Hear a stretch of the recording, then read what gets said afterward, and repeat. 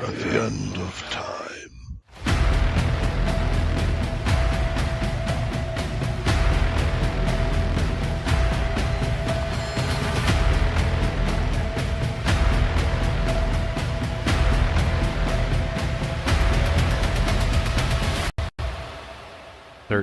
O'clock.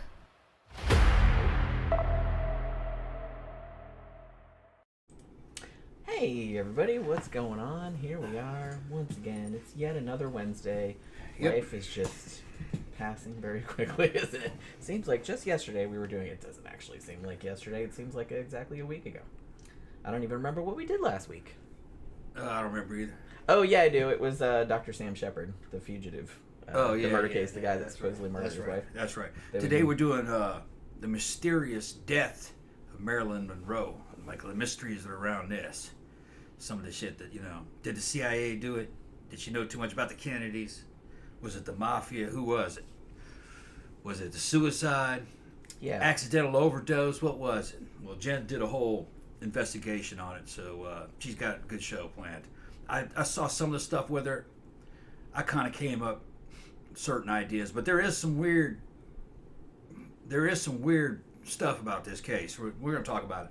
Yeah, I kind of come to the conclusion, I'm not going to say, obviously, I actually didn't have quite as much time as I normally would, this week to, research the topic, because I was really busy at work, and we were gone all day Sunday, so, I didn't have as much time, but I did watch a bunch of documentaries about it, and read a bunch of stuff about it, and, I'm not real sure where I stand on it. I'm kind of the thing where, yeah, a lot of stuff about her death was kind of sus, but I don't know. After I kind of dug into where some of the quote-unquote conspiracy theories about it came from, I was kind of like, I'm not really sure, how much credibility I want to give to them. I'm not really sure, because I kind of feel like what happened was some of the conspiracy theories that started out, they didn't really get started until the 70s. But it seemed like a lot of people just kept repeating those claims, even though some of those claims weren't really substantiated. So kind of like death of Elvis. Yeah, so it's just kind of, so I'm not really sure. I'm not saying that she wasn't murdered. I'm not saying that there wasn't some higher up involvement. That's absolutely possible, and it wouldn't be that crazy.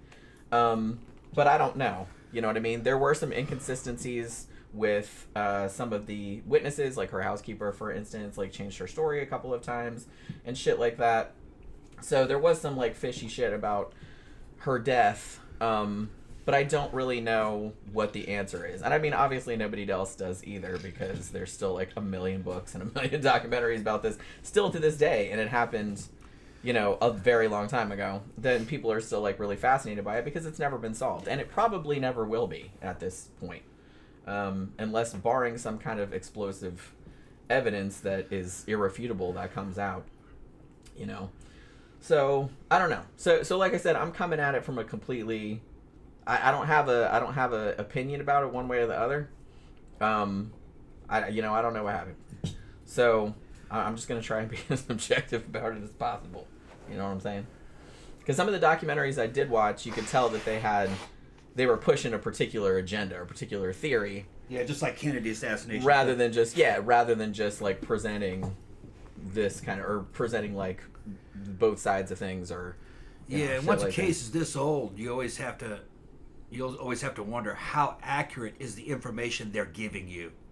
You know what I mean? Sometimes in this stuff, the coroner said this and that, and they're like, well, did he really say that, or are you just saying that he said that? Let's read the coroner's report.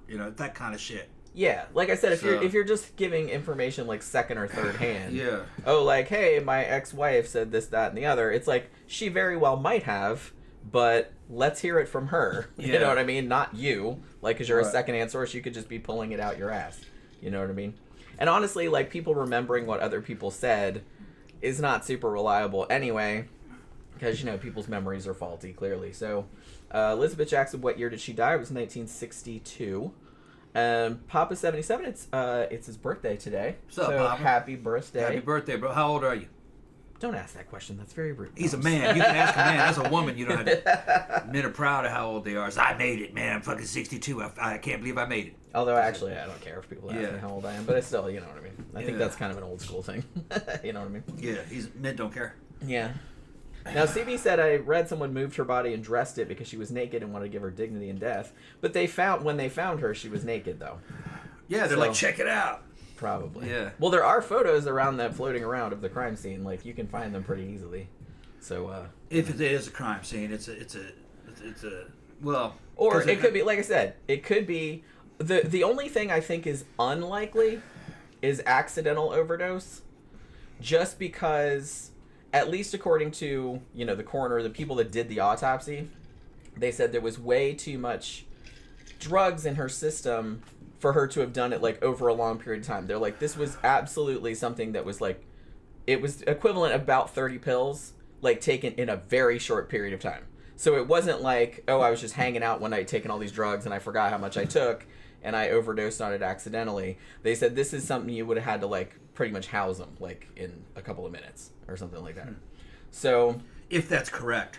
Well, I'm just saying that's kind of what they said. So they said probably not an accidental overdose. That's why they said on her death certificate it says quote unquote probable suicide. Yeah. The thing is, those man coroners and doctors and any kind of professional mechanic, they can be wrong. Of course they can. So you know, of course anything's possible. You know, you probably have only the opinion of one guy who looked at her. You know what I mean? If you had 10 guys, they probably all would have come up with, you know, different things or similar things. Yeah, something killed her. You know, that kind of shit. You know what I mean? That's just what I heard. That the state of the technology back then wasn't that good. And true, this was only 1962, so obviously they didn't have access to, like, all of the fancy shit we have now. Maybe. And I read a lot of medical tests and journals and shit on fucking, you know, performance drugs and shit. And a lot of the shit's written by drug companies that are trying to sell it. And then other studies are done by other drug companies who are trying to shit on another company's fucking invention and put theirs in, you know, American fucking medical science is science. A lot of it has to do with sales. If you know anybody that's in the medical industry, it's a business. So some of that shit is conflicting and circumstantial, and yeah, that study said that, but that's not what actually happens to the average person when they take that. It's that kind of shit. When you're selling patent medicine for a living, you know, you can fucking say anything. I don't really, or rig a test or lie about a test, whatever. It's just they're corporations doing it. So sometimes doctors will, and I've seen them do it, be kind of predisposed to believing what some test said. And they didn't do the test themselves. So it could have been that you read literature and you go, well, if I see this and this in the body, it means this. And I think I see that, so that's what it means. It's open to opinion and interpretation. Another doctor might give a different opinion. So just because the doctor said that or the coroner said that, didn't mean that that's actually what it was. But I think you could put it, you could say, hey, there's some credibility in this, or at least there's some weight, but we just don't know. It's a real difficult to know. Because it was a long time ago. One, it was a long time ago. Yeah. Two, you know, had this just been some Joe Schmo or something like that, no one would give a crap. But because it was Marilyn fucking Monroe, who was, like, you know, one of the most famous people in the world, and people still know who she is nowadays, even this many years after her death. You know what I mean? Obviously, there's going to be a lot more scrutiny about her death, especially because she died so young and under such kind of weird circumstances. But you could also say that there's a possibility that because it was Marilyn Monroe, it adds more of a pizzazz to the story. So there might be a little bit of, what am I trying to say, prejudice in the case. Well, there's more, I mean, people want to make money off writing books about it and shit like that. So it's like, it's to their benefit to, like, come up with something. To judge the story up a little bit. I mean, had she just committed suicide, you know, that's sad. Yeah. But it's not that sexy. It's not that glamorous, you know what I mean? But, like, conspiracies and murders and stuff like that, that's a lot more sexy. So, yeah, you have to give that. You got to give... You have to say, like I said, and I'm totally not saying that she wasn't murdered, because she very well might have been. It might have actually been an accidental murder that was then kind of covered up. It's like that's another possibility. Yeah, people getting high and she accidentally died, and then they. Well, that's not exactly what they think happened in that scenario. I'm just giving that as an example. But yeah, I'll get into that Things a little bit like later. that. So it's like, so that to me seems more likely than like a calculated. Yeah. But like I said, I'm not a big conspiracy theory person. I know they do happen, and if the allegations of her relationships with JFK and Robert Kennedy are true, then yeah, there probably was some motive to have her bumped off. But did that really happen? I don't know. A good example of how sometimes shit can be fucking rigged to look a certain way in death is the death of Jim Morrison. He died in France. The official cause is that he died of alcohol poisoning and drowned in the bathtub.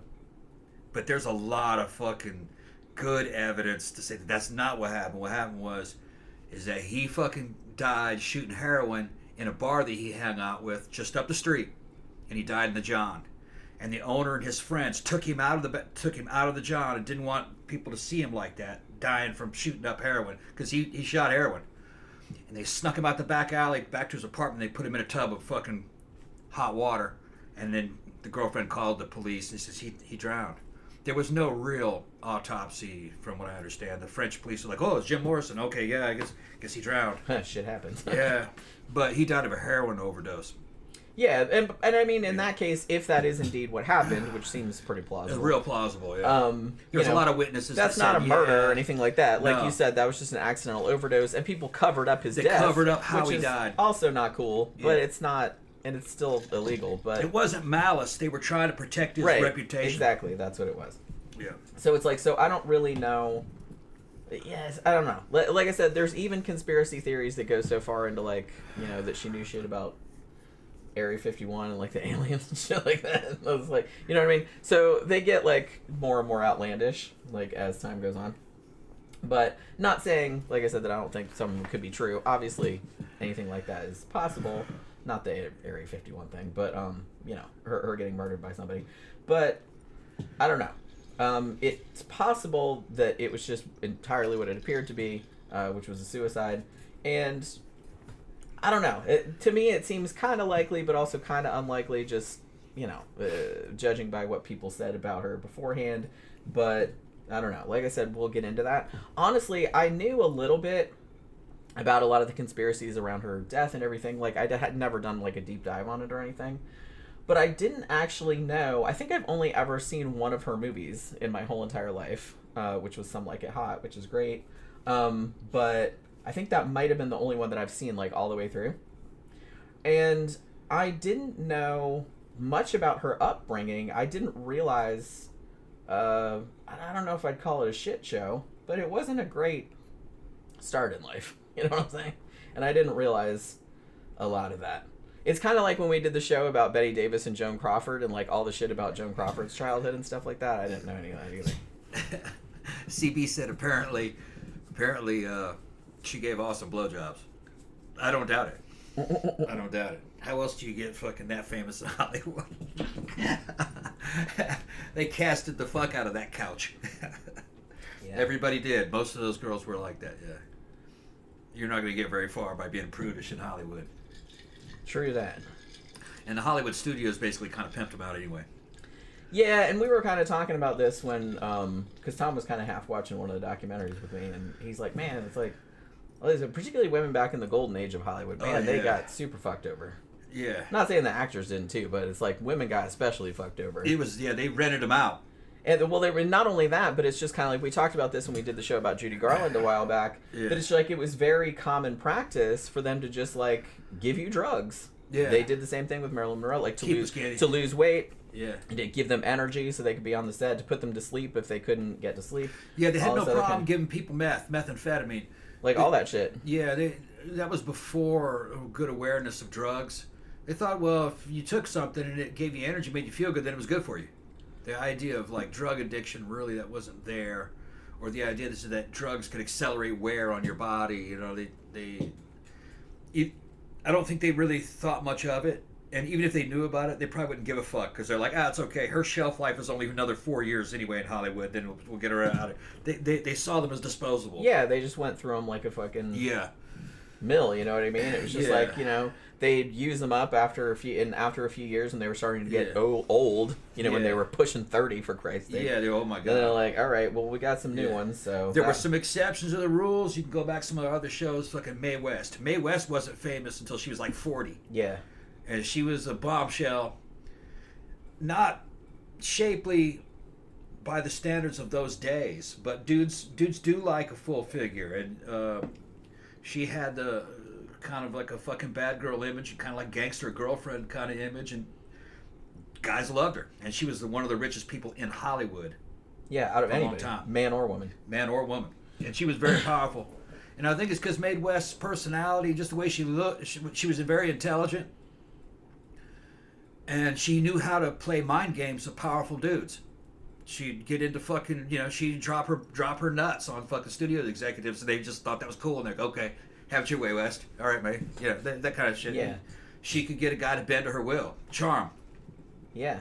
Yeah, charm. So, you can't paint them all with the same brush. The ones that really got fucked over were what they call ingenues, which were young, beautiful women. They fucked them over like crazy. Their shelf life was about 4 years. They'd make movies with them, make money off them, and they'd take every bit of money they gave them, they'd give it right back out of them by making them pay for mansions. They'd make them rent mansions. They didn't own it.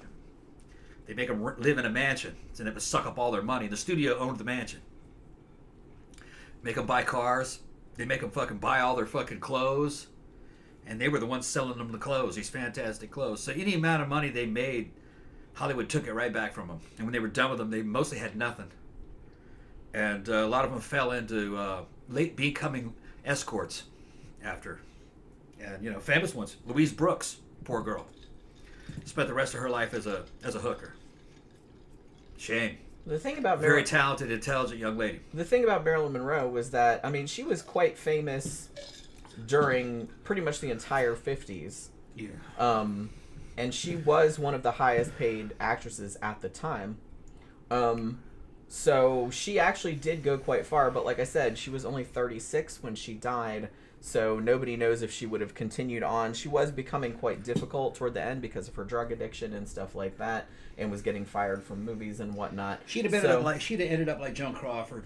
What's her name? So yeah, maybe so. Where where Joan Crawford just kind of ended up. She still worked, but she ended up in kind of like B movies, horror movies and stuff. Bitter like and fucking not making any money.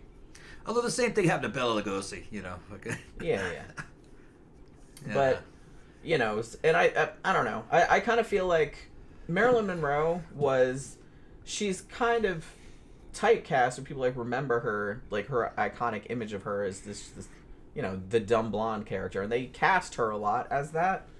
But everybody that knew her said she was like the total opposite. She was like a total bookworm. She was like really intellectual. She was very political. She knew a lot about like geopolitics and stuff like that, and so she was not dumb by any stretch of the imagination, but she was just good at playing that. And she also took acting really seriously and got upset that she got typecast in this kind of vampish dumb blonde kind of role, because she wanted to do more. She could do more than that, you know what I mean? So so she kind of got typecast again. It was funny, the men's tastes of those times.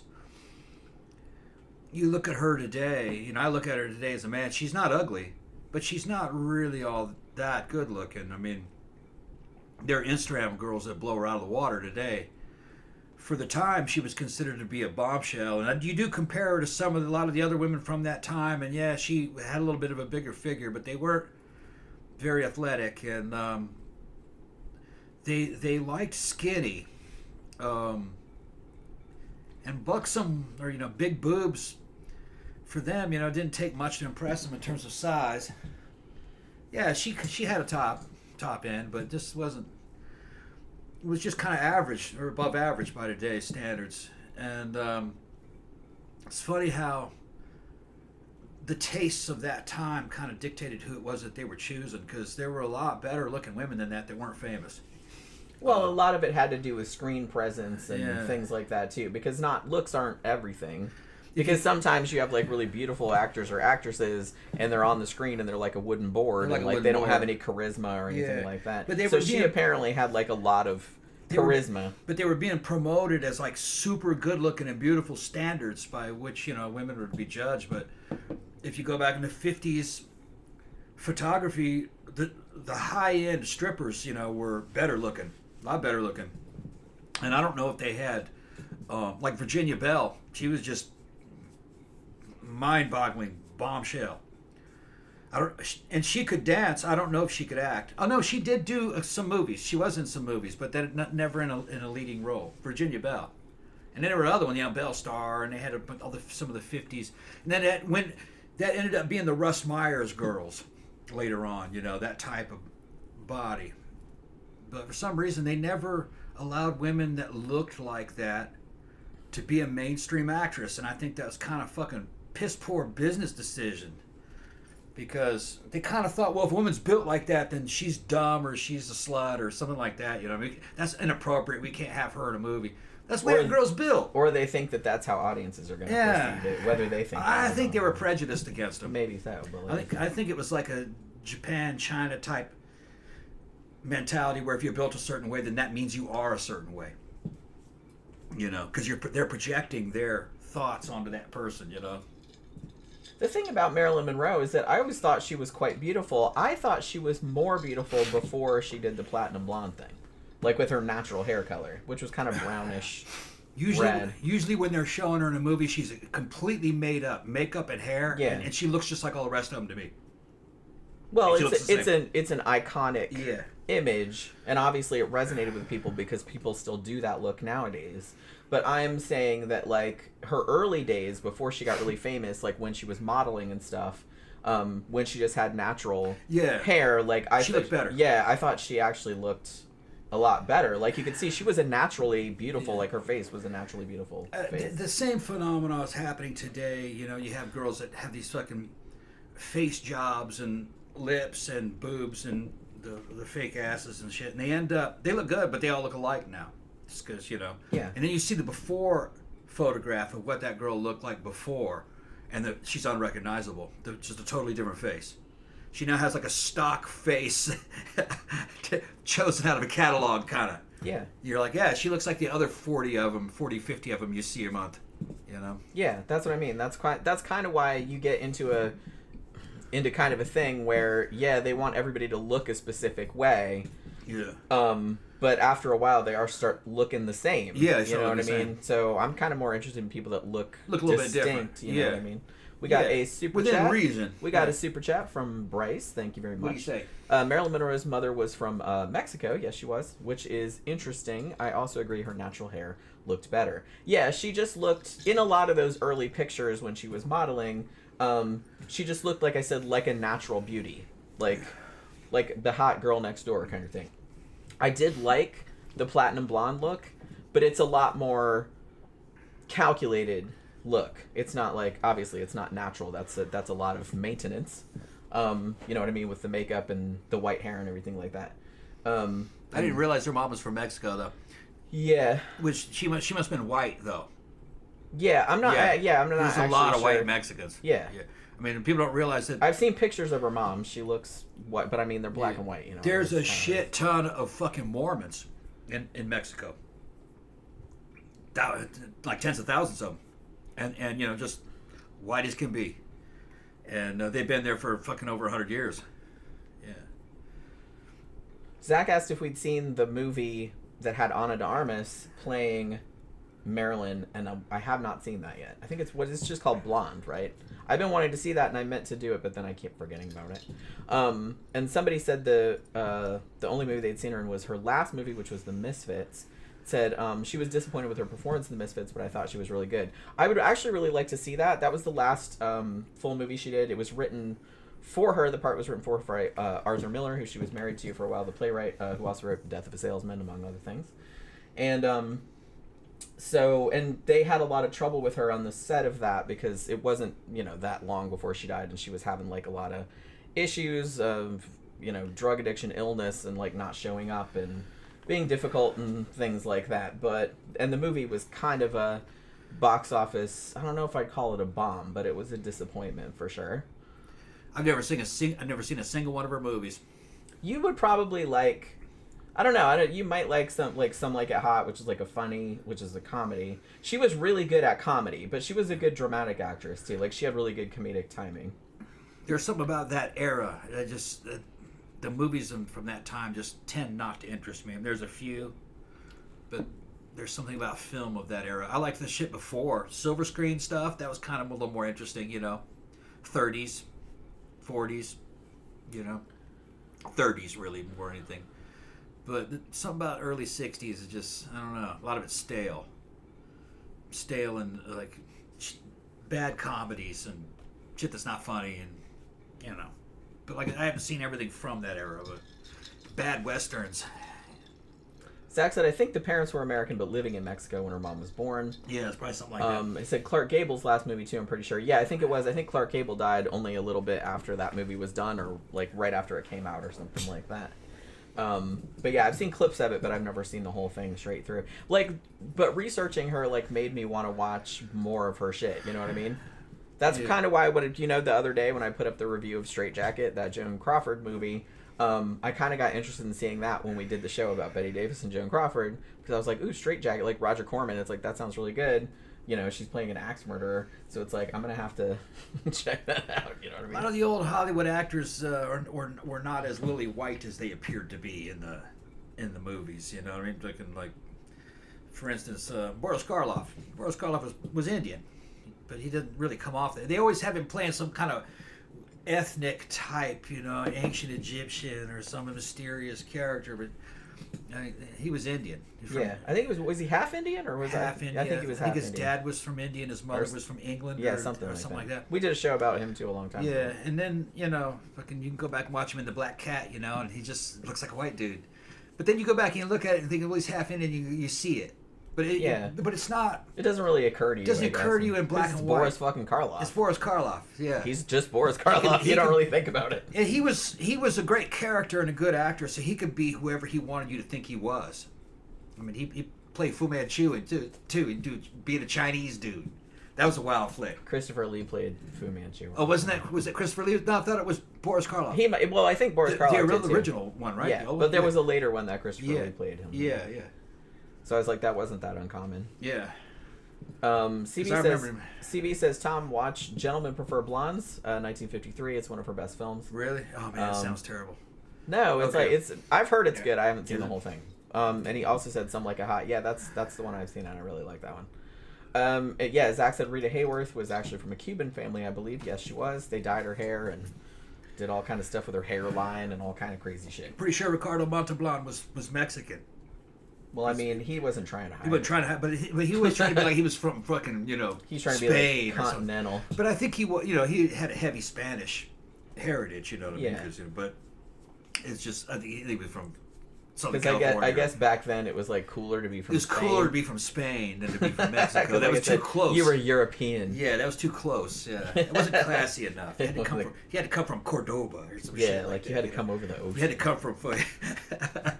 He had to come from Corinthian leather land. Remember that with his fucking commercials? Corinthian leather. Where the fuck is Corinth? There's no leather from Corinth. They made that shit up. It meant vinyl. Yeah. That's what they call it. Vinyl, yeah. That's what you call it today. Pretty much.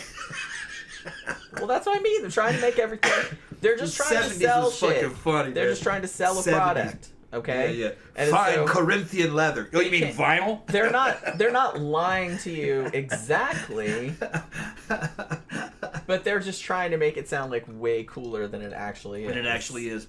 Because they want people to buy shit. That's sales and marketing language. I'm a graphic designer. I know about that. Yeah, I know all about branding. I know all about that kind of stuff. Everybody has like a story they want to sell, and you have to use all this weaselly language to kind of get stuff across the way you want it without outright lying. You know what I mean? So you don't get sued. That's all that is. You know what I mean? I mean, I used to do stuff, packaging and stuff like that for like nutritional supplements. And that's like a whole can of worms because it's like you can't say certain things because the FDA will come down on your ass. Because it's like, so you have to use like specific phrasing to avoid getting in trouble. Like, you can't ever come out and say that your product does this and that, like a specific thing. You can say that it promotes this, you know what I mean? Because that's not really necessarily saying that it's gonna do the shit, you know what I mean? Promotes healthy lifestyle. You can say shit like that, like vague shit. But you can't come out and say it absolutely does this thing. You know what I mean? Because the FDA will be like, no. That has not been tested or peer-reviewed, and you can't say that. Like, on the packaging, you'll get in big trouble. But yeah, maybe not nowadays, but technically you're supposed to get in big trouble for doing that because you're lying. So, yeah, all right. So, again, Stardom said Linda Ronstadt was Mexican, right? Was she? I didn't realize. I never looked up people's ethnicities. There's some of that fine Corinthian wine. Yeah, that's what that is. It's actually Faygo Red Pop is what it is. Because we're cheap bitches like that. We got some Faygo at the fucking little grocery store up the road. Because it was cheap. It's not bad, though. I guess it's supposed to be strawberry, but I like that they just call it Red Pop. They're like, shut up, it's red flavor. It's red flavor. It doesn't taste like cherry or strawberry or nothing. It just tastes like red soda. You know what I mean? Just like that fake red flavor, which is fine with me. Yeah, Bryce said apparently many old Hollywood actors and actresses were mixed or Hispanic. Yes, they were. And they usually gave them like super white ass names. And like I said, I think Rita Hayworth, I think I remember, and please correct me if I'm wrong, I think, didn't they do something to her hairline? Because I thought like she had a hair, like it was farther up on her forehead or some shit like that. And like they plucked it out to like make her hairline farther back so it would look whiter, I guess. I'm not really sure. I remember hearing that somewhere. I missed it. What'd you say? That sounded interesting. I said, didn't Rita Hayworth, I think it was Rita Hayworth, that didn't she have like a hairline that was a little bit up her forehead and so they plucked some of it out? That wouldn't surprise me. They could change hairlines all the time, yeah. Klaus sent us a super chat. What's up, Klaus? Thank you very much. Said, I love you guys. Love you too, bro. Love you too. CB said Marilyn Monroe you and Tanya would have been 98 if she was still alive. Who? Marilyn Monroe. Been 98. Hey, we're doing the whole last show about it. She would be 98. She'd never made it. Alive. She never made it. Yeah. People that from that era didn't live that long. Yeah, some of them did. Like, there's a couple of them still kicking around, but smoking, drugs, alcohol, diet. Honestly, I'm surprised any actors from that era like lived into their 50s because holy crap, all the fucking drugs and shit they were on. They did a lot of drugs. They ate like shit. A lot of fucking carbs. Shit ton of meat, greasy stuff. They drank bacon grease. And they smoked 2 packs a day, a lot of them. It's good for you. And they drank themselves fucking silly. Because they had money. If you had money, alcohol was a sign of wealth in the United States during that time. Not everybody could afford to drink all day. You had to work. But if you were the luxury class, no, you sat around with a fucking mixed drink and were just fucking loaded all the time. Well, even a lot of the higher like end executive corporate offices had bars in them. Bars in the office. Sit down, have a drink. Let's talk big business. Yeah, Be up there getting, we're gonna fuck shit faced at like 11. Bring in the girls. Bring in. What do we pay you for? Come in here, shake it, baby. Yeah, they were smacking their asses. Yeah. Just like on Mad Men. Bring in the dancing girls. You would probably really like Mad Men. I would have loved to have lived back then. I would have loved to have been one of them pigs. This series. That'd have been cool. I'd have been a pig like fucking crazy. You're still kind of a pig. I'm a pig anyway. You just can't get away with it as much. Come here, girl. Yeah, come here, girly. They say girly. Yeah, come here, girly. I loved Mad Men. Actually, I still have to. I don't think I ever saw like the last couple seasons. I'd have to go back and watch the whole thing over again because I've forgotten it. What was amazing is how much money those dudes made. Because there were fewer outlets and venues to make money. If you had something, you were making a shit ton of money. There were only like 4 television channels. You know what I mean? There was only a certain amount of movies. There was only a certain amount of radio stations. If you got famous, you got fucking rich. Super rich. Now it's all democratized and broken up amongst podcasters and fucking YouTubers, the streamers and shit. And then when you divide all that money up, it's not much. A few people are making a lot, but most people don't make much money.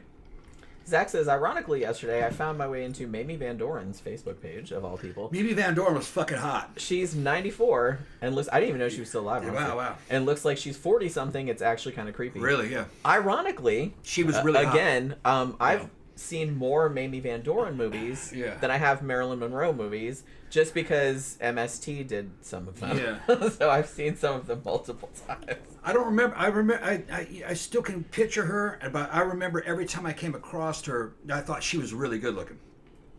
I would put her above Marilyn Monroe in terms of just raw looks. She had a sexiness to her. But when you talk about old Hollywood, old television and shit like that, really, I'm going to give the crown to Barbara Eden. I think Barbara Eden overall, even though she didn't have an extreme body shape or anything like that, she just was pretty, and her face, that's probably one of the prettiest women that has been unenhanced and just natural. It'd be Barbara Eden. And she seemed to be a nice person. Yeah. You could kind of tell that. Yeah, she seemed to be pretty nice. CB said, I just saw Marilyn Monroe's autopsy photo, and she looks like someone beat the shit out of her. A lot of people have said that, that there was, like, a lot of bruising on her face, like, in the autopsy photos. Now, interestingly, and like I said, I wasn't there, so I don't really know, but they said at the scene, like, the responders or whatever, later said at the scene that there was no sign of bruising or anything like that. But the autopsy photos might have been taken later, so that might have been, like, some lividity or something like that. I'm not entirely sure. Have you ever seen any dead people or handled any bodies, man? They don't look too good. They don't look real. It's like dealing with a mannequin. It's weird. But I have heard that said about that she had a lot of bruising on her face. But like I said, they didn't say that in the initial report, like when they found her body and stuff like that. They said that there was no sign of struggle or no sign that it looked like anybody had beaten her or anything like that. Yeah, dead people wouldn't photograph well. So I don't know if the bruising was, like I said, just regular old lividity, or maybe somebody had done something to her and didn't show up until later. I'm not really sure. Her face might have been resting on the fucking pillow. Well, they did find her face down. There you go, right there. They did find her face down. So it might have started to pool up. The blood will pool in your face. And when they rolled her over, and it just kind of gave some discoloration. That's probably all it was. Camp Guy said, "Isn't it rumored that they gave her the drugs rectally?" Yes, that is the theory. We're already talking about the theories. We haven't even really started talking about the case yet. We're just giving still the background and the warm up to the show. Well, yeah. Look, I was gonna do like kind of a brief. That's true. Just a background about her, like about her upbringing and stuff. You guys know how this show is. Not super in depth or anything like that, but you know how this show is. This is an interactive show. We're hanging out talking into the about death this theory. We're talking about this case in a free form way. That's we kind of got to do that. The idea is this is kind of like a time suck. We're here to fucking help you burn up the time. You know what I mean? Which is a lot of people are trying to fall asleep probably listening to this recording. They're gonna fall because they use us to fall asleep too. I can't imagine falling asleep to our braying asses, like, because we're always fucking laughing or yelling or something like that. I can't sleep with all that fucking noise in my ears. You know what I mean? I have to have quiet. All right, so I guess we'll get on with this, okay? As I mentioned before, Marilyn Monroe died at the age of 36, April 4th/5th, 1962, at her home in Brentwood in Los Angeles. And obviously, over the years, starting in the 70s, pretty much, I don't think there was too many weird rumors going around in the 60s, but later on, all these conspiracy theories and stuff started circulating about various theories about maybe she was murdered, implicating the Kennedys, the mafia. There was some shit about Area 51 in there.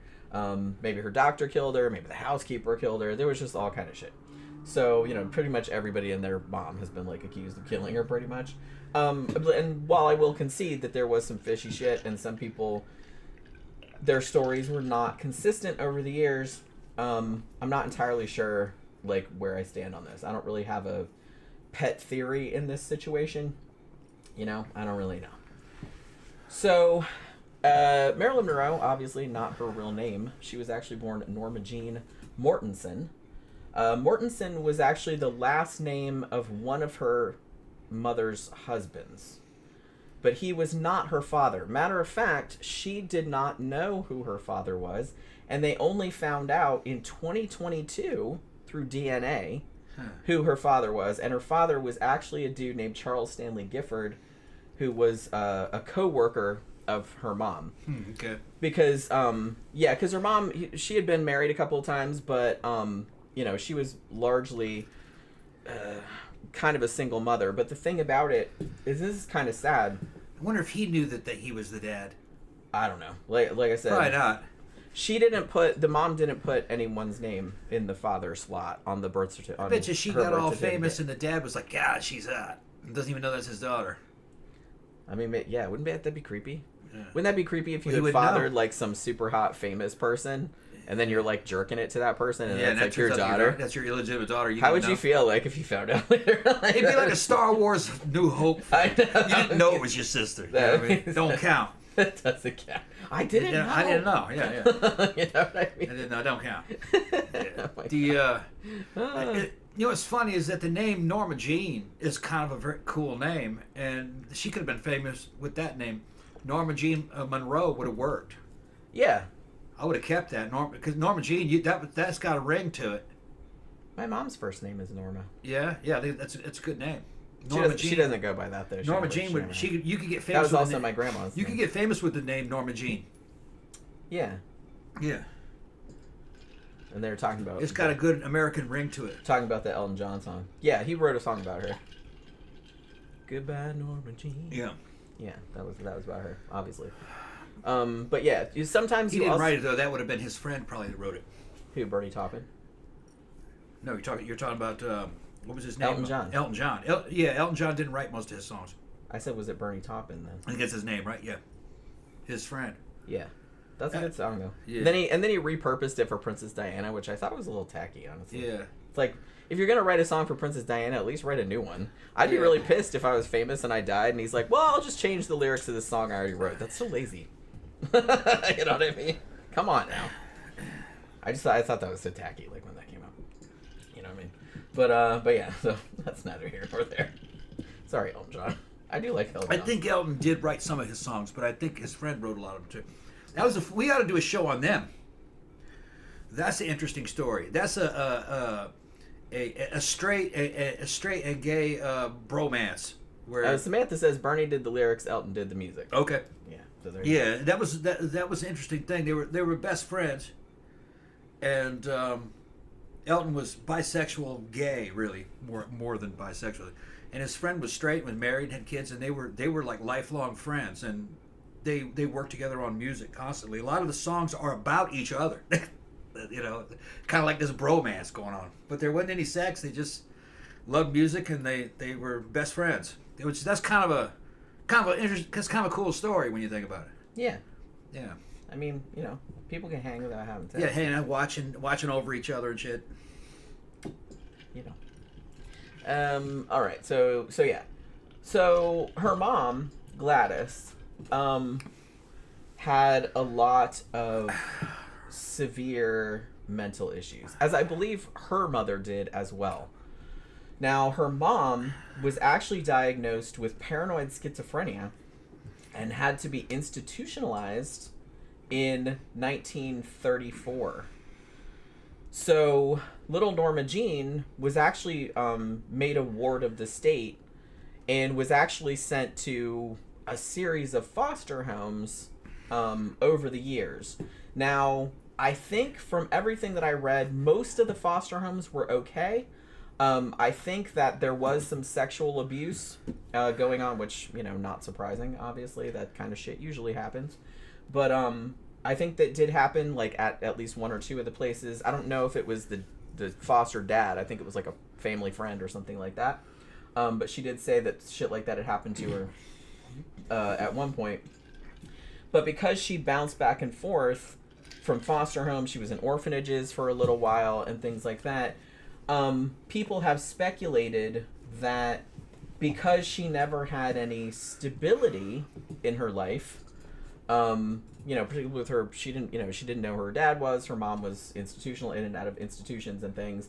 And so she kind of developed a thing where she just desperately wanted to be loved, and she just, like, never got that. Was she trying to find a tribe? Yeah, she seemed like very fragile in that way. Like, very vulnerable in that way. And but on the other side of that, you also become self-sufficient. That's like that's what I was gonna say. It's like on the other side of that, you learn that like nothing, like everything is temporary. Like this is cool now, but it could go any minute. Yeah. So you kind of learn to just rely on yourself, which people said, yeah, she was kind of like that. You know what I mean? Which you can see, like having a background like that. I didn't realize that she had been raised in that could be a strength. Yeah, I didn't realize that could be a strength though, especially in a place like Hollywood. It seems to have been a double-edged sword in her case. Yeah. You know, it did make her very laser focused, because it seemed like she decided that she wanted to be famous quite early on, and you know, was just laser focused on that. And actually, it did work out because she got famous like quite young. Well, what that's going to do, it's going to put you in a position where you got nothing to fall back on. Yeah. It's do or die. Right. You don't have any family to disapprove of you. So you're going to do what you need to do to move ahead. Yeah. And in Hollywood, you'll go far. Because you're going to sleep with dudes, you're going to lie, you're going to tell the truth, you're going to be entertaining, you're going to tell people to fuck off, you're going to be an agent. You know what I mean? You're going to be your own agent. If you're strong enough. You know, not everybody reacts that way. Some people crumble under that. But she seems to have had strength, so she's, like I said, become focused, disciplined. Yeah. And probably very transactional. Even though she probably doesn't like that. It's just that that's what she's willing to do. From everything I read about her, and from, you know, people that knew her, things like that, she definitely did seem like a lost little girl, but with a veneer over. She's going to use that. You know what I mean? Yeah. So... well, she could probably get sympathy, too. She probably really knew how to play guys. Yeah. But like you said, I don't think she liked that.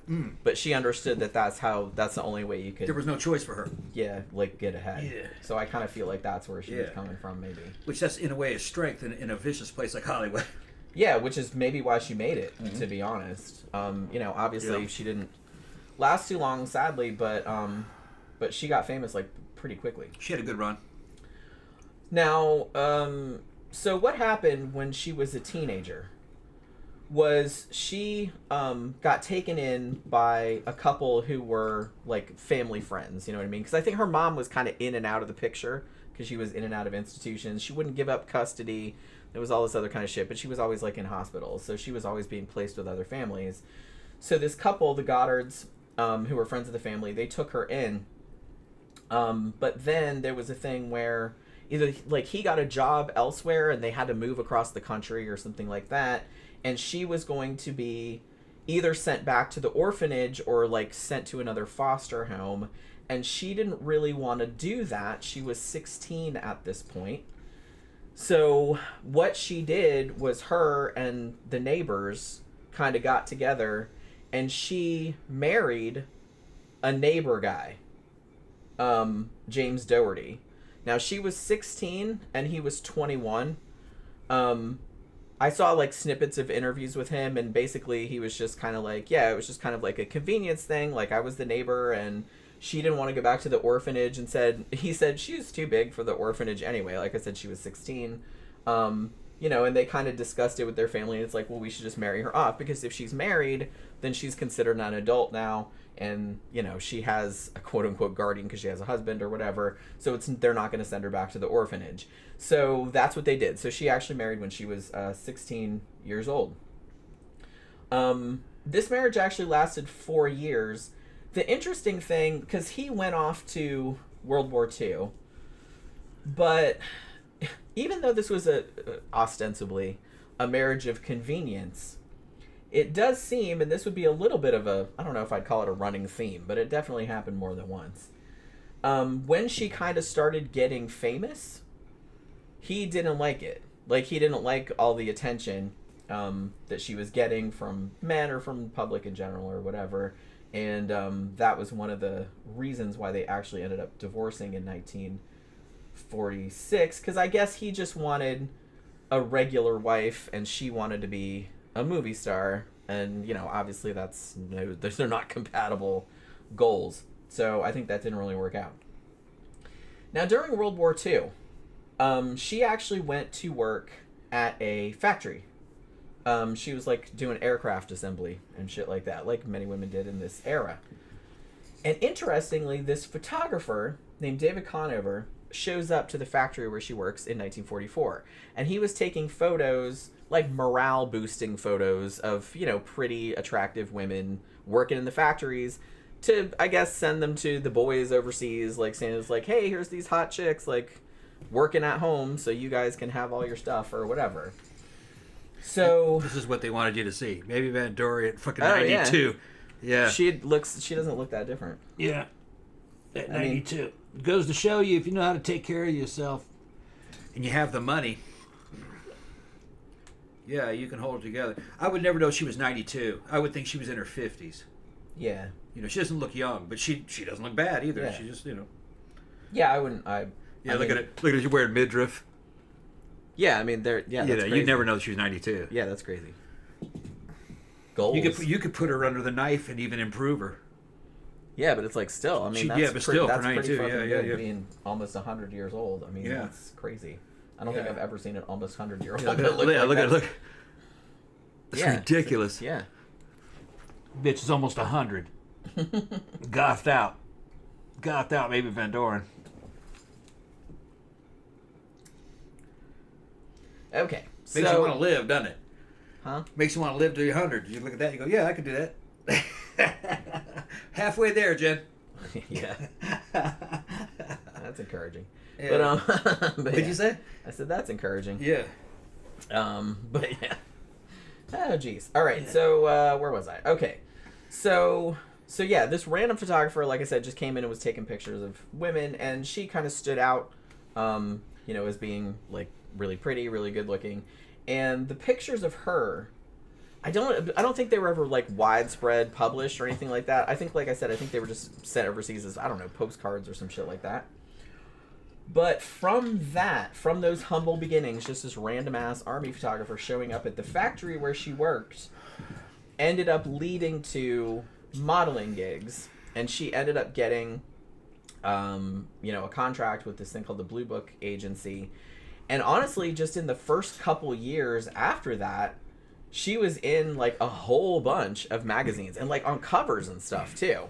So obviously there was something about her that, yeah, and this was before the whole platinum blonde thing. That came a little bit later. She still had the natural hair color, which was kind of long and a little bit wavy, kind of, or curly.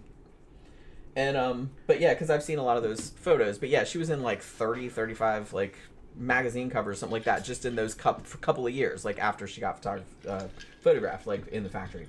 So obviously she had something, and people were responding to it because it was pretty much immediate that she started getting signed on for modeling.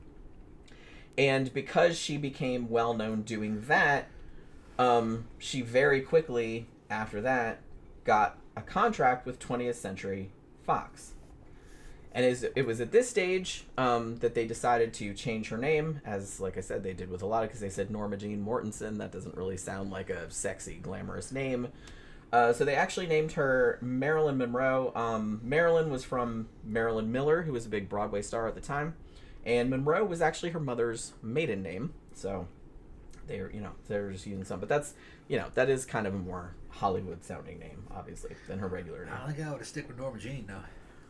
Yeah, I mean, maybe. I think I would have stuck with that. That has more of a I think they liked the alliteration of the two M's. You know what I mean? I think what they did is, when you hear the word Norma Jeane, the name Norma Jeane, in the South you would know that was her first and her middle name. And her middle name, yeah. Because in the South we do that a lot.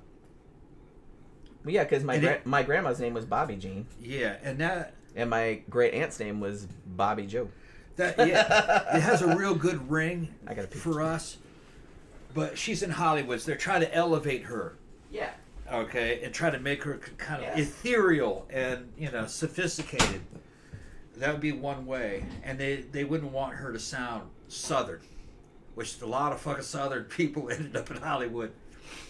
And the South has always been full of fucking hotties, man. They're fucking good-looking fucking women here, all right? And so they decided to go the other direction. But what's weird is that the Hollywood was the kind of place where they could just fucking look at somebody and they'd make up a name for them depending on how they wanted to sell them. you could probably find a good-looking girl from New York, and fucking they look at her. She looks like some cute chick from the South. Your name's gonna be Bobby Jean. You know, it didn't make any fucking sense. You know. So they were all just stage names. It goes all the way back to vaudeville. They were doing the same shit in vaudeville, the circus. You know, this is flim flam. But they would give people, you know, if somebody had a fucking a foreign sounding name, they'd give them another name that sounded super American, or they might have a name that's super American and the dude is fucking American, but then they give him a fucking Spanish name to try to make him fucking exotic. Hollywood did that kind of stupid shit. Well, it depended on what kind of roles they had in mind for you, and what kind of branding, as they would call it nowadays. Just branding is what they would call it. Like Yvonne DiCarlo, but it sounds all super foreign and fancy and shit. I know that wasn't her name. You guys can look it up. You tell me that wasn't her real name. Yeah, they always gave stage like name a glamorous name. Yeah. Gave her a Hispanic name, and she's probably not Hispanic. Yeah, I don't actually know where Yvonne DiCarlo is from. So, yeah. She's probably from some... I mean, at least Marilyn Monroe was actually from L.A. She was born in L.A., but like... Howard Hughes hit, you know that? Who? Yvonne DiCarlo. Oh, yeah. Howard Hughes dated her. Yeah, we said that on the Howard Hughes show. But yeah, that's weird. I never looked up. I wonder, when it comes to Marilyn Monroe, I wonder if Elvis hit. Not that I ever heard. She did have some dalliances with Frank Sinatra. This was 50s? Yeah. Elia Kazan. Elvis has so many good-looking women who weren't famous fucking throwing themselves at him. He probably didn't bother with celebrities. He ran around with the Memphis mob. His little fucking crew. I know he messed around with Marilyn Monroe, who was also known as Vampire. Vampire, yeah. You know, Elvis was goth. I know a lot of people don't know that he was goth as fuck. He loved vampire movies. He was hanging out with fucking Vampira. He had kind of a goth fucking wearing velvet. Him and fucking Priscilla. And if you look at him, it looked like something out of a Hammer horror movie. Elvis was kind of goth for his time. Weird, but I don't know. Getting off track. Yeah. Well, get a sidetrack. Yeah. So like I said, so she's a model, and you know they change her name. She does the platinum blonde thing. You know, they have like a look like established for her. I don't know how much of that was her idea, how much of it was a studio idea. Might have been a collaboration. Who knows? But that was kind of the, like I said, the role that they had in mind for her. This kind of glamorous blonde bombshell. You know, that kind of played. Like I said, she kind of played dumb blonde. Sometimes she would play kind of vampy gold digger kind of roles too. She was in a lot of comedies because she had like a really good comedic timing, but she was trying to get into like dramatic roles too. Like I said, she wanted to be taken a lot more seriously. So she started out like just with your regular background role. She was like played a telephone operator or a waitress or something like that. And she didn't get a huge amount of notice at first. Then in 1954, there was kind of a big, this is kind of hilarious because I kind of feel like Marilyn Monroe, I saw somebody point this out on a documentary about her, that she might have been one of the first celebrities, because now, like, if a celebrity gets caught doing something kind of not illegal or anything, but just kind of like, you know, a little bit scandalous or whatever, it's just kind of own up to it and just lean into it. It's like a lot better than trying to deny it. You know what I mean? Especially if you got caught red-handed. And this is the 1950s, you have to think. Now, she had done, prior to her being famous, she had done a calendar shoot nude. And it was actually kind of cool. Like, I saw something like the guy that owned the auction house that, like, had it. And you can't, yeah, it's pretty famous. This is more of a side shot. You can't ship, you couldn't ship nudity through the mail because they considered it pornography, which, it's very tasteful. Yeah, like, it's not smutty or anything like that. She looks like a hood ornament on a fucking she's like car. Laying kind of on the side. Like, you can just kind of see her from the side. And so to get around that, they had like an acetate overlay that had like a nightie on it, like a black little negligee. So you could lay it over the top so it looked like she was wearing clothes, but then if you tore it off, like she was naked, you know what I mean? Now, that calendar, like I said, they took those pictures before she got famous. I think she got $50 for it, like back in the 40s or whatever. Which back in the day, that was pretty good money. I mean, it's decent, but they said the photographer got like $500. So you know what I mean? So you know what I mean. But $50 would have been about $50 would have been like fucking $300 back then, probably. That calendar ended up selling like 8 million copies, some ridiculous like number. Yeah. Like the best-selling calendar, one of the best-selling calendars of all time. And once she got famous, people went back and were like, hey, she looks like that chick that was on that famous calendar a few years back. And I don't think at the time she had a publicist or anything that said, oh, deny, deny, deny. She just came out and said, yeah, I needed the money. You know what I mean? And I was like, that's probably the best possible thing she could have done. Oh, yeah, so like hotcakes. She got famous. Yeah, because I think that really helped her career. Like the little bit of a scandal. Because like I said, it wasn't anything... It was tasteful. Yeah, it wasn't anything like horrible or anything like that. I know people were a lot more uptight in the fucking 50s, but... This shit carried on all the way into fucking the 2000s, even to today. A certain amount of scandal for the time in which you live in, you can get famous off that. Well, yeah. Well, now people do it on purpose. They'll do it on purpose. They'll artificially we leaked a sex tape. Yeah, they'll artificially. I didn't mean for that to ever Oh my god, out. who let it out? I'm like, you'll get your ass sued off. They did. You can't. They do let that. it out. That's you got to fucking do releases, or you'll be sued into oblivion. Yeah. So no, they released it. They just pretended like they didn't. Even like some of these OnlyFans porn girls, like those fucking 2 British girls that are breaking these weird fucking records and shit. People are like fucking don't realize how artificial that is. They're doing that on purpose to fucking milk money. They're making a lot of money out of it. And they paid for that advertisement. They paid to have people scandalized about it, to help promote the scandal. They want it to be a scandal.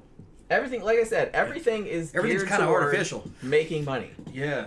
And if having a big outrage about something is going to make them more money, then they will do it. They'll pay someone to help fuel the outrage. And if they don't think the outrage is going to happen naturally, they'll pay somebody. Then they'll stoke it. Yep.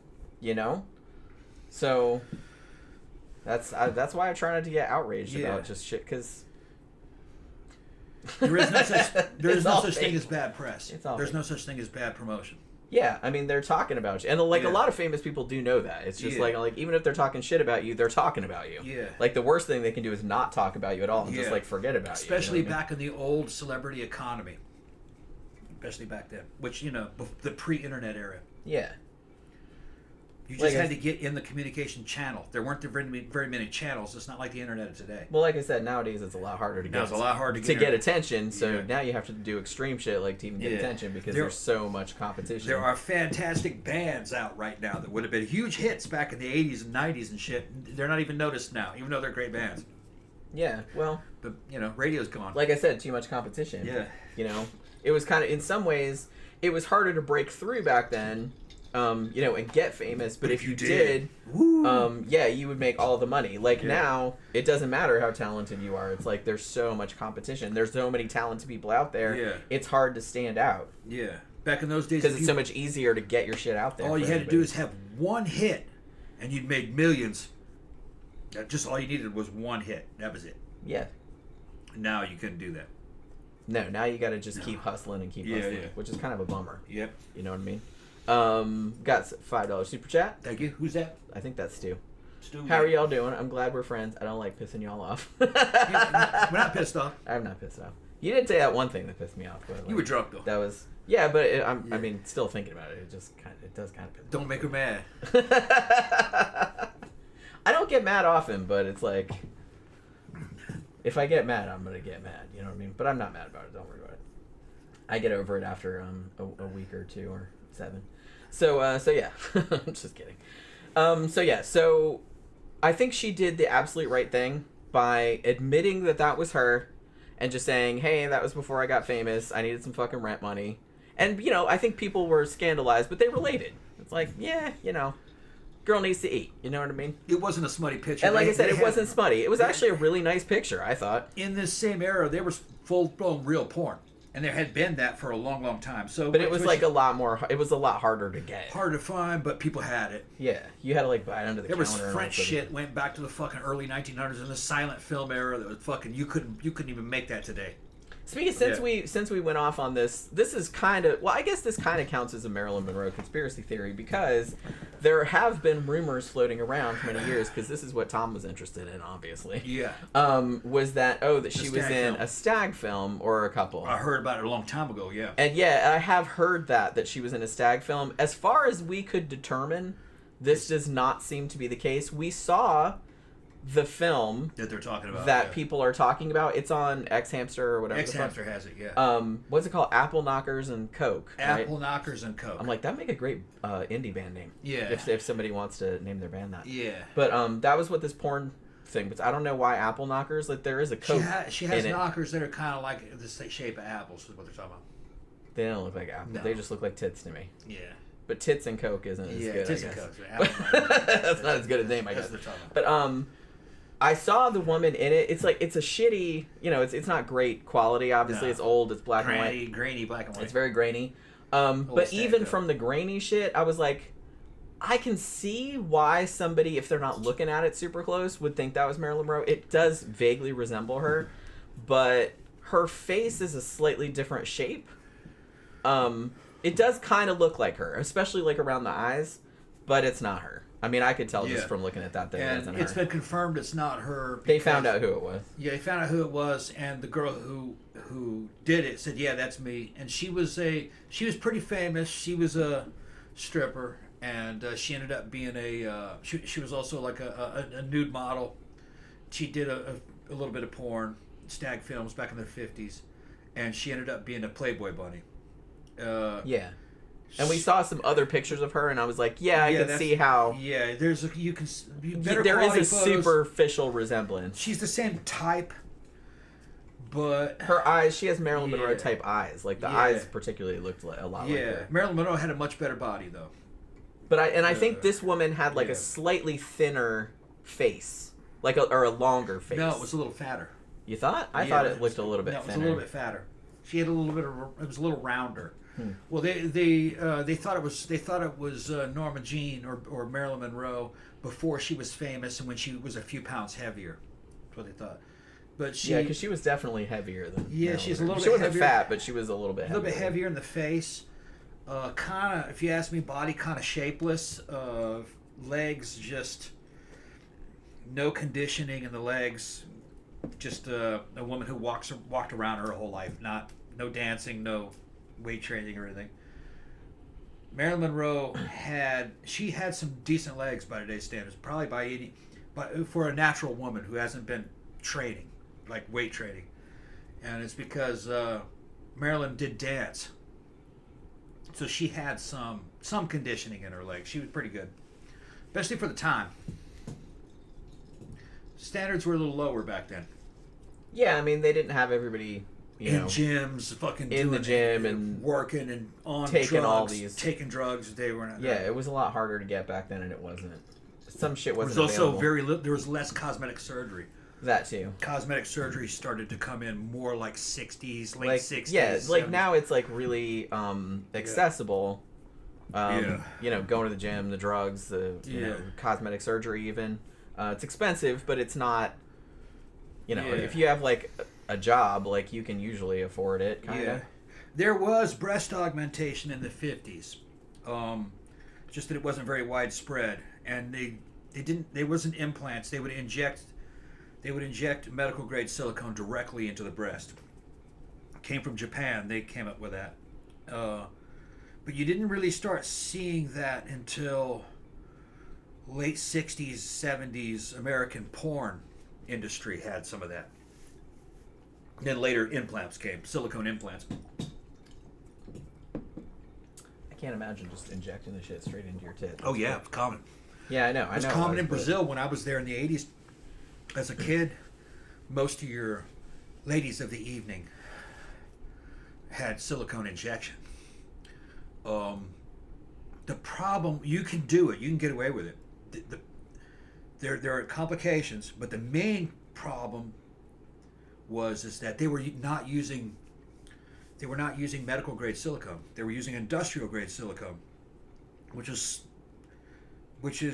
stored in containers that are not sterile. And bacteria and things can live inside of silicone.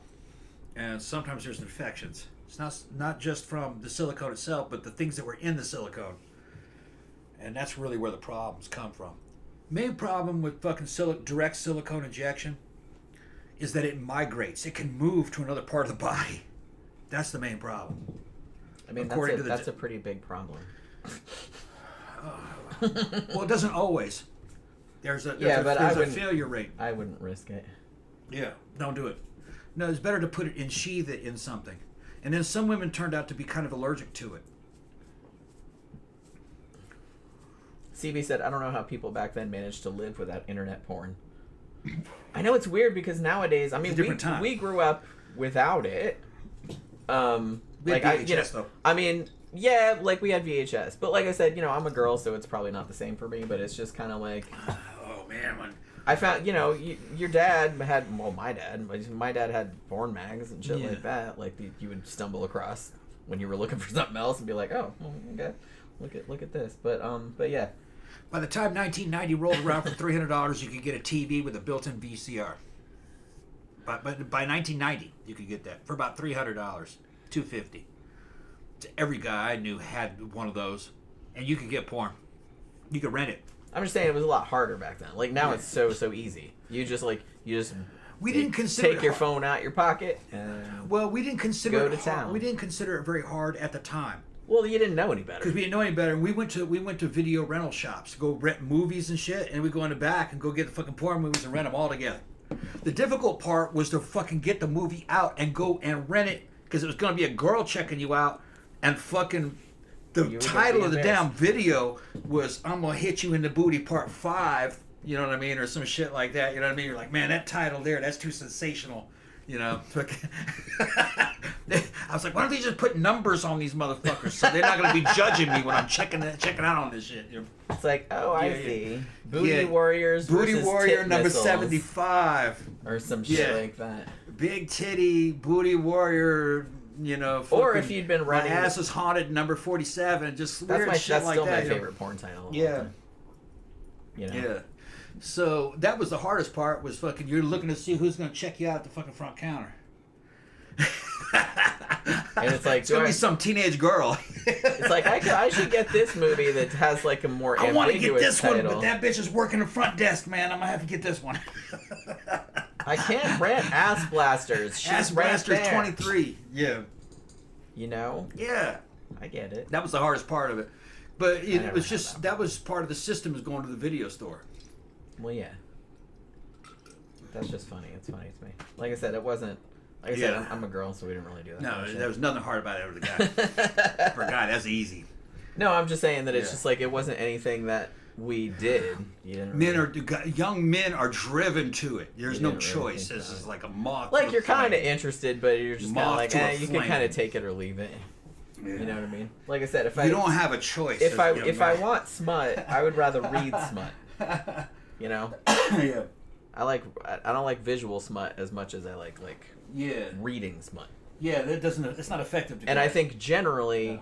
Not everybody. Like some women like porn, you know what I mean? I don't mind porn, honestly. I'm pretty porn positive, but honestly, like I think like erotica, like written smut is like way hotter.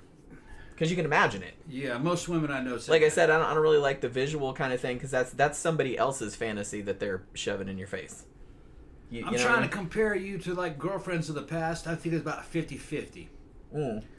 But here's the thing: a lot of my girlfriends and girls that I lived with and stuff, who liked video porn, also liked written stuff. They liked both. Yeah. I like both. It's probably like 75-25. Yeah, they liked both. I didn't, and I never knew any of them, or never ended up with any of them that didn't like visual porn. Like, oh, I can't have that. They didn't reject. It's just maybe they might like written a little bit better. And I think it's just because the way the women are built, they're not quite as visually stimulated as guys are. Yeah, like I said, we rely a lot more on our imaginations because you can cast your own thing. Like you can have it the way you want it. Yeah. Like I said, you don't have somebody else's vision forced on you. Like you're imagining it the way you want it. Yeah, what's funny is that imagining it the way you want it wouldn't do it for a guy. Yeah, no, because we like more like chance, probability, and unexpected stuff. Because really, the elements when I'm looking at and when you're watching pornography is that you didn't expect that to happen. Right. You know what I mean? Fucking, like you just stumbled across this situation right, that you weren't supposed to right, say. Yeah, and she said this out of the blue, that kind of shit. Yeah, if you expect it too much, then there's not. Or if you're in too much control, it's not as good. Yeah, I get it. Yeah, because like I said, I think that there are some scenarios of visual, like video type porn, like that I like. So I get where you're coming from. A lot of the problem with the old porn from the 90s and the 2000s, during the VHS era, when it started to go that way. It's funny how we're getting into this subject, but it was very mass production, scene oriented, and they were very samey, and most of it wasn't very good. It didn't have a. You could tell they were just working to get through the scene, and it was very standard, most of it. So it would all get kind of boring quickly. You were looking for something that was a little bit more realistic, and then from that kind of came reality television and kind of what reality porn. Remember, like the Shane series with where it was kind of like just them going to the club, and that was actually when that started to come in. It was a lot better. They were making it themselves. There was no sets or studios. They were just walking around with a camera. Yeah. That was a lot. And they were making sure they wanted to. They were just doing what they wanted to do. Yeah, they would call some girl that they knew, and they'd go fucking have threesomes with her, and then go to the club, and they'd show a little bit of that, and then they'd be in the car fucking around, and it was more like a reality. It's today what you would do with the damn cell phone, and that's what they're selling on. They're live streaming it, you know. Well, I can see why people like that better. It's a lot better. I mean, I like it's more organic. Better. Yeah, you don't really like the staged. Yeah, right. You're like, that's what I was trying to say. Like I said, they're just there for a paycheck. A lot of this VHS porn that was mass produced was extremely staged. Yeah, which is probably why a lot of people back then. Well, I didn't really like it for that reason. It was just real stale. Yeah. All right, so let's see, where was I when we got way off track? Okay, so after the whole scandal with the nude photos and everything like that. They actually ended up casting her in a movie called Niagara, which was almost like a Hitchcockian. I don't know if it was her first dramatic role, but it was kind of one of her first ones. Because, like I said, she had been trying to because a lot of her roles were kind of more comedic. She was good at that, you know what I mean? But she wanted to kind of expand her horizons, kind of. So they put her in this movie Niagara, which was kind of a Hitchcockian movie, kind of based on just going off the notoriety from the nude scene, and she was great in that, and got really good reviews for that. Now, as time went on, that was in 1953, she would go on to star in like probably her most iconic movies, Gentlemen Prefer Blondes, How to Marry a Millionaire, things of that nature. Now, by the time the mid-50s rolled around, Marilyn Monroe was one of the most famous Hollywood stars, also one of the highest paid in the top 10 Hollywood stars by the mid-1950s. But as I mentioned earlier, because in a lot of her roles she'd been cast as a stereotypical dumb blonde, and like I said, to her credit, she was good at playing that, but everybody that knew her said that was like the complete opposite to what she was like in real life. And I think she was kind of getting frustrated that she kept getting cast in those kind of roles, and she wanted to be taken more seriously. Now, she actually studied at the very famous actor studio under Lee Strasberg, probably the most famous acting coach ever, like as far as maybe other than maybe Uta Hagen or somebody like that. But I mean, Lee Strasberg, everybody knows. I mean, isn't he the one that kind of came up with method acting, right? I thought. Please correct me if I'm wrong, but that's kind of what I thought. So she actually went and studied with him, because she wanted to be an actress. She wanted to be like taken seriously, and she felt she wasn't being taken seriously. So you can see like she had a commitment like to the career. You know what I mean? So as that went on, she did actually get some more dramatic roles. She was in a movie called Bus Stop in 1956. The Prince and the Showgirl in 1957, which kind of focused a little bit more on like more dramatic roles, less like dumb blonde kind of comedic roles that she had played up until then. So, while all of this was going on. See you guys around, Tanya, Klaus. Okay. Klaus and Tanya are going. Okay, got to sleep. Yeah, it's a different time for them. Yeah. Isn't it like 5 or 6 hours later or something like that? I forgot. I know I asked them one time. I think it's 6 hours later than it is here. So here it's like almost 9 o'clock. So as she got more and more famous, like I said, her personal life was also quite turbulent. As I mentioned, her first marriage to James Dougherty, I think was his name, that she married when she was 16, basically just so she wouldn't get sent back to the orphanage. That lasted 4 years until she was 20. He had been 21 when they got married, so you know what I mean. Like I said, I think he had been shipped off to war, like so he was gone some of that time. But he did not want. He married her when she was only 16, so she wasn't famous at that point. And I think that he was the kind of guy that he just wanted the traditional wife. You know what I mean? Whatever. He wanted a trad wife. Yeah, he wanted a trad wife, as they would call it nowadays. Sounds boring as fuck. But I mean, you know, not throwing any shade if you want to do that. It's just kind of like that sounds boring as fuck. Extremely vanilla.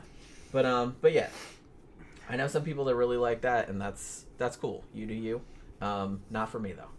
So, and she did not want to do that. She wanted to be fucking famous. You know what I mean? So, you know, obviously they didn't really get along. Now, he did not like, as she started getting like slightly more famous, because I think she started modeling when she was, 18, 19 years old. He felt she was like showing off, and he's like, when are you going to settle down and be a normal wife or what? I don't know if he said that, but it's like, that's the vibe I get.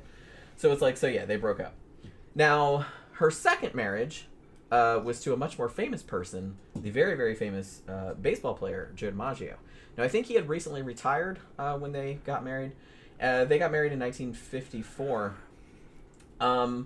Now, again, this seemed kind of weird to me because Joe DiMaggio, also very, very famous. And he knew, this was 1954. Marilyn Monroe was already hugely famous by this point. See you around, CB. He's got to go. He's got to work. Bye, CB. Yeah. Yeah, we'll be back on the Friday show. We'll see you guys. Yeah, see you on Friday. She was hugely famous by this time. And after they got married, it seems like he also did not like the attention that she got from men, from the public, and things like that. I'm like, it's Marilyn fucking Monroe. Like, what did you think? We're talking about DiMaggio? Yeah, was going to happen. That seemed like I can give her first husband like the benefit of the doubt because she wasn't famous. She was just a kid. Yeah. Like when they got married, he didn't know like that she was going to become Marilyn fucking Monroe. You know what I mean? Joe DiMaggio knew who she fucking was. She was famous. I got something to say about this at this point, and it's just so that kind of made me angry, and he really got upset. You know the very famous thing where when she did the movie The 7-Year Itch.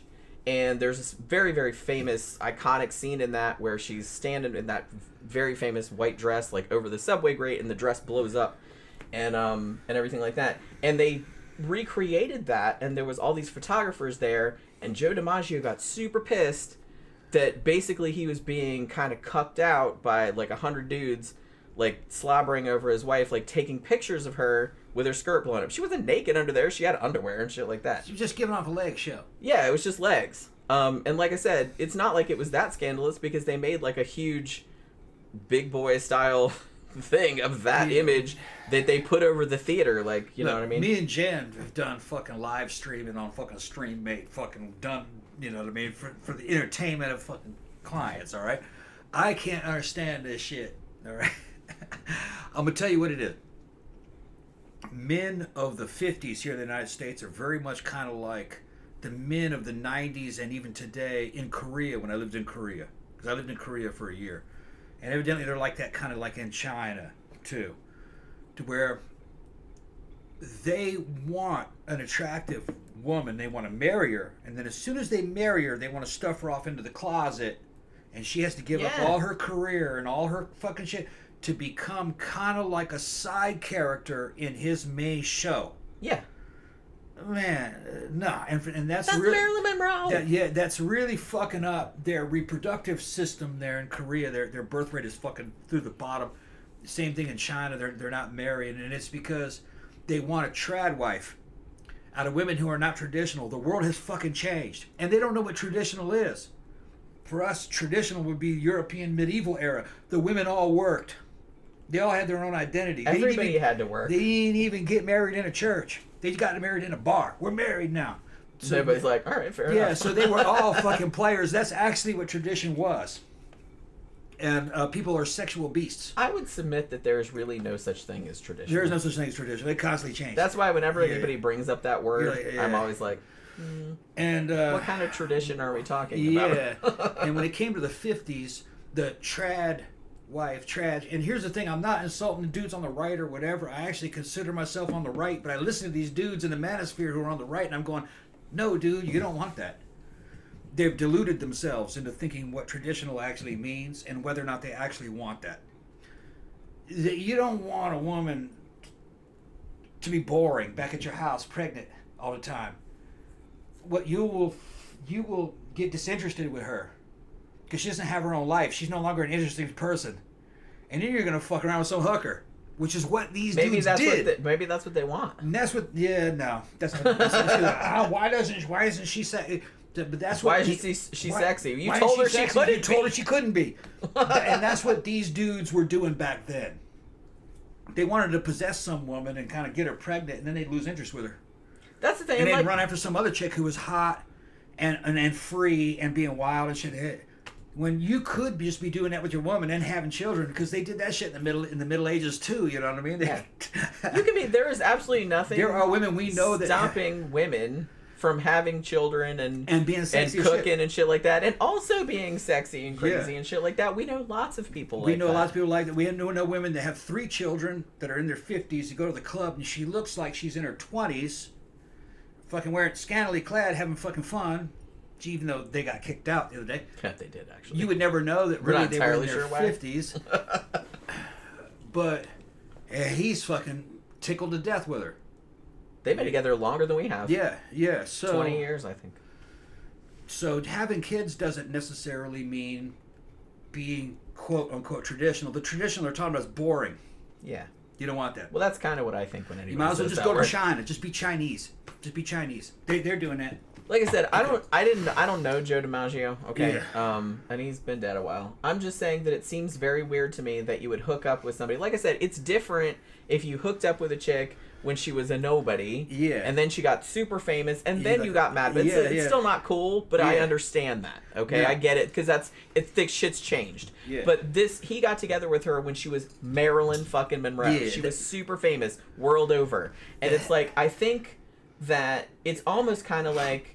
They want the status symbol. Right. I bagged Marilyn Monroe, but then they don't want her to be Marilyn Monroe Yeah, they're anymore. not man enough to deal with that. Right. The proper healthy male response is, Marilyn, you the shit, man. Go out there, they're gonna love you. Oh man, you had those girls, you had those boys eating out of your fucking hand, and then you get off on the sexual power that your wife has. Yeah, you would think. That's the way. I mean, that's like the normal, because that's actually healthy way to go about it. All these dudes want to fuck the shit out of you, but you're mine. We're a team. You did great. Here, let's divide the money. Whatever. It's like, right. I mean, he had a lot of money. We got all this kind of money. Well, no, DiMaggio and her would have had all kinds of money that had been. I know. Their job is to entertain. Yeah. If they're not entertaining, then they're not making any money. And if they're not entertaining, then that's not the person you married. You married her because she was an entertainer. So wants to marry Marilyn Monroe and then destroy her. Yeah. To make her mundane. Like I said, that seems very common, especially in this era. It's just this era. Not so much anymore. You don't see it as much anymore, but I think it was. I think the dudes are a little more secure. Yeah, they don't seem as, or at least they're keeping it hidden better. I'm not sure. I think it was an insecurity thing. There was a time when men were supposed to be the center of attention. That they're the catch. You know what I mean? And fucking I mean, they didn't want these other dudes wide looking at the women. Look at Joe DiMaggio. He wasn't a good looking man. So he was cucked. He thought that a good looking dude was going to steal his woman. Yeah. You know, because look, when you think about it, she didn't need those dudes' money. No, she had her own money. She had her own money. Yeah. Well, Hello There said Tony Curtis claimed he had a fling with her while filming Some Like It Hot. Then wouldn't doubt me. Then she told her husband Arthur Miller about it when he visited the set. Awkward. Yeah. I believe. Weird. I wonder why she told him. It was a power play. I believe that I don't know how much of this is true. She did have affairs with like some famous. I don't know how much of the affairs happened when she was married to other people, or if it was just like in between or whatever.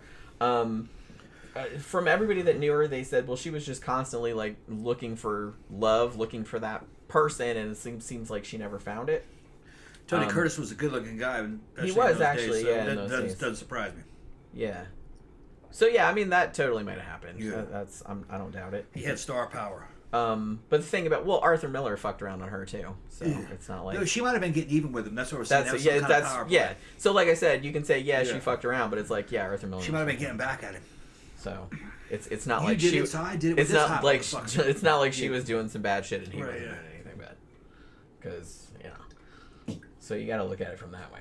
So like I don't know. So now I've heard, and I don't know if this is true.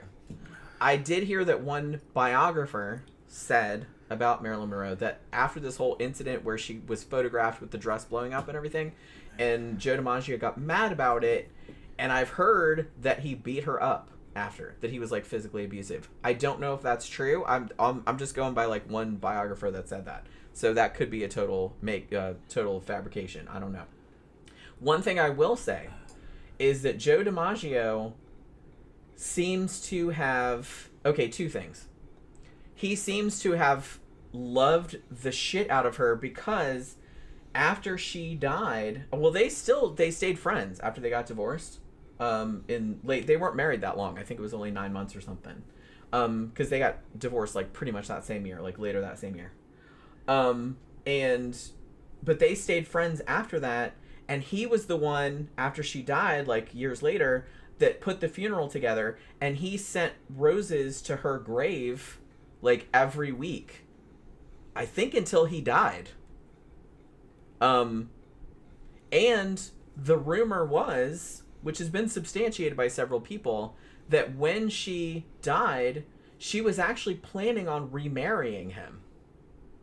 I don't know if that's true, but I've heard that from several sources. So, so I don't want to cast aspersions on the guy or anything like that. Like, he might have been a good dude, but he was kind of jealous, and it kind of fucked with it at the time. To me, like I said, it seemed kind of dumb because he knew how famous she was. He knew what she was famous for, like the persona that she was famous for, and it seemed weird that it's like, okay, well, I married you, like, go stay in the house and never come out. You know what I mean? That's a little unreasonable. You're now a side character. Yeah, it's like, you're now like just an appendage to my awesomeness. Yeah. Is basically, I don't know if he was thinking that, but it's like, that's kind of the vibe I get from a lot of things. Yeah, during that era, Yeah. Yeah, when you married a guy in the 50s, when you married a girl in the 50s, the girl kind of became his, I'm going to say possession, but an underling in his family. Yeah, you're like his secretary. Yeah, like a secretary. You're supposed to support his career. He didn't give a shit what you want to do. Yeah, no, your career's over. You gotta bolster him. Yeah. Well, you gotta quit your job, and you gotta have my babies and take care of my house, and take care of all my shit. They tended not to be collaborative. That was one thing that I noticed. They weren't like a team. They weren't team players. Some were. I would say the Arnazes, Lucy and Desi Arnaz. That's a good example. They were collaborative. It did happen. Like, it wasn't shitty across the board. Yeah. But I think, like, largely it did seem like the dudes were like, I'm the man, and you're just my support team. Yeah, and Lucille Ball. My star power. And Lucille Ball was, I believe, the brains of that fucking. Oh, absolutely. She absolutely was. She had humor, beauty, and brains. She was fucking awesome. Lucille Ball was. We should do a show about her. I'm gonna write that down. But I think I wrote it down before, but I probably lost that piece. We were talking about Lucille Ball. Yeah, she was fucking rad. But she was hot too. And and she married a hot husband. And fucking funny. Funny, yeah. Oh, she was fucking funny. Yeah. Yeah, Desi Arnaz. He was a very hot dude, and that was like America's first interracial couple for mainstream. He was a white Cuban guy, but and look how famous they got. Back in those days, that was kind of semi-scandalous. Wait a minute, hold on. He's not an Anglo-American. He's Latin. Oh my God. He's like Lovecraft white? Yeah. He's not. You know what I mean? Yeah, he's not old. He's not fucking New England fucking white. Yeah. But yeah. He was Spaniard. That would be an interesting, because I don't know a huge amount about Spaniards were their background and stuff, but it's like that would be something. Everybody said they were a good couple. In like looking into. From what I remember, everybody said they were a good couple, and they said that fucking Lucille Ball was fucking ruthless businesswoman who was fucking really good to people and just fucking came up with a lot of good ideas in old Hollywood. Yeah, I heard she was really powerful in television. Everybody liked her. Yeah. I haven't seen one of those in a long time. I wouldn't mind actually watching some old. Like Lucy show and I Love Lucy and stuff. Yeah. I actually wouldn't mind that either. She also created a lot of careers. Oh yeah, big time. She was behind a lot. Well, they had a production company, Desi Liu, right? Mm-hmm. And that did a lot of like TV shows. And stuff. They had money. and they used that to like support other artists, which they were cool. By all the accounts I heard, they were very collaborative. That couple, they were like a power couple. Which like, 'cause you did see that, like, particularly in Hollywood, but like it wasn't that common. Not as common as it is now, but the chemistry had to be right. Yeah. Jack Torrance says, I remember Marlon Brando talked about her in his autobiography. Yeah, there was rumors that Marilyn Monroe and Marlon Brando had a thing also. Brando, weird motherfucker, boy. He was kind of weird. Yeah. He said that he never believed the official story about her death. I think he said he spoke to her on the phone the night before. A couple people did. Like, she was on the phone with a lot of different people, like, the night before she died. They're not entirely sure, like, who all she was talking to, but yeah, that's entirely possible. I would like to have met Brando back in his fucking heyday. He'd have been a trip. Yeah. Not before he went totally crazy, but... I mean, yeah, he did go... They said he was always a little bit crazy, but... Well, people that are brilliant like that, they kind of all... You have to be a little bit crazy, or it doesn't work out. There's just... I don't know. There's just something where those two things have to go together. I kind of think... You never meet anybody that's like super, super brilliant at brilliant at something that's totally normal. I mean, they might not be like... fucking pants shitting crazy, but they're like a little bit crazy. Brando was talented. I think a lot of Brando's energy though was fucking crazy as fuck, and alcohol and. Well, that I'm sure that was very common in that era. Like and I think he was kind of like Dr. Michael, because they said that fucking he'd be talking to you and all of a sudden you could be a dude talking to him and out of the blue if he'd just kiss you. We have a friend that does that. Yeah, he does that shit to me. But he's okay. Fucking with you and trying to see how you're going to react. If you react, you lost. Yeah. You can't react. You just, like, it's not a big deal. Yeah, you should have to act. Or you're going to lose fucking points. Yeah. He's just weird. Because he'll just do anything. He'll do fucking anything. He has no shame at all. No, yeah, he's fucking hilarious. Which is like... He's fucking hilarious. But yeah, he's a guy we know. He's not famous or anything, but he's a guy we know. No, he's famous in the club. He's kind of famous around He's famous in the club scene, yeah. But nobody else knows who he is. But like, yeah. So I have a feeling that Brando was a lot like him. Just this wild motherfucker. Yeah, where it was just kind of like seeing what boundaries. You never knew what would happen. He's just pushing boundaries, and he's seeing what you do. Yeah. Yeah. See what he'd get away with, I guess. So yeah. So, like I said, second marriage, Joe DiMaggio, didn't last too long. Now, her third marriage, which I don't know if a lot of people thought this was weird or unusual. I think she almost thought of this as a little bit, I don't want to say rebranding, but like a little bit of a going in a different direction, like in her life. Her third husband was actually Arthur Miller, like I said, very, very famous playwright. Wrote Death of a Salesman, among other things. And this was, because remember how I said earlier that a lot of our friends said that she was actually, even though she played a dumb blonde all the time, she was actually quite intellectual and was actually quite interested in that. She was like a voracious reader. And so a lot of people thought that was a really good match, even though on the surface it seems weird, like it seems like an odd couple, but like people that knew them said not at all. They actually had met earlier, I think in 1950, but then like they didn't really get together until a few years later. Now, I don't know if a lot of people know this, but Marilyn Monroe actually converted to Judaism before she married him, because he was Jewish, obviously. And so they were together a while, and as I mentioned earlier, Arthur Miller actually wrote the screenplay for the last movie that she was in before she died, which was The Misfits, which came out in 1961. But that kind of turned into a shit show. you know, because she was having some problems at that time, didn't show up at the set, blah, blah, blah. And then when the movie came out, the director, John Huston, actually said she was brilliant in it, you know, when she actually turned up, you know what I mean? But the movie really did not do well. I think it's gotten largely a critical reappraisal nowadays, and people see it as like the brilliant movie. It was also, as Zach mentioned earlier, Clark Gable's last movie. He died not too long after it came out.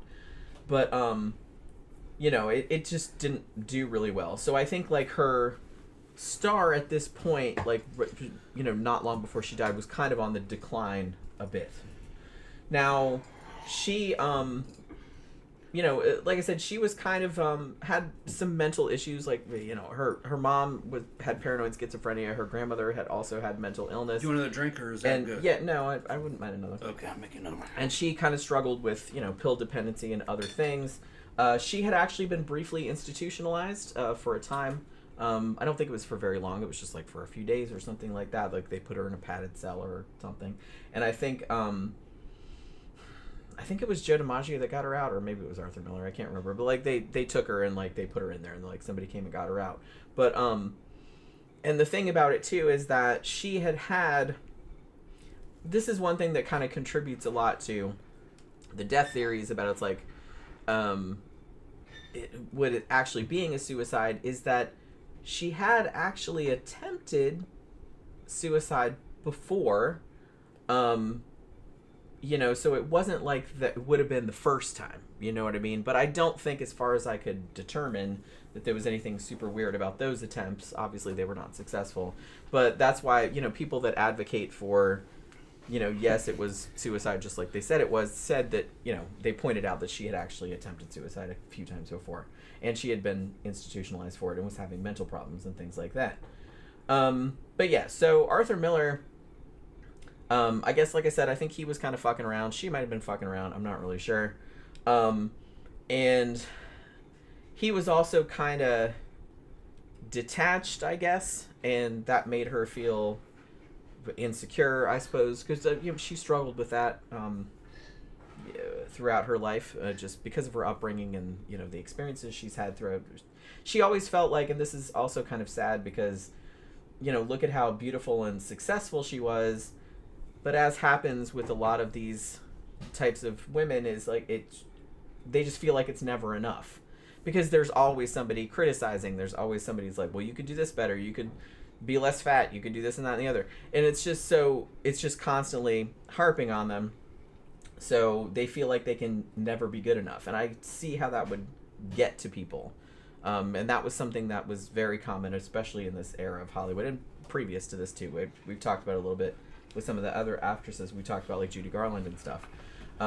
They just hound you all the time. You never look good enough. It's like, you're too fat, you're too this, you're too that. You know what I mean? So they're just constantly harping. Yeah, and it's probably all about nothing. Which is not great for anyone's mental health. Yeah, you know what I mean? It is. You're talking about support people who are trying to make money off of your career, and they're probably worried about making their house payments. Yeah, of course. They're not worried about you. Yeah. Hey, you know what? You must be too fat. Yeah, it's and like really, there's probably nothing to what your last saying. movie made $10 less than the one before that. Yeah. You're getting too chubby. Here, take these drugs. Yeah. You know what I mean? It's probably like something. Yeah, and it's probably not true. Probably not. Yeah, it's just the opinion of some dude trying to make money, and he's under stress. So, but it's hard when you're being attacked like that all the time. It's hard to like have an objective view of it. And you probably end up believing it. Yeah, of course. If you hear it from enough people, right? Then yeah, you're gonna internalize that, and that's, like I said, terrible for your mental health. Look, there were voluptuous stars like Mae West who made a shit ton of money for looking like that. So no. If Judy Garland put on fucking 30 pounds of weight and it was good weight, like a lot of muscle and shape and shit and nice hard fat, bombshell, she probably would have made a lot of money. And you just sell her in a different way. But nobody wanted to do that. But they're not thinking that way. No, nobody wanted to do that. Because they had already boxed her in. They had boxed her in and be the skinny little child. Yeah, she wasn't the child living girl. Up to. You're right. Well, like I said, I think that was the problem too, and I think Marilyn Monroe also fell into this a little bit too, is that they had this persona that they had already established for her, and the farther you went away from that, the more you had to be reeled back in. Yeah. You know what I mean? What was the little girl that played originally played the old Wednesday Addams in the fucking 90s version of it? What's her name? Christina Ricci. She became a hit from that. That she did a great job as Wednesday. Later on, she was in this movie where she was a blonde and full figured. She gained a bunch of weight. She was cute as hell. Yeah, I liked her like that. They made her lose a bunch of weight, and then she got skinny as fuck, and she didn't quite look as good. I think she should have stayed like that. Yeah, remember that movie? Yeah, I remember that movie. I know what you're talking about. I think and that's just Hollywood talking. But I think she would have been a bigger success as what her natural build was, which was hourglass shaped, nice big boobs on her. But for some genius in Hollywood, fucking said, no, don't do that. You got to get skinny again. Yeah, I think that's largely, unless you're kind of known for being a bombshell type, most actresses, they want you to be as fucking skinny as possible. Yeah, and I think it's dumb. Even still, I think it's dumb because that's a rare body style genetically, and it's hard to maintain. It's hard to maintain, especially if you get older. And you have to not eat, and you have to take a bunch of drugs, and most men over the age of 25 don't like that look as much as fucking full figured. But like I said, all they care about is did the last movie make money? Yeah. If the last movie didn't make money, then they're gonna blame it on her. Like, maybe you were too fat. Look at this. Remember in the 90s? Remember the shit they gave Alicia Silverstone when she was in that? For being too fat to be in the She'd be a hit today. Yeah, Batgirl. Yeah, was she Batgirl? And she'd be a hit today with that build. I just saw that a clip of that the other day. I'm like, she's not fat though. No. That was like Belinda Carlisle. I remember they were saying how fat Belinda Carlisle was in fucking the Go-Go's in the 80s. Yeah, no, she looked cute. She's not fat. She looked good. She looked good. She was a little. I remember thinking that she was a little bit chubbier than the other girls. She's slightly chubby. But she looked good. But the other girls were really thin. They were really, yeah. But she looked good like that. You know what I mean? As long as she didn't gain on top of that, or she could have maybe went to the gym and fucking built muscle mass to maintain the figure in a different way. But no, she looked cute like that. And the weird thing about Marilyn Monroe is they gave not as much shit as they gave to Judy Garland. They gave her some shit about losing some weight too, but it's like, if you see Marilyn Monroe, she is not fat by any stretch of the imagination. Yeah, and as she's not even big.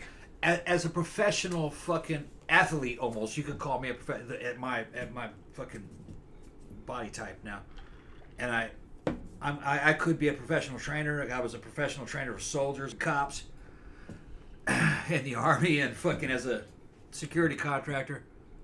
I would have told Marilyn Monroe to get into the gym and actually gain more weight.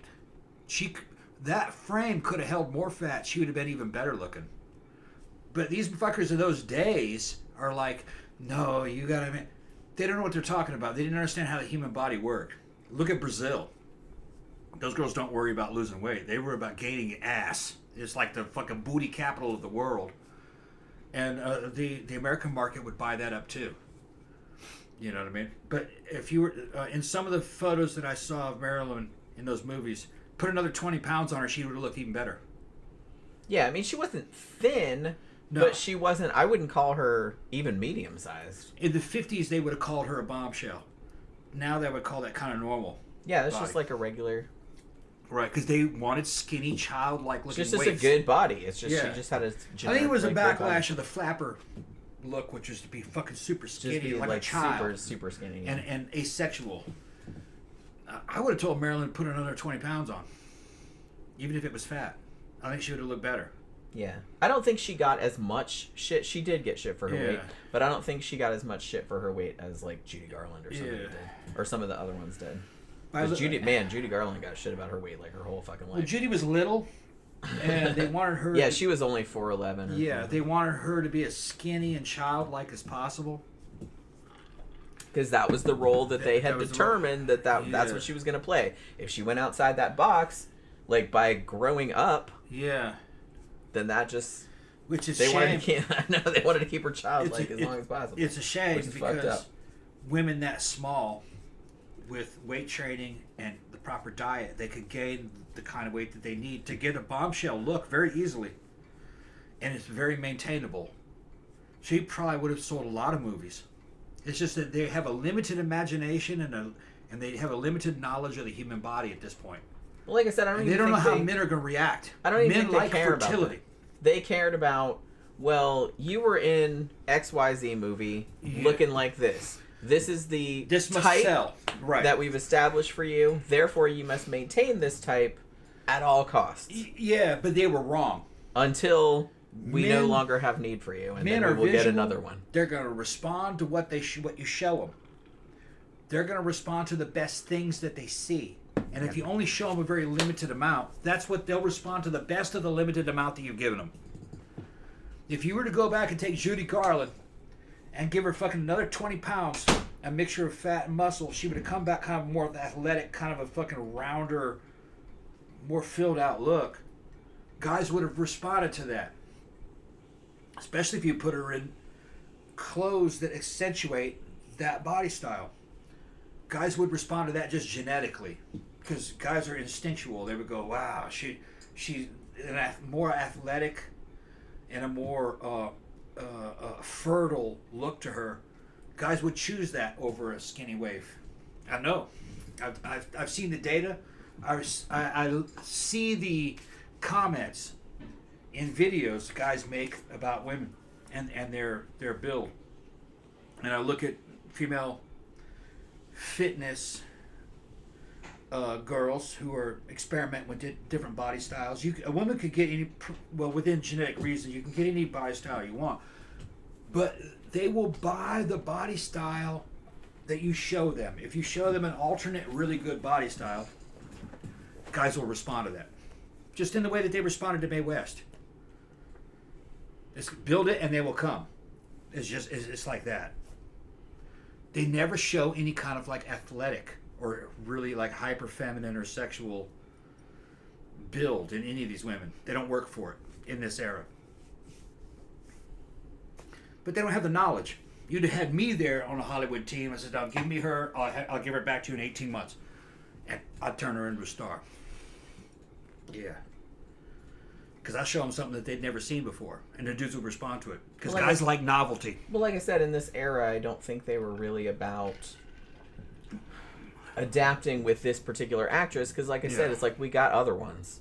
So it's like when this one isn't working out anymore, we'll just cast her aside and get another one. Well, they're trying to sell limited archetypes. Sure. The old lady. Well, because they know that that's what will sell because that's what's sold in the past. But there's no experimentation with new. No, because they don't. Their paychecks are on the line. Their paychecks are on the line, but they don't understand that men are visual creatures that kind of like novelty. There was a bunch of other body styles of women that are easily achievable that guys will respond to. All right, so let's get back to Marilyn Monroe because I have a lot to go, and it's getting late. I'm not going to finish this, I don't think. You'll finish it. All right. So she actually ended up divorcing Arthur Miller in January of 1961, and her the divorce papers said mental cruelty is what she said. I think that was what she said with one of the other ones too, with Joe DiMaggio also. So like I said, she also had some other relationships / affairs with other famous men, Elia Kazan, the photographer, Milton Green. Actually, she co-founded the Marilyn Monroe Productions, like her own production company. For that, like she wanted to kind of put her own stamp on stuff. And actor Marlon Brando, as somebody had brought up. That was kind of off and on during the 50s. But obviously, the most famous rumors were about her relationships with the Kennedys, particularly JFK and Robert Kennedy, who at the time was the Attorney General of the United States when JFK was president. As far as I'm aware, there is no concrete evidence that she had relationships with either of these two, but rumors of it have been swirling since the 70s. Whether it happened, I don't know. It seems probably likely. I don't know. But you know what I mean? I'm not going to come down on it one way or the other. One thing that I think the whole thing that kicked off the Marilyn Monroe and JFK are having an affair thing was the very, very famous Happy Birthday, Mr. President thing that she did. Which you can still see video of. It's all over YouTube. It's, like I said, very famous. where she showed up in this dress in black and white. She looks like she's not wearing anything because the dress was, the same color as skin, I guess. And she comes out, and famously, she was 45 minutes late.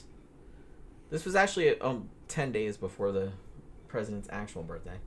And she comes out and does that very breathy, sexy, happy birthday song. And I think there had kind of been rumors circulating before that, but that performance, I think, cemented for a lot of people, like, they're fucking. You know what I mean? Just like the way she sang it, I think that was a lot of people. But I think that was kind of where that started, was like her singing that. Here's the creepy thing. If you watch that nowadays, when she shows up at the podium to sing the song, the guy introducing her says, here's Marilyn Monroe. He calls her the late Marilyn Monroe. And he said it because she was 45 minutes late to the event. Okay. But she only died like a few months after this, which is super creepy. Yeah. Like, in hindsight, it's really creepy. Because I was watching it again last night, and I was like, oh. Like, I knew why he said that. Yeah. Because she, that was kind of the funny thing. It's like, oh, she's always showing up late because of her problems. And that's why he said it. But I was like, oh, that's really messed up. Because, like, in a few months, she actually would be the late Marilyn Monroe, like, in the more common sense, which I thought was, like, really, I don't know, that weirded me out. But yeah, I had forgotten that he said that. So watching it yeah. So yeah. So like I said, she'd been having a lot of, up to, in the year prior to her death, she'd been having a lot of mental issues, problems with substance abuse and whatnot. And she had not finished a movie since The Misfits, which came out in early 1961, which, like I said, was written for her by Arthur Miller, but was not a success. And the director, John Huston, also said that she was, like, a lot of trouble on the set. He said she was brilliant in it, but, she showed up late all the time. She was sick, blah, blah, blah. And it was just, like, a huge ordeal. But, they did finish it, and he thought it was a good movie, but it just, people didn't respond to it. Like I said, I think people like it more nowadays, but at the time, people were just like, meh, It might mean it's a good movie. Yeah, I've heard it's a good movie. Like I said, I think it's got a critical reassessment, because I hear about it all the time. And like I said, it was Clark Gable's last movie, too, because he died not too long after. But from the clips of it, it actually looks really good, but I've never seen the whole thing. A lot of times the best movies aren't really received very well at the time they come out. But it depends. I mean, there's two camps of that. It's like sometimes the movie comes out, everyone shits on it, and they were right to shit on it because it was terrible. But sometimes everybody shits on it because it was kind of too far ahead of its time, or it was a little bit too weird or something like that. And then many years later, people are watching and being like, oh my god, this is a masterpiece. Yeah. You know what I mean? So it's two different things. If everybody shits on a movie, that doesn't mean it's some lost classic. It might just mean it's a terrible movie and everyone was right about it the first time. That's all. Yeah, but when you described it, though, that's a situation where it was probably a pretty good movie. Yeah, and like I said, I think somebody said earlier that was one that they had seen of hers and they thought it was really good. So, yeah. I'd seen some of her comedies, or one of her comedies. Maybe I should see some of her shit. But yeah, you probably should. Like, she's an interesting person. Yeah, just on the back of that. Yeah. I don't like this era of film. It's usually stale and stagey. That's the only thing. Whenever I've seen this chick, recordings of her, she's just very vaudevillian and stagey and overacted. And well, she had a persona that she was putting across. Yeah. Whether that was all her or whether that was the studio, maybe a little bit of both could have been. Like I said, she struck me as someone who was a very vulnerable person, but who had this hard shell around her that was kind of like just portraying. It's theater. What she wanted to portray. This era is theater. It's not modern film. You know what I mean? It's not modern theater. It's mostly a descent to vaudeville, which has its. That's good. There's some of that too. But it's just it can get kind of old. Depends on what the format is, what the movie is. For me, the first modern movie, Bullet. Steve McQueen. That's the first modern movie. I could see that. Yeah. Well, there was kind of a thing where, like I said, I think prior to, I don't know, maybe I'm pulling this out my ass, but I want to say prior to like 1960, maybe. Yeah. Right around then. And there were examples of it earlier. I kind of feel like we were still seeing the remnants of Vaudeville, Silvergate, yeah, like stage acting, silver screen. Like when you went to the movies, right. You were expecting to see something larger than life, something stagey. Like you knew it wasn't real. Whereas I kind of feel like 60s, 70s particularly, filmmakers were more interested in making something more realistic. Yeah. Like that they were trying to like immerse you in a different world and not take you out of it. The oldest movie I've seen that seemed like it was something that really happened was Bullet. Steve McQueen. It was an action movie. I can see how you and it was ambiguous. It was very artsy action. Great fucking opening titles. I was like, man, this is like a fucking blockbuster action flick from today. It's just, but it's in an old format. And they got that bitch right. I understand why boomers loved that. Hardcore boomers that liked cars and motorcycles and cop flicks loved fucking Bullet. And I understand why. Like, yeah, that's the first modern police action type movie. Really good. But the rest of it, like Jen's saying, is vaudeville based. Well, you just have to know, because I love all eras of movies. And I especially like horror movies from the 20s and the 30s. But you have to, if you're going to watch that, you have to understand it's like they were coming at it from a different angle. Like, that's all. And you just have to, like, put yourself in that mindset. They're not trying to show you something that realistic. They're not trying to, like, immerse you in reality. Yeah. It's a performance. Yeah. So it's just kind of like, if you come at it from that point of view, then you'll probably enjoy it. Yeah, and the king of those, if you ask me, Boris Karloff, Bela Lugosi, The Black Cat. And it's a horror. Fucking love it. You couldn't do that in a realistic format. It has to be like that. It's a masterpiece. And I mean, I would argue too that there are still some filmmakers now that'll make very stylized films that aren't meant to be realistic nowadays. Yeah, but true. It's like, and people will still respond to it the same way. Like they understand what they're doing, you know what I mean? Right. So it's just kind of like, I kind of feel like the overarching expectation back then was like, oh, we're going to see a movie. Like you're not going to see something like in real life or something that you expect. Yeah. You're going to see a show. Yeah. Like nowadays, if you're seeing a movie, you kind of want to get lost in it. You want it to be like realistic. If something unrealistic happens, it pulls you out of it. Unless it's a different type of movie, you know what I mean? So Well Hello There was saying about footage of the last film, Something's Gotta Give. I was just going to talk about that actually. I don't think I've ever seen, maybe I've seen a couple clips of it, but yeah, that was the last. She didn't finish it. But that was the last movie she was working on. Like The Misfits from 1961, that was actually the last movie that she finished that was actually released.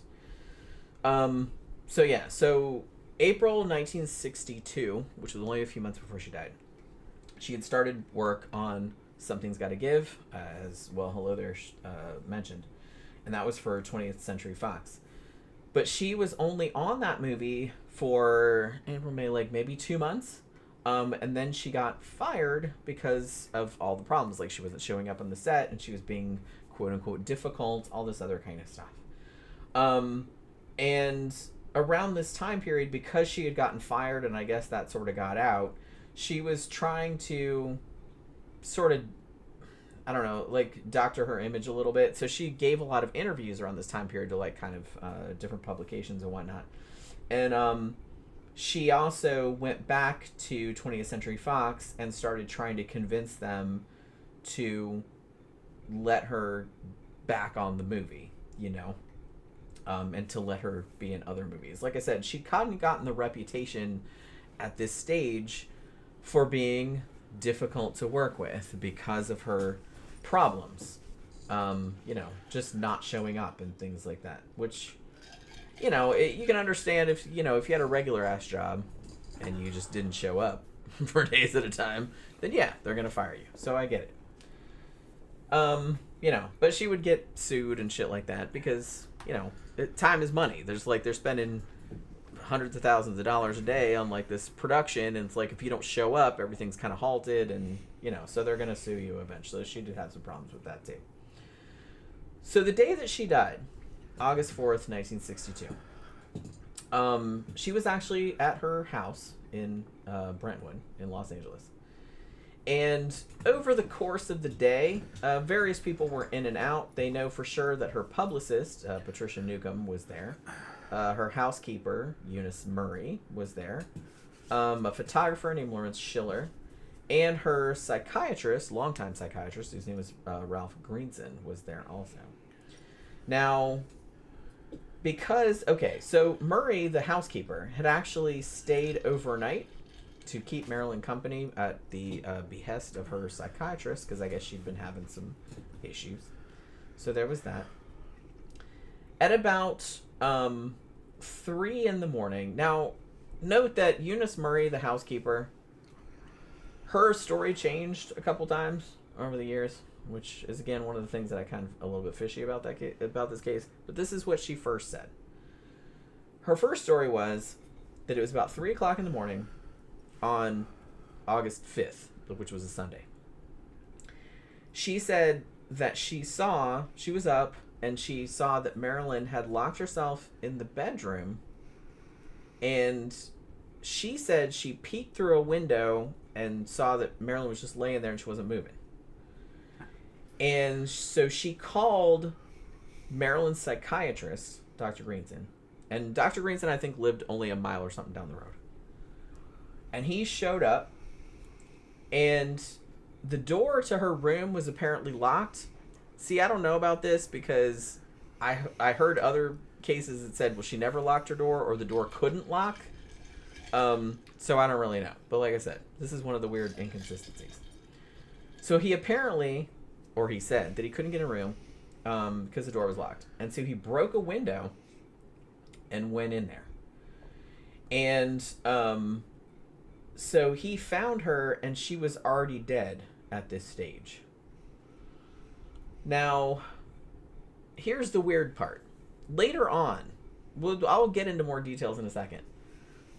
But later on, the autopsy determined, just because of rigor mortis and various other things, that she had probably died between 8:30 p.m. and 10:30 p.m. on August 4th. Pretty early. But they didn't call the cops until like 4 or 5 the next morning, which a lot of people thought was so still dark. Sus. Wait a minute. The next morning. Like, so it was all... How many hours? 24, 20? No. Okay. I mean, like... Okay, the following. Yeah, the following morning. Which, a little sus. She'd been there for a while. So, she died early. Yeah, that was what the autopsy said. Like, according to rigor mortis, that she had probably died around... The one documentary I saw said she probably died about 10 p.m. I don't know how they could pinpoint it, but from what I saw, the autopsy report from the Times said between 8:30 p.m. and 10:30 p.m. on August 4th. See the rigor mortis that she was in, they could tell. Yeah. They can usually tell. And sometimes they can tell by, like, the food that's digested in your stomach and all this other kind of stuff. There's, like, various ways they can tell, even back then. So yeah. So whatever she was doing, she started it early, probably around 8. Yeah. 7, 8. Okay. So yeah, so she died, like, fairly early that night, but the cops didn't show up until, like, early the next morning. So like I said, that was kind of a point of contention. She didn't have to work the next day or anything. She wasn't working? It was a Sunday. So Sunday, was she working the week before? Do you know? Well, I don't know about that. Like, I think on the day, I think she'd gotten, like, a massage, and she'd had, like, a meeting with somebody, and, like, so she was doing shit. Like, she wasn't on a job, though. She wasn't making movies. No. Okay. She'd been fired from one, but she was still doing, like, negotiations with the studio, like, to get her back on there and, like, working about some other shit. So she wasn't really busy. Not really. Okay. But yeah. So there was that. Now, so because of various things found in the room, she was actually found naked, which actually everyone said she always slept naked, so that wasn't that weird. And she was face down on the bed, and her arm was out like that, and it was around the phone receiver.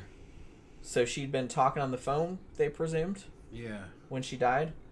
Also on the night table was a whole bunch of pill bottles, I believe all of which were empty. The weird thing, though, was that there was no, like, water glass. Like, you would think if you were taking all those pills, like, you'd want some water to wash them down, but they didn't find any glass. Yeah, there's an explanation for that. You can down them all and then put the glass away somewhere else and then come back and get in bed. I mean, yeah, I guess so. But like I said, they looked around and they didn't find any glass, so they thought was, like, kind of weird. Okay.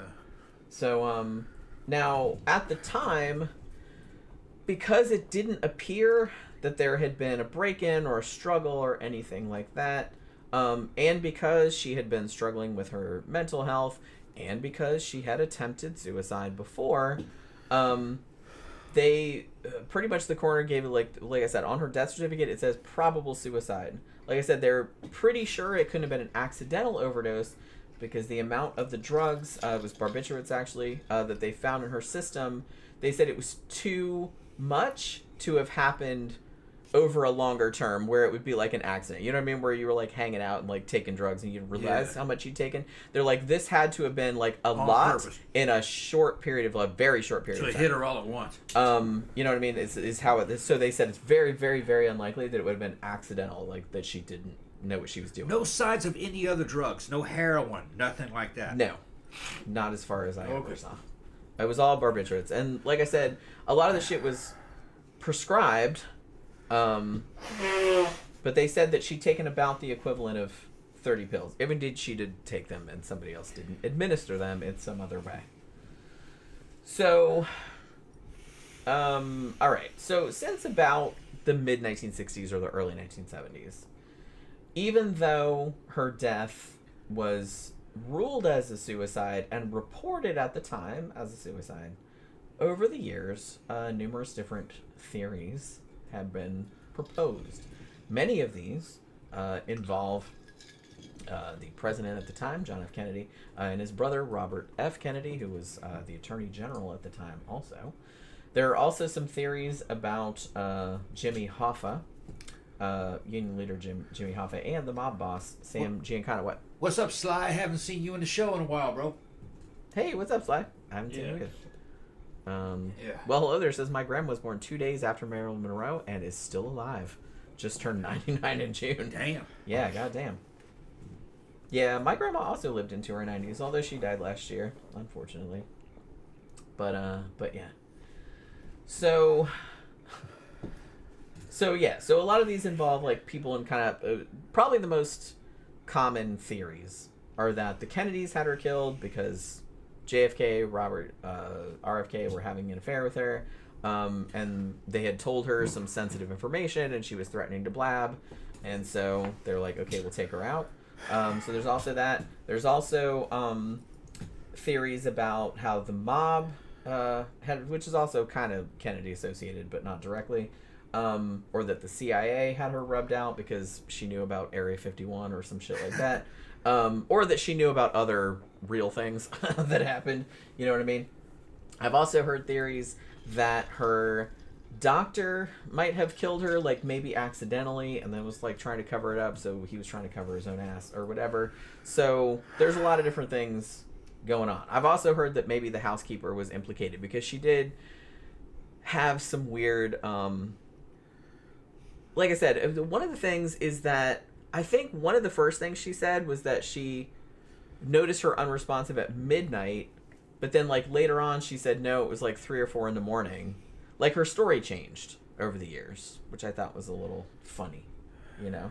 I don't know what she really stood to gain from anything. Probably just looking for attention. Maybe. Like, so I don't really know what happened. Because she was there. She was in the house. She worked there. There's she certain lived things there. setting off all kinds of bells in my head, what you're talking about. Because I don't know all these fucking theories, but some of the shit's already like on, no.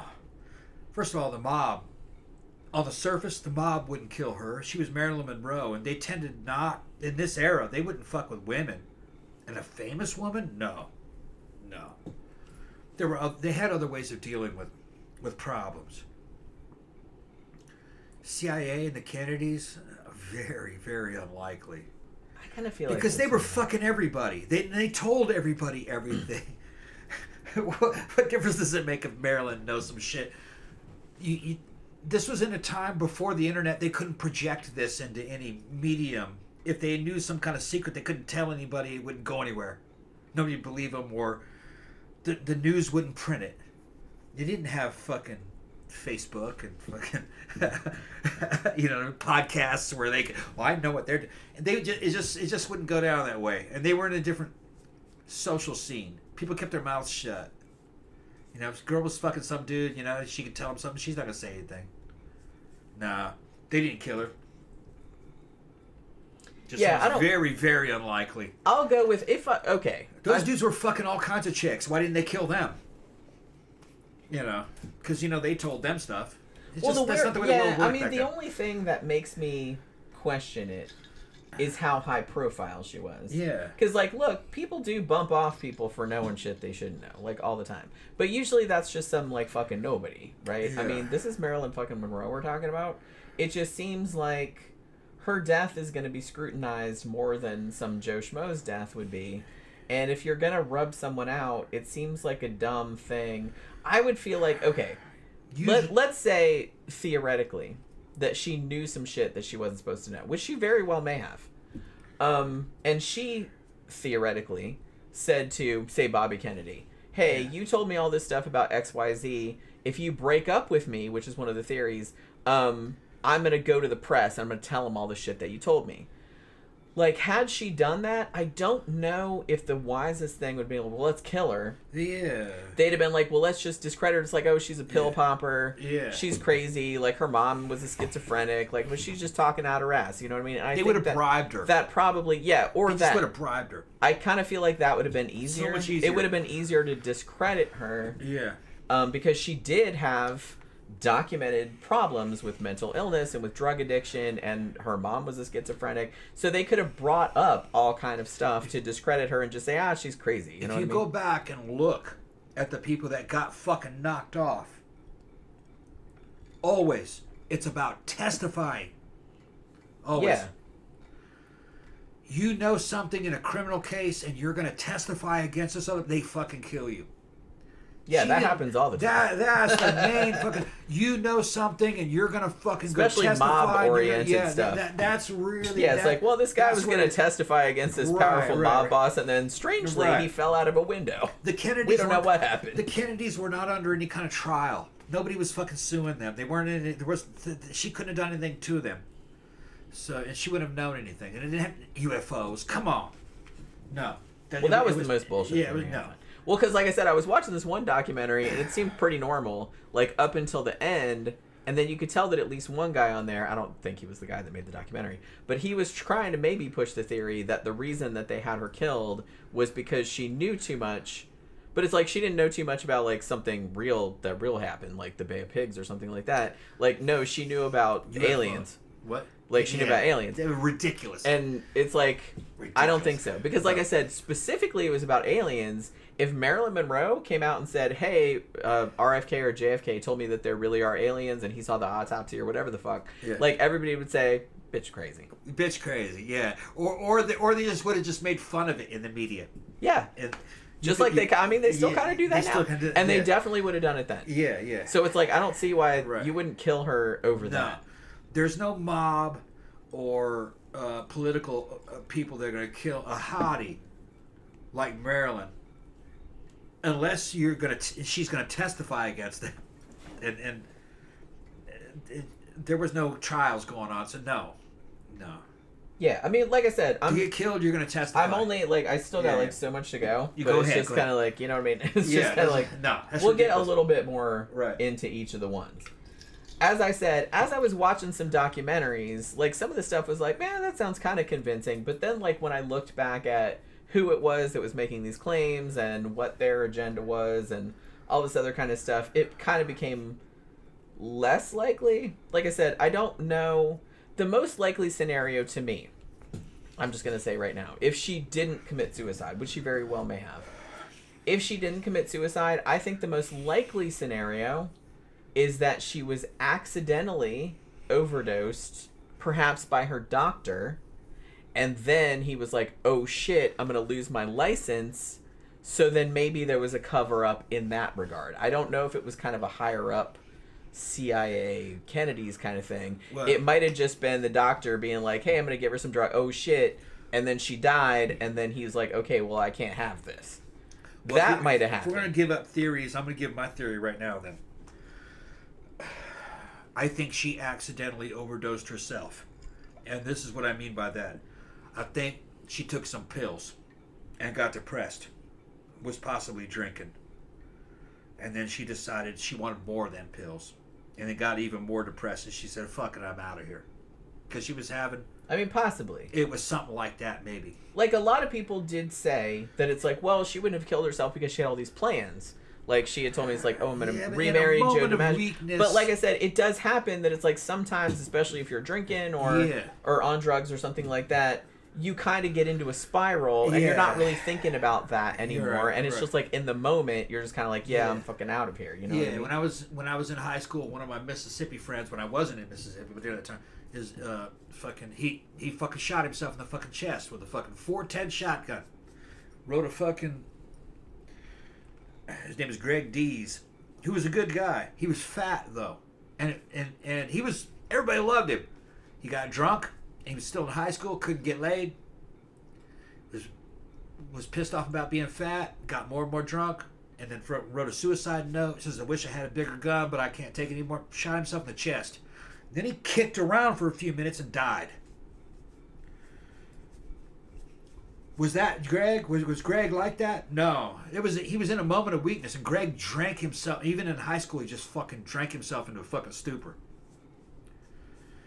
And I never would have fucking thought that he would do that last time I saw him, which was about 6 months before. Well, and everybody was shocked. I had a friend in high school that a couple years. Well, it wasn't a couple years.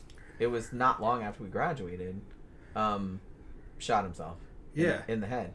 He wrapped himself up in a sleeping bag, and he shot himself in the head. His dad found him in his room.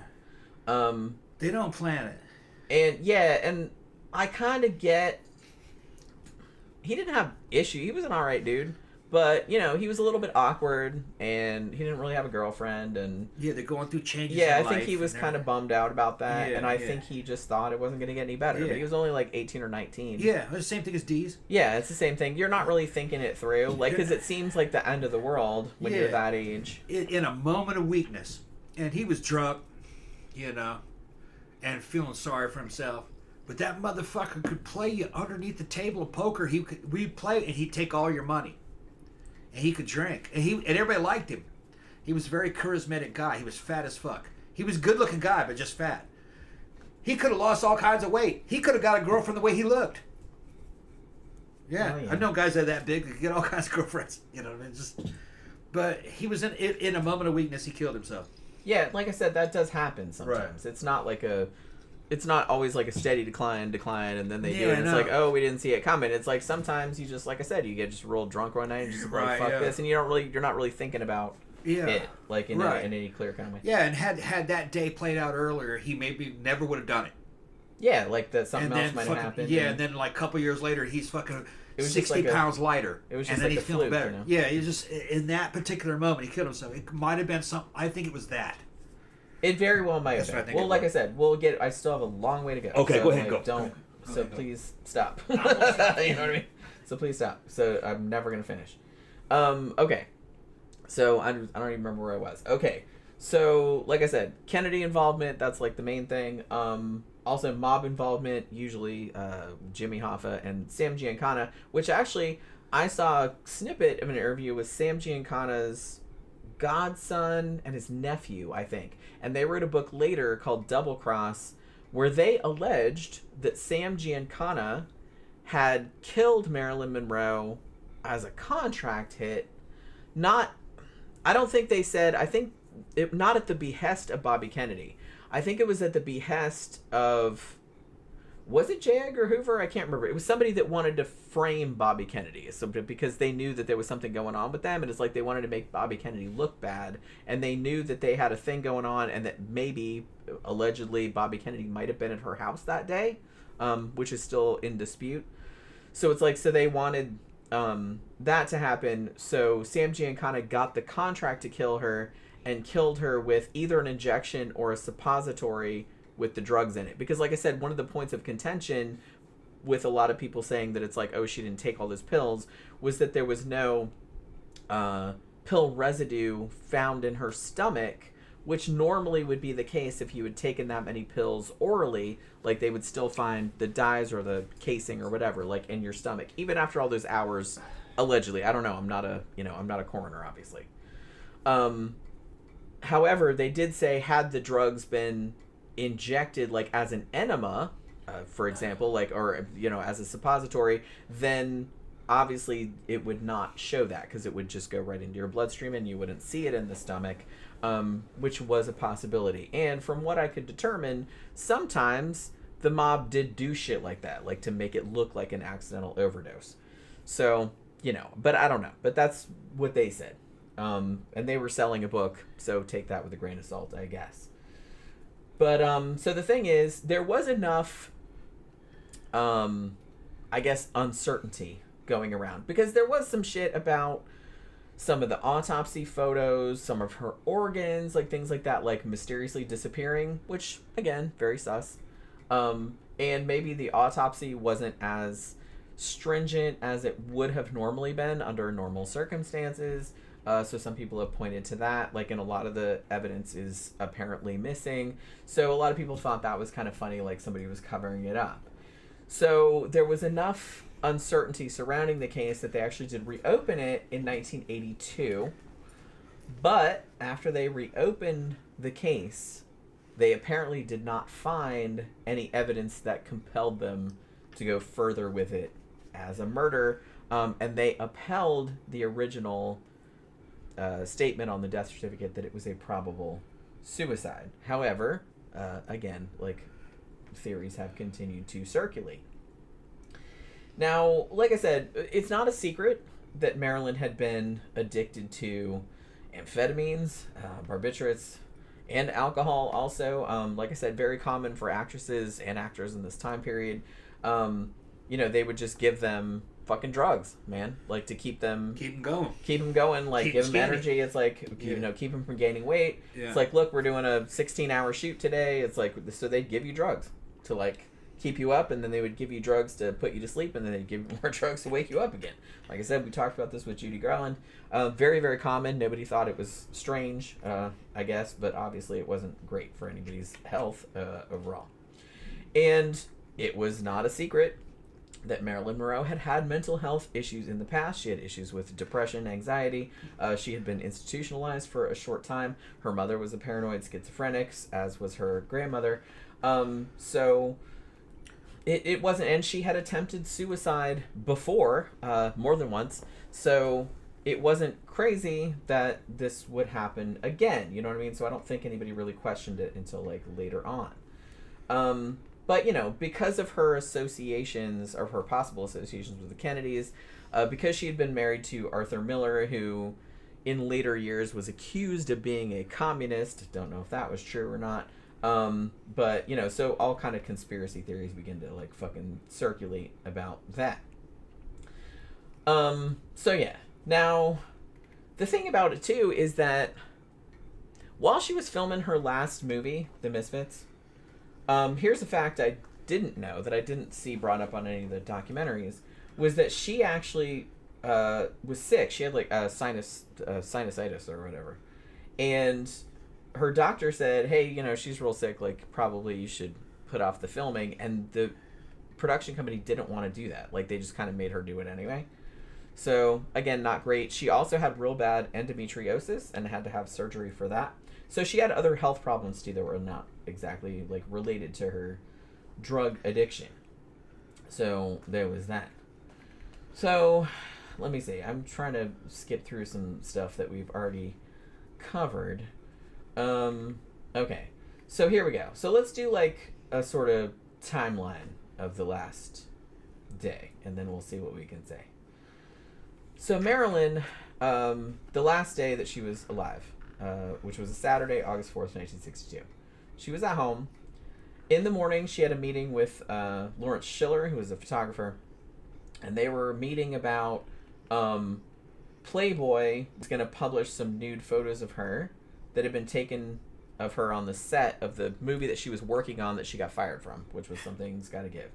And so I guess they were talking about that. I don't know if the photos still exist. I don't know. I mean, I'm sure you could find it. Yeah. You know what I mean? I think somebody brought it up earlier, like the nude photos about that of that shot of that from that movie shot. So it's like, so you could probably look that up. But that's what they were meeting about. Don't know if they came to any conclusions about it or whatever. Then she got a massage from her massage therapist who came to the house, and then she spent hour or two on the phone talking to friends and stuff, and some deliveries showed up. She signed for those. So her housekeeper, Eunice Murray, was there, and her publicist, Patricia Newcomb, was there. And Patricia had stayed at her house overnight, like Friday night, and was still there. At the request of her psychiatrist, because I guess she was having some problems and she wanted somebody else, he wanted somebody else to be there with her.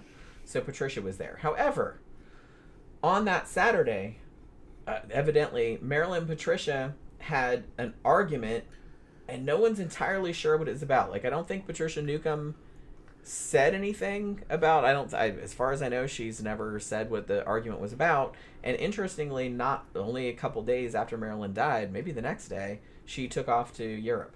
So I thought that was kind of weird. But I don't know what the fight was about. So there was that. So 4:30 p.m., her psychiatrist, Dr. Greenson, shows up to do a therapy session. And he tells Patricia to leave. Because they're going to do their thing or whatever. Now, Dr. Greenson was there until about 7 p.m. And I think that the housekeeper, Eunice Murray, I don't think she normally stayed there. I think she lived somewhere else. But it's he told the housekeeper, I want you to stay with her tonight because she kind of needs somebody to be here. So maybe he knew she was having some kind of crisis. I don't really know. Now, about between 7 and 7:15, they think. She got a phone call from Joe DiMaggio Jr., who was, Joe DiMaggio's son, obviously, and they had kind of stayed close since she had divorced his dad. So they were kind of talking. And I wonder if they were dating. I don't, not that I ever saw, but I don't know how old he was. Yeah. But I never saw anything that put those two together. But that was kind of her stepson for a little while, yeah. So it's you know what I mean. So maybe she thought of herself as mom or whatever. Yeah. And Joe DiMaggio had another girlfriend at that point, but they had broken up, and that's what the stepson was. That's what they were talking about, supposedly. And nobody at this stage, at least that they said, saw anything strange about how she was behaving. She also made a phone call at about 7:45 to Dr. Greenson again, and told him, evidently, that Joe DiMaggio had broken up with that girlfriend, who she apparently did not like. So there was that. So she goes into her room about 8 o'clock. She gets a phone call at this stage from Peter Lawford, who was also, quite a well-known actor, also happened to be the brother-in-law of President Kennedy. And he was having a party that night, and he wanted her to come. Now, Peter Lawford, he later said that he got kind of freaked out because he said that her voice on the phone sounded really weird, kind of slurred, like she was on something. And he said he was also kind of alarmed because she said, this is what he said, she said, say goodbye to Pat, that's her publicist, say goodbye to the president, and say goodbye to yourself because you're a nice guy. That's what he said that she said on the phone. Whether that's true or not, I don't know, but that's what he claimed, that's what she said. And then he said she fell asleep. Then he said he tried to call her back, but she didn't answer. And then he said that he called his agent, and the agent tried to reach her psychiatrist, Dr. Greenson. And then they called her lawyer, but nobody. But at that point, I guess they got hold of the housekeeper, and the housekeeper said, no, she's fine. Don't worry about it. Now, the housekeeper, Eunice, her original story is that she woke up at 3:30 in the morning on Sunday, August 5th, and said that she sensed something was wrong. That's what she said. And that she saw light coming out from underneath Marilyn's bedroom door. And that she thought that was weird because it was 3:30 in the morning. Although, like I said, she's a grown-ass woman. She's talking on the phone, whatever. I said, I don't know. But she apparently couldn't get in because the door was locked. So the first person she called was Dr. Greenson, the psychiatrist. And he said, well, look through the window and see if you can see her. And she said, yeah, I looked through the window and she's just laying face down on the bed. She's naked. She's got the fucking phone in her hand. Like she was kind of, like I said, I've seen the photo. She's kind of halfway covered with a sheet, like over. She was talking to somebody and then passed out. Yeah, or something like that, or her hands kind of out like that. Yeah. So Dr. Greenson rushes over. Like I said, he only lived like a mile or something away, and he apparently could not get in the room because the door was locked. So he broke a window to get in, and found her and realized that she was dead. And then he called her general practitioner. His name was Dr. Engelberg. And then that doctor showed up at about 10 minutes to 4 in the morning and officially confirmed the death at that stage.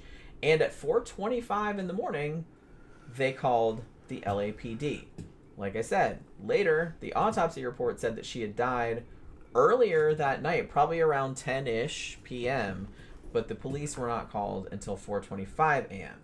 Now, if Eunice's story is true, that she was sleeping and she didn't realize that anything was wrong, then yeah, that wouldn't be weird.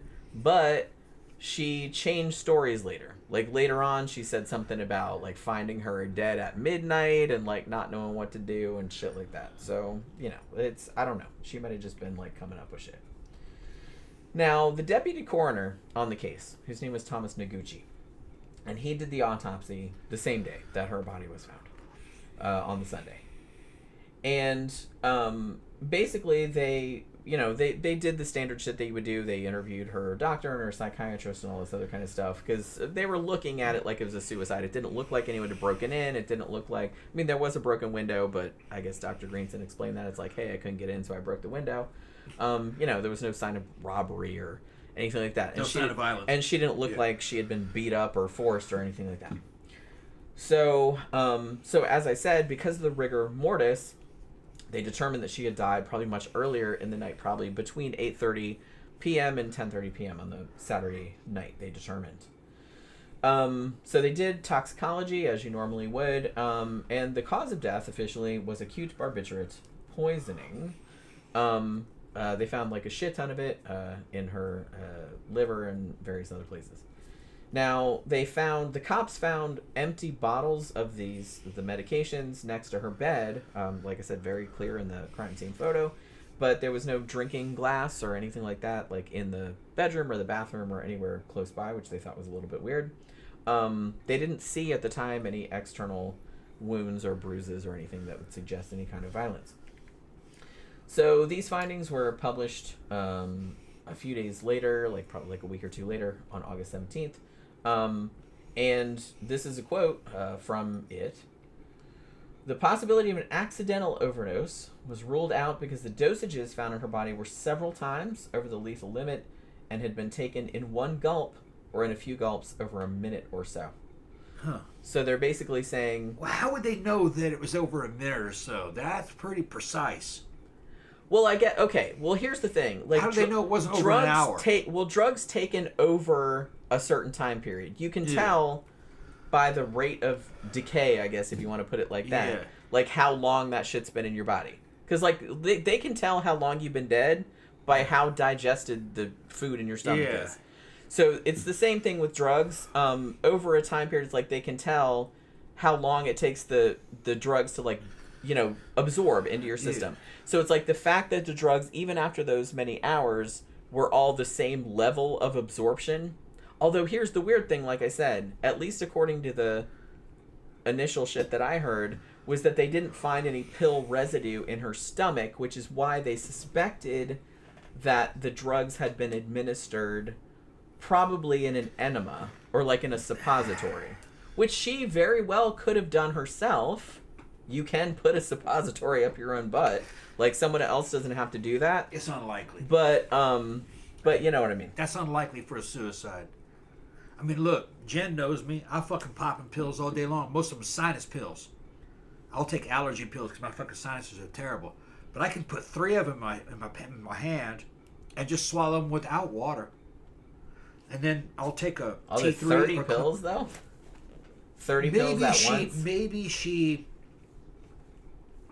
took maybe she had a glass of water and was taking them 5 at a time and down in that glass of water. And then when she got done with the last one, she put that glass away and went into bed. and was getting ready to call somebody or talking to somebody, and then completed the call and never hung up because she just fell asleep. Yeah. It wasn't violent, whatever it was. Yeah, like I said, as far as I know, they didn't find any signs of violence on her body. I mean, she fell asleep with the phone receiver in her hand. Either she was gonna call somebody, or she just got done talking to somebody. Well, yeah, she'd been kind of talking on the phone off and on, like, all evening. You know what I mean? I'm still... Okay. Whereas Gare says, weren't those pills injected via the butt? Yeah, they could have been injected, too. I just think it's unlikely if you're going to kill yourself to do it that way. If you're a girl, you're going to do it the easy way. Swallow. Well, like I said, that kind of... The fact that they didn't find pill residue in her stomach... although, I don't know. I'll get into that in a little bit. They might be imprecise about what it is they're looking for. It's old technology. They may have made a mistake. Maybe she took the 30 pills over an out period of about a half hour. 15, 20 minutes or so. And they did break down. Maybe just something in her stomach at the time helped them break them down and went into her system. Well, I mean, you'd think that they would know that because they'd seen that a lot of times. I'm just This saying. was the 50s. No, 60s. 60s, I mean. Whereas Garrett also says Mary Pinchot Meyer and Dorothy Kilgallen were also killed by the Kennedys. It's probable. Yeah, I actually wrote about Mary Pinchot Meyer in one of my books because that's still an unsolved murder, and many people think that she might have been rubbed out. I'm not sure if I buy it, but it could be. Interestingly, Dorothy Kilgallen, we just talked about her because she was one of the people reporting on the Dr. Sam Shepard case, which we just did on last week's show. And she was actually the one that came forward later and said the judge was, like, biased toward Dr. Sam Shepard, like, told her that he thought he was guilty, like, before the trial. And that was one of the things that contributed to him getting a retrial. So it's kind of interesting because she was quite a famous journalist at the time. I just have a hard time believing anybody would want Marilyn Monroe dead. That's the reason why I think it was an accidental suicide. I think she got fucked up, or got depressed, and then went down a spiral of taking more pills. She ended up trying to kill herself, and it worked. It was something like that. It was something real human. If you were there, it would make perfect sense. It's just the fact that we weren't there at the time. Now, one of the things that was kind of a point of contention was like, well, no, there was no suicide note.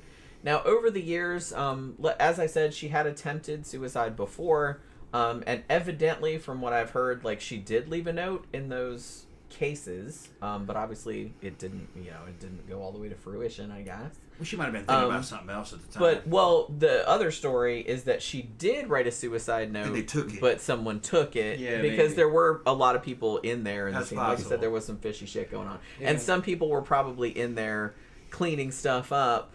Whether she actually did die by suicide or whether it was accidental or whatever, they are pretty sure. I don't know how sure they are, but it's like they suspect that people went in there and like cleaned the scene up because maybe there was some incriminating shit. Yeah, or it's just shit that made people fucking look bad. They want, or maybe make her look bad. Maybe not even look. Well, the story goes that it's like, oh, there was some shit in there like implicating the Kennedys or was implicating something like that, and they had to go in there and get rid of that. Like, even if she had died by suicide or accidentally or whatever, like, they had to go in there and get that because they knew everybody'd be crawling all up in there and we couldn't find because she was famous, people want to say, well, it must have been some kind of grandiose reason and all this fucking, you know what I mean, the Kennedys, and isn't it? There's probably nothing more like, these bitches hate me and they're driving me too hard. Fuck them. I'm sick of this shit. I can't take this anymore. It would have been something real pedestrian. It wouldn't have been some kind of grandiose conspiracy or... something like Out of a Down. I'm just going to say, she was human. It was a human woman, and it was probably something real mundane. Got depressed. I got fired. These motherfuckers are running me into the ground. I'm sick of this, And she probably didn't normally feel that way. Just in a moment of weakness. And she might have been drinking when she started this fucking spiral. So far... And I don't know everything, but so far... Yeah, I still got shit. Yeah, I know. I haven't heard everything, right. but... it just sounds likely that it was something kind of dumb. Whereas Gare says, curious on why Patricia Newcomb never spoke out to correct the record on her former client. I was kind of wondered that too. As far as I know, and I could have missed something because, like I said, I did some research on this, but I didn't have a huge amount of time. So she might have said something later, but as far as I know, the publicist, they had an argument that day. That's pretty well documented. Nobody really knows what the argument was about. And her publicist left for another country the day after, a couple days after, and has never, as far as I know, spoken publicly about the case, which, like I said, seems a little fishy. But it could just be that it's just man, I don't want to get involved. It could just be something as simple as that. Who knows? I don't really know. But that just seemed kind of fishy, because you'd think if it was just some bullshit we fought about. She wanted to go to fucking Olive Garden and I wanted to go to Cracker Barrel. You know what I'm saying? I don't know. And it's just kind of you'd think she's just yeah, that's all we fought about. It wasn't a big fucking deal. You know what I mean? But, the fact that she hasn't said anything, when you don't talk, it looks a lot more suspicious than when you do talk. That's all I'm saying. Especially in a case like this. If it was something dumb, then just come out and say that. It was dumb. We just fought about something dumb. She stole my curlers. Well, they might have been fighting over a man she wanted to talk about. Or, yeah, something like that. But like I said, even if it was that, I mean, she's dead, for Christ's sake. It's and people are maybe sort of low-key being accused of killing her. If you have something to clear up, then clear it up. You know what I'm saying? So the fact that you don't talk and that you don't talk for all these years is a little sus. I'm not saying she had anything to do with it. I'm just saying, why wouldn't you help clear that up if that was supposedly your friend or whatever? That just seems a little weird to me. So yeah. Now, as I said, they did reopen the case in 1982, but they didn't find any additional evidence that made them think that it was anything other than what it first appeared to be. Like I said, this could be a cover-up too. Who knows? But I'm just saying that they said they didn't find anything else. Now, in 1983... the coroner, Dr. Noguchi, he published his memoirs, and he talked at great length about the Marilyn Monroe case. And, by the time he published that, there had been a lot of allegations that there had been discrepancies in the autopsy report and various other things.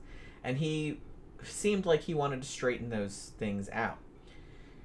One of the things he said was that, a lot of people have been saying, oh, she couldn't have ingested the pills orally because, the stomach was empty, there was no pill residue, and the Nembutal capsules specifically would have left a yellow residue because they have a dye on the outside. And that the drugs may have been administered via an enema. And also that there were no needle marks, even though she had been given, injections by her doctors that everyone kind of knew about, you know what I mean? So he said, well, in his opinion, he's I thought that there wasn't any pill residue in her stomach, but there was some hemorrhaging in the stomach lining. And that could have indicated that she could have taken the pills orally. That's what he said in his memoirs many years later. And said also, because she had been addicted to these pills for many years previously, that perhaps the pills might have absorbed more quickly than they would in a normal person's system, that was possible, that you could see that happen also. And he also said that Nembutal doesn't always leave a yellow dye in the stomach. And also about the needle marks, he's recent the needle marks have to be pretty recent, to show up on a body. So the fact that none of them really showed up on her body is not that unusual. You know what I mean? So it's not like anyone administered. But like I said, some people think that somebody put the drugs in a suppository and basically stuck it up her butt. You know what I mean? To make it look like it was. Which, like I said, if you wanted to kill somebody and make it look like a suicide, that'd probably be a good way to do it. I'm not giving anybody tips or anything. I'm just saying they'd already have to be unconscious. Well, yeah. I mean, but yeah. You could. Yeah, you could work it some To other do way. that tactically, though, you'd have to be some kind of killer 007 agent in the room with her at the time when it happened. She's out. Okay, now put it in there. So yeah. It looks so if you're kind of staging it. Impractical. Well, like I said, I kind of feel like it was probably easier to pull off in 1962. Nowadays, it's a lot harder. I'm not saying you can't still do it, if you're into that. But it'd be a lot harder. It'd be a lot harder to get away with it because they can pretty much detect the littlest shit. Yeah, but if you were an agent assassin, especially if you were a famous person, because they're gonna like put that shit under a microscope. Let's say you're an agent assassin. It's your job to assassinate her. You'd have to either know her or you'd have to fucking seduce her that day, get in bed with her. They thought maybe that and you'd have to do that. That was the story with the whole thing I said about Sam Giancana, the monster. Yeah. I mean, they knew each other. So she wouldn't have necessarily had reason to fear him if he showed It'd have to be a situation like that. But man, it's just unlikely. It's unlikely that she knew anything you'd have to kill her over. That's. I know it sounds sexy that these powerful dudes, you know what I mean? She was so hot and she was finding out all these secrets and then had to knock her off. Those dudes were having sex with all kinds of hot women and probably telling them a lot of shit. They didn't knock them off. One of the reasons why intelligence agencies use fucking honeypots. One, you can get film and video or whatever with them with fucking underage girls or fucking a chick that's not his wife, and then now you got leverage on him. That's one way. But you could also just use sex operatives where some hottie, you meet her, and next thing you know, she's your girlfriend, and you're living with her, and fucking, 6 months later, and then she learns everything about you. Turns out she's working for an agency. She knows everything about you now. Fucking. But it doesn't really, to me, make sense that she knew anything you had to kill her for that made her special over any of the other ones. I'm just... Like I said, especially someone that high profile. I don't think it's weird if somebody, like, not that well known gets bumped off by, like, the mob or something like that. Or, like, political enemies, if they think that you're a danger to them. But somebody as high profile as Marilyn Monroe, I would think that they would want to tread carefully. Right. Because that's going to be scrutinized a lot more than just some random motherfucker would be. Intelligence agencies don't care about what you know. They only care about what you can prove. And only what you can prove in a court. So yeah, because like anybody can say any wacky shit they want to say. Right. And it's like, some people might believe you, but some people are just going to be like, man, shut the fuck up. Right. And you go back to look at the people that most likely or definitely were killed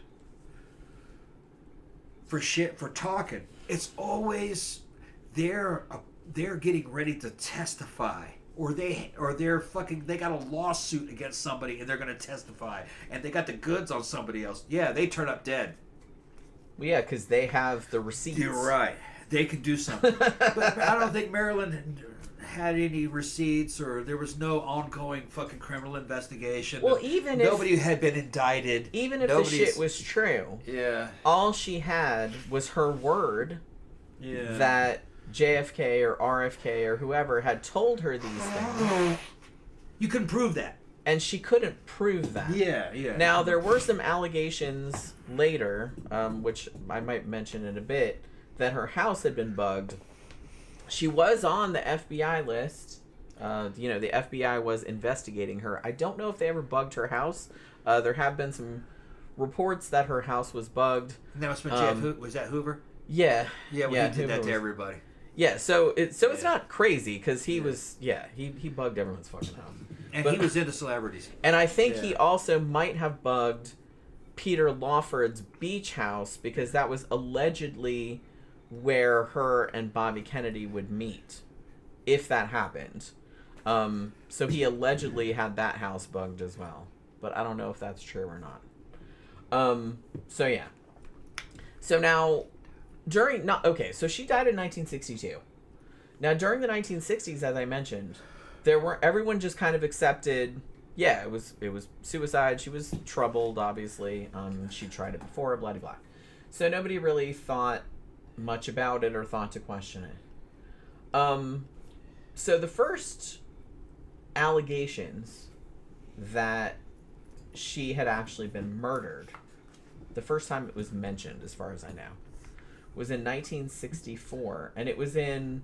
It didn't. I don't think it got any great traction at first because it was just this pamphlet that was like self-published. And the pamphlet was called "The Strange Death of Marilyn Monroe," and it was published by a guy named Frank Capel, who was a very ardent anti-communist activist, as they called him. And in this pamphlet, and as far as I know, this is the origination of this theory, is that her murder, that she was murdered, and that it was part of a communist conspiracy. This, as far as I know, is the first time that anyone claimed that Marilyn and Robert Kennedy were sleeping together, and that he had, the theory was, like I said, that he had come over to her house that day and essentially like kind of broken up with like, we can't see each other anymore, blah, blah, blah. And she got mad and threatened him like, I know all kind of shit and I'm going to go to the press. And he got upset and shit happened. Like he decided to have her silenced permanently. You know what I mean? That was kind of the theory there. No. And so yeah, so he decided to bump her off. That was just unlikely. So this is the first, as far as I'm aware, this is the first iteration of this story. 1964. It wouldn't surprise me if she was fucking around with the Kennedys and dated those guys. She might have been. That wouldn't surprise me. She slept with a lot of dudes, and it was just a lot of, and she was a celebrity. She could attract attention from guys. And like I said, that's no judgment. Yeah. You know what I mean? It's just shit. Maybe she dated one and it didn't quite work out. He got a piece, and then she dated the other one. He's like, "Oh no, you try her out." And fucking, she's like, and then Well, from what if any of this is true, people that advocate for this theory, they always said that, JFK, she maybe, like, slept with him a time or two, but she was really into Bobby Kennedy. Like, that was, like, she loved him. Well, he would have been younger, more to her age. Yeah. So it's like I said, as far as I know, people that advocate for this theory said she didn't have, an affair. Well, she had an affair with JFK, but she only slept with him, like, once or twice. Like, it was just kind of like a fling. Dating. Whereas kind of like the Robert Kennedy thing, she wanted him to marry her. Kind of thing. Yeah. Well, I don't know if it's true. But like I said, that's what they say. It could be, or she wanted to like I said, I don't know if it's true. I don't even know if they slept together at all. I'm just saying that that's gone around for a long time. But people who advocate for that usually say that she was way more into Bobby Kennedy. Well, all those people are of a caliber where they could have met each other and dated each other. Yeah. Well, they did know each other. They did meet each other. So plausible. They did know each other. But I wouldn't make a lot of it. Personally, I wouldn't make a lot of that. Fucking the Kennedys got around. They did. They got around. Both of them did. They dated everybody. But I think Marilyn got around too. She was married many times, and I'm sure she dated and had flings and fucked around. It was her prerogative. She had. It's not unusual, and it was like not anything that just they were doing and other people weren't doing. So because killing somebody over these things, this is how these people live. That's within their social sphere. Because here's the thing: if JFK or RFK, if they were just kind of horn dogs and they were sleeping around, which maybe they did, which a lot of dudes did at that time period, they would have to have all their mistresses killed then. Yeah, that's what I'm saying. They had hundreds of them.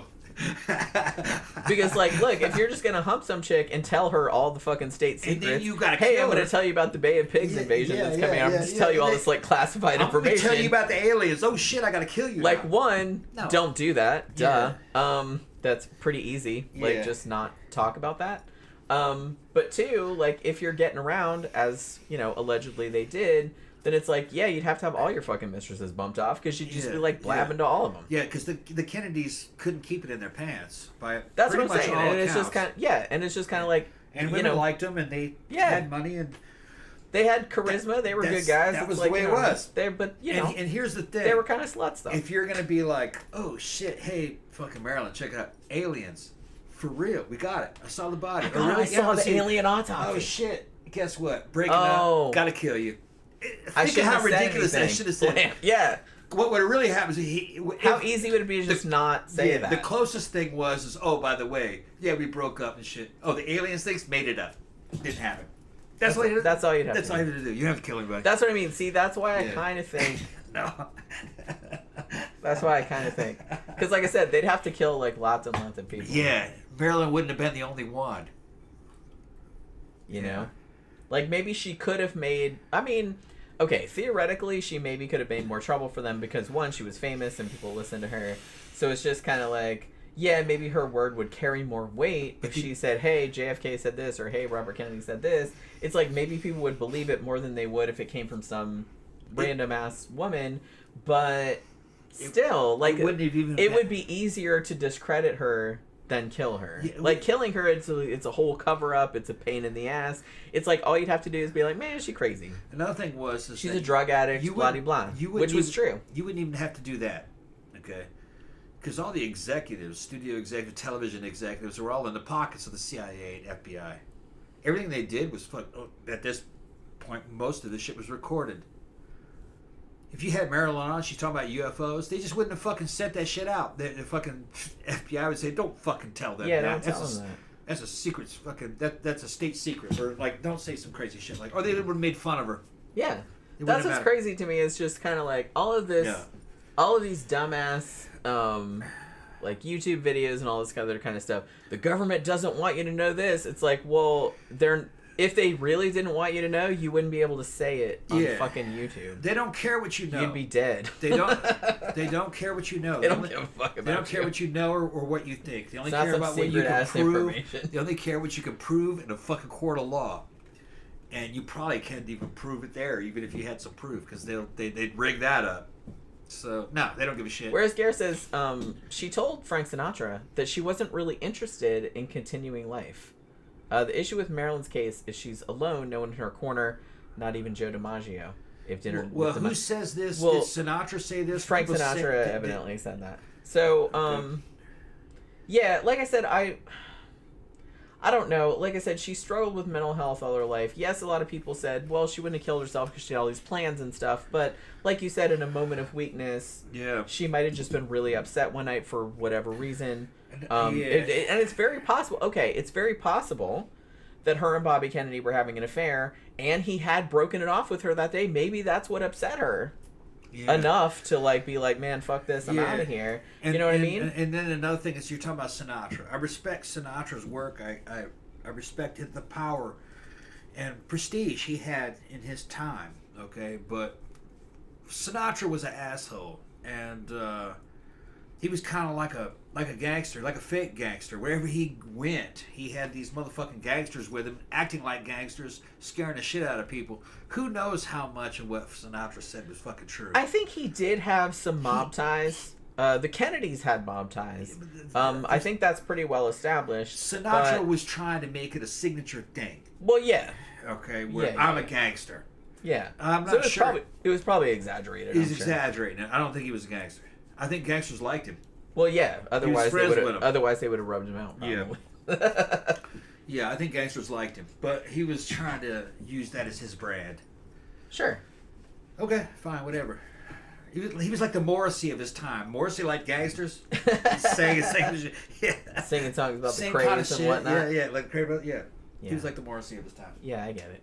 But yeah, so I don't know. All right, so okay, so as far as I know, all the stuff about affair with JFK, affair with Robert Kennedy, and the fact that they might have had her killed, because she knew too much, because they had told her some shit in the course of the. Because like I said, apparently while they're fucking, oh, by the way, here's all these secret classified plans, as one does.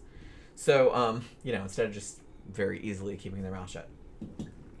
So yeah. So as far as I know, the first time that was published was 1964, and it was like a self-published, and it was, like I said, it was from somebody that pretty clearly had an agenda. He was a very strident anti-communist crusader, and he went so far as he was saying that her doctors were communists and her ex-husband was a communist and all this other kind of crap.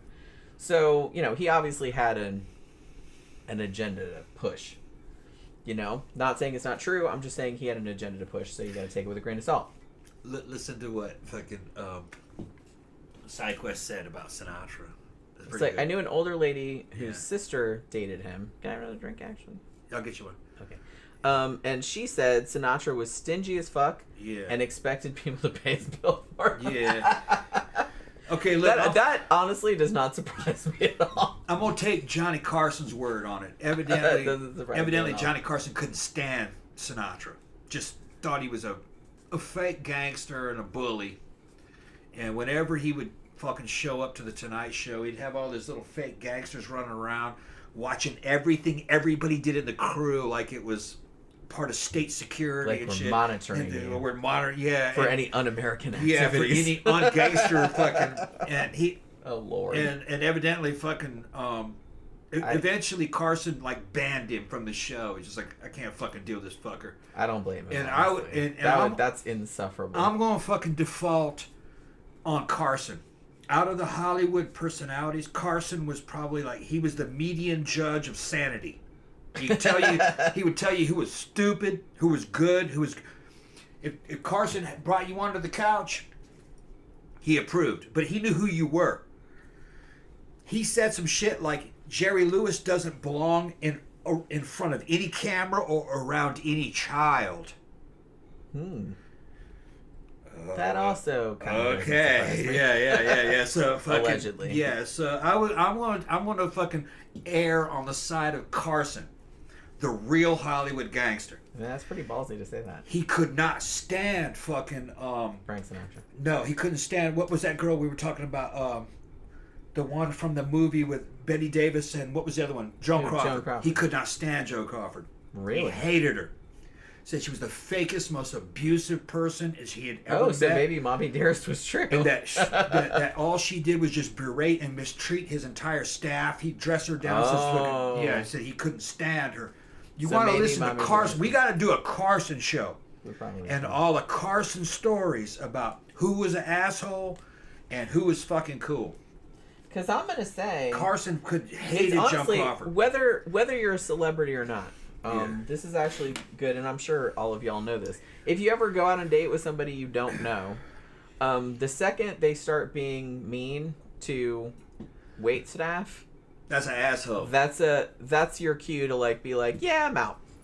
Yeah. Because that is a person who sees those people as beneath them. Yep. And that is not the kind of person that you want to hang out with ever. There's videos out there discussing Carson's shit list, and a lot of big names, including Orson Welles was on the shit list. He hated Orson Welles.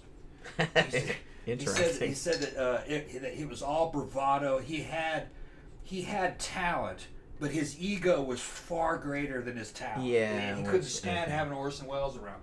Because that's one thing. It's just like, yeah, it's cool to like. Some people are really brilliant and stuff like that, but man, you have to be super, super brilliant for people to like put up with you if you're just some arrogant, obnoxious tool. You know what I mean? And I think a lot of them are like that. And honestly, most people that are like that, they don't have the talent to back that up. I can't really think offhand of a person that is super, super talented that is also like an obnoxious chode that nobody wants to hang out. I'm sure there's some. I just can't think of any right now. But, yeah, because usually if you're real arrogant like that, that usually means you're compensating for something because you're not as talented as you think you are. So you're trying to come across like you're trying to fake it till you make it, you know. So I can see that. I always thought like Orson Welles, he just always came across. I mean, I only saw him kind of toward the end of his career, you know, because I'm old, but I'm not that old. And at that point, you could tell, like, even in the commercials he was in and stuff like that, I'm like, man, that dude's plastered. Even when I was a kid, I was like, I'd say, what's wrong with that man? Is he drunk? But yeah, so he had a lot of issues, I can see. Everybody was kind of drunks back then. Like, I'm drunk right now, but I'm just saying. But yeah, so there's that. All right, so where were we? Okay, so I have some left, but I'm trying to speed it up, you know what I mean? Because it's almost 11 and that's not mine? Oh, yeah. Here, this one. Thank you. I was like, why are you giving me that big jar that I can't hold with one hand? Because I can't hold that. My hands are tiny. So, yeah. So, like I said, so all of the stuff about the affair and all of that, as far as I know, came from this little self-published pamphlet published by a guy who probably, like I said, had an agenda. He hated the Kennedys. He thought they were commies. And so he probably had his own axe to grind. I'm not saying that that wasn't necessarily true. I'm just saying that I would take it with a grain of salt because obviously the person peddling it had a reason for peddling it. And the thing about it, too, as they discovered later, was that his only source was Walter Winchell, who was kind of a big journalist, newspaper guy back in the day.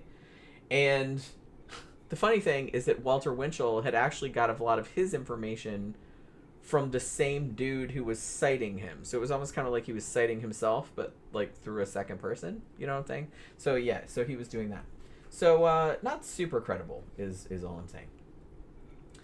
Now, on a lot of Marilyn Monroe documentaries, you will see the LAPD sergeant, Jack Clemens, who is the guy who, and I don't think there's any dispute about this, but I think he was one of the first, if not the first police officer to arrive on the scene, at Marilyn's death. Like, he was called there and arrived there.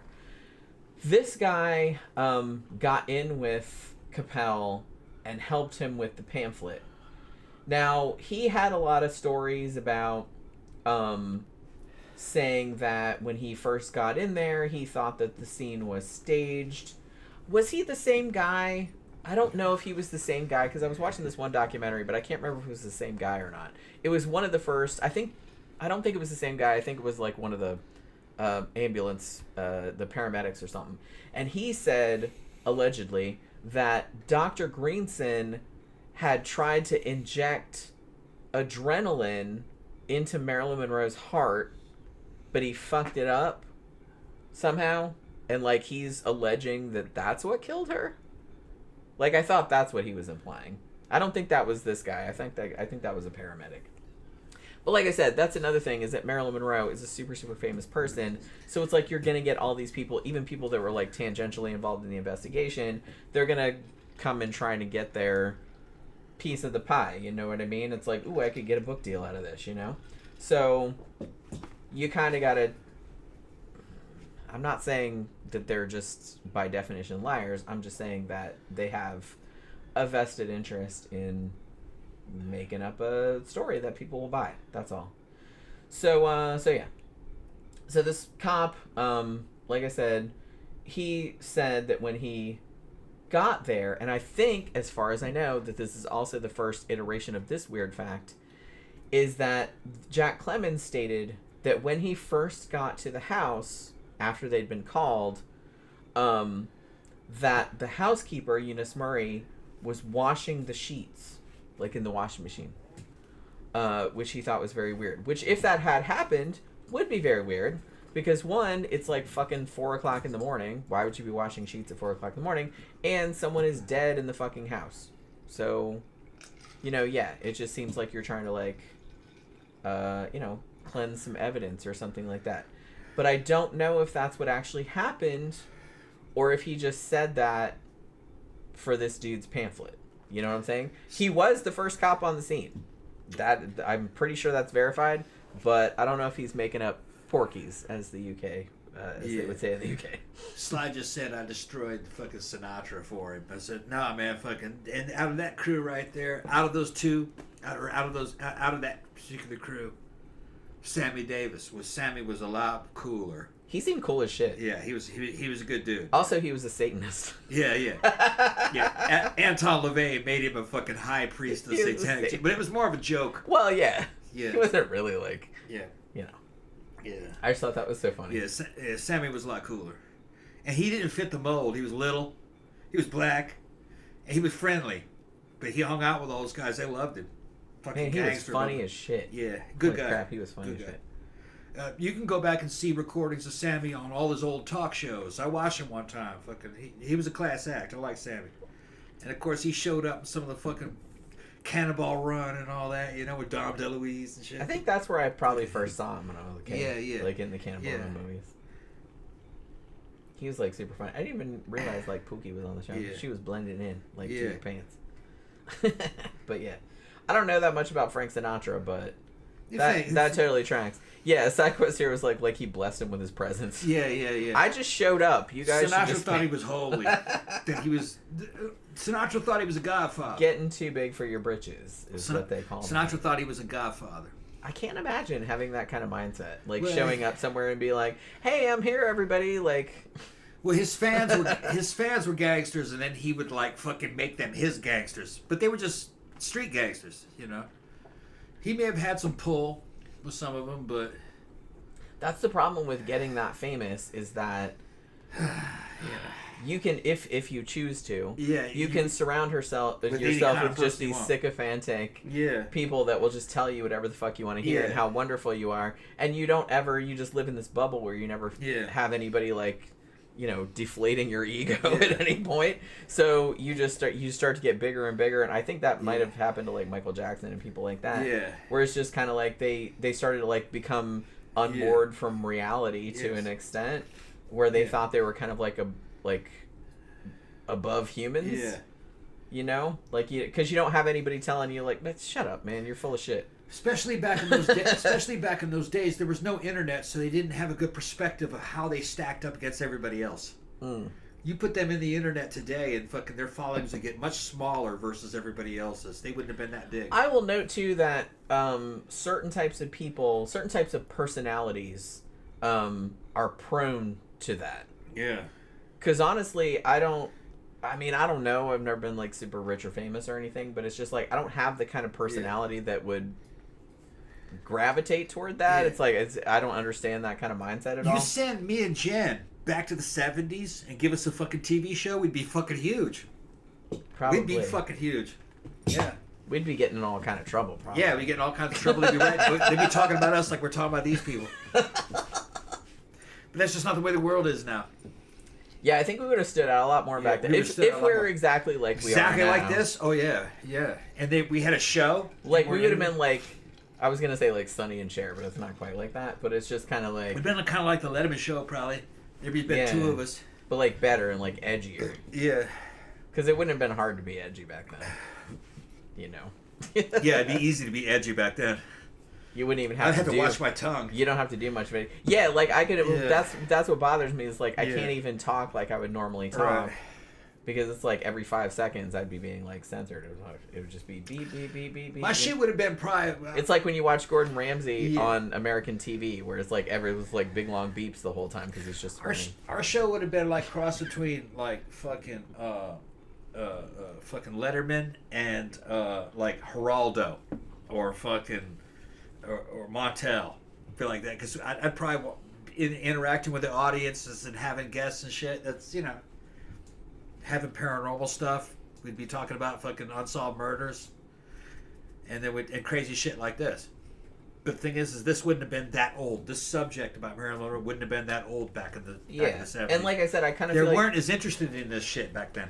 In the 70s, it just got kicked off. Yeah. Because, like, where all this shit came from, the Robert Kennedy stuff, like the Eunice Murray was washing the sheets, commie conspiracy, all of that came from a 1964 pamphlet, but that was self-published. So it took a while for that to kind of filter into the zeitgeist. Yeah. You know what I mean?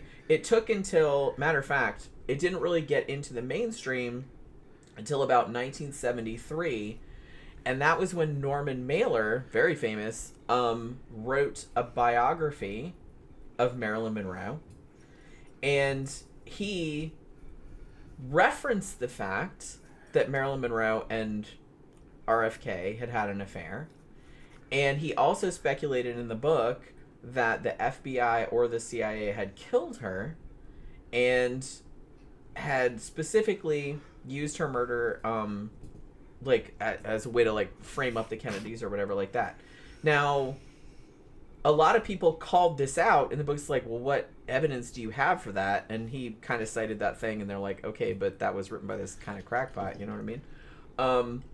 So he actually later recanted that on 60 Minutes, saying, I was just trying to sell a book. I didn't, right. I didn't really fucking check.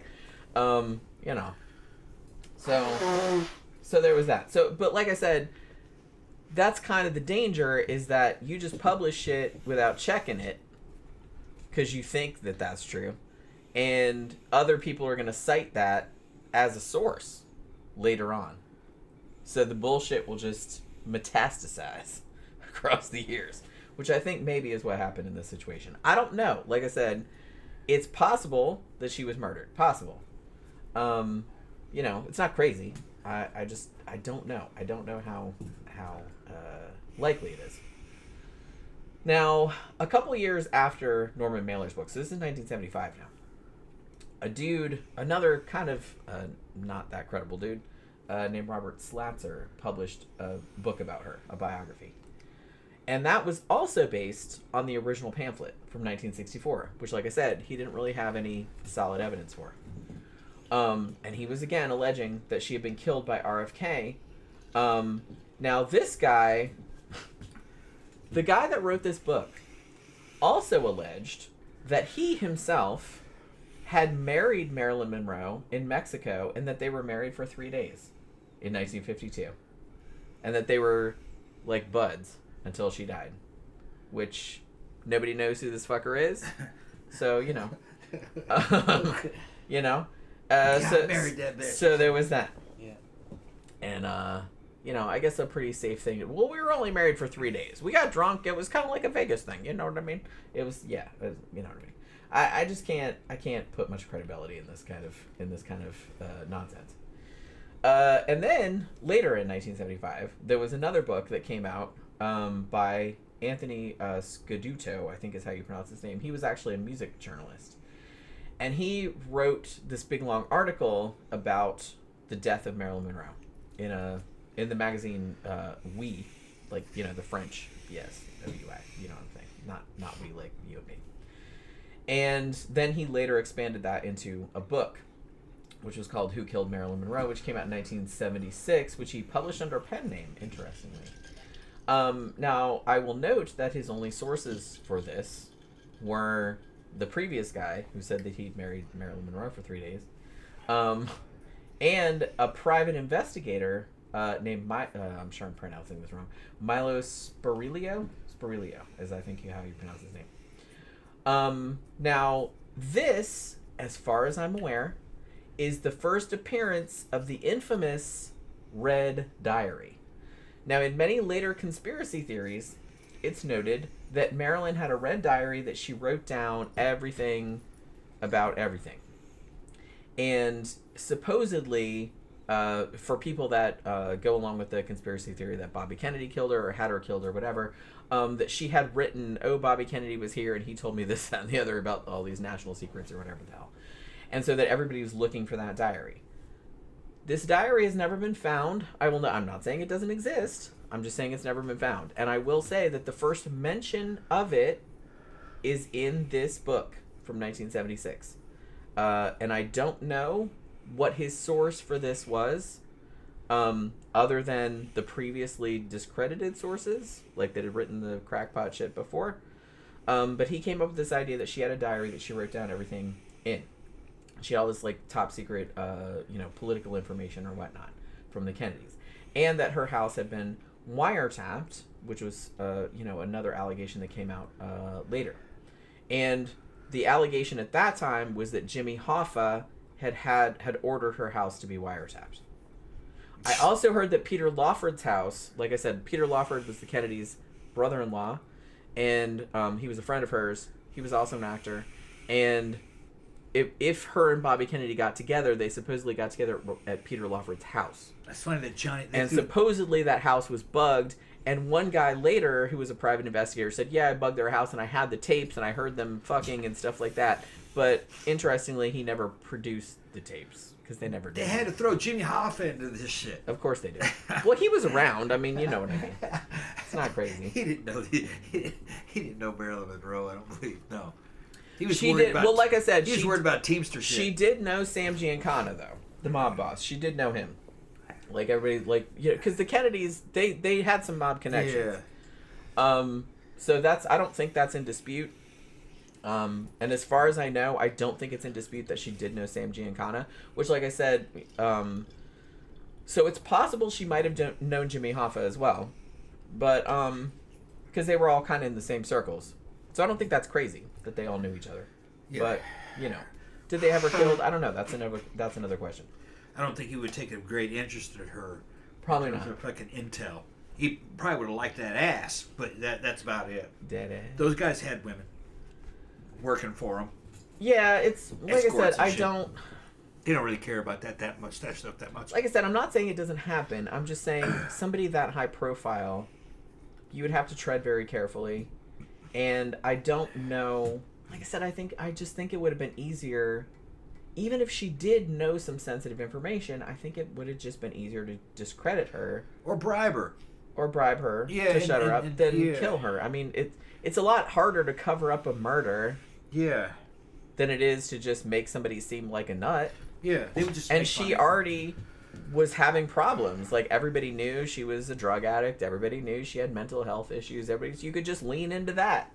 And just say, she's a nut. She says all kind of crazy shit, and everybody probably buy it. When you're talking about the Italian mob of this era, they didn't kill women or children really, in general. They didn't really take women that seriously. Like, nobody will believe her. But that's not the way. And especially, and I think particularly Marilyn Monroe's case, because she had that persona of like dumb blonde. Even though she wasn't like that in real life. That was how everyone perceived her. Yeah. So it's like they could have played into that as well. It's like, she's just some dumbass. Like, she doesn't know anything. You know what I mean? Yeah. Even though she very much was not like that. By most accounts, the Italians were pretty good with women. Women liked them. They were good with. They weren't really involved in what the mob was doing. They made sure to keep women and children out of what they were doing, and they just, this is gangster stuff we're doing here. We don't need that. They just excluded women. Yeah, it's like they didn't have anything to do. They didn't have anything to do with what they were doing. They liked women though. Yeah. Yeah. That was like part of that was in a way kind of protecting them. Yeah, they kept women out of that. Although I'm sure the women probably knew more than they were. Well, no, their wives. But the wives were off limits. Yeah. They didn't kill the wives. I don't think of any. I can't think of any case where a mobster was killed and his wife was killed along with him. I don't. Yeah, that seemed a little. They didn't do that. They had. I mean, they would just kill people. There was a code. Not indiscriminately, but they would kill people for reasons. But there was a code. It's like, you don't fuck with another dude's family. Yeah. Like, you can rub him out if he did some shit that you didn't like. Yeah. But it's like, man, leave his wife and kids alone. Like, they usually stuck to that. Yeah. Yeah. I'm trying to think back of any time where they killed the wife and I can't really think of that. I mean, there might have been a case or two, but I can't think of one offhand. No. They had the standard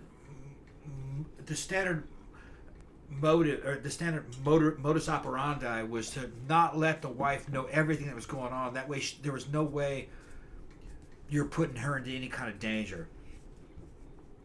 Although they did know. But maybe not enough to testify, or not enough, or they wouldn't testify. They might have kept him on a need to know basis, or basically said, if you see anything, no, you didn't. They considered the wives and the children to be civilians, so they didn't go after. So they didn't get. They didn't, right? Yeah. Which, like I said, fair enough. Well, if the women were culpable for gang activity amongst them, they couldn't get married. Yeah. Because no women would touch them. Think about it. I'm not fucking with you. You do something wrong, they'll kill me. Right. So no, the women were civilians. They didn't kill anybody's wife. And that goes back to the 30s. Yeah. Yeah. Which, like I said, 20s and 30s, right? Probably less so nowadays, but they still had that kind of code of honor where, we're just assuming that. Yeah. Your wife doesn't know anything, or if she does, and she won't testify. Lori says a wife can't legally testify against her husband. Now, for a long time that was true. Is that still the case? I don't think so. I don't know if that's the case anymore. But for a long time it was. But I don't know. Yeah.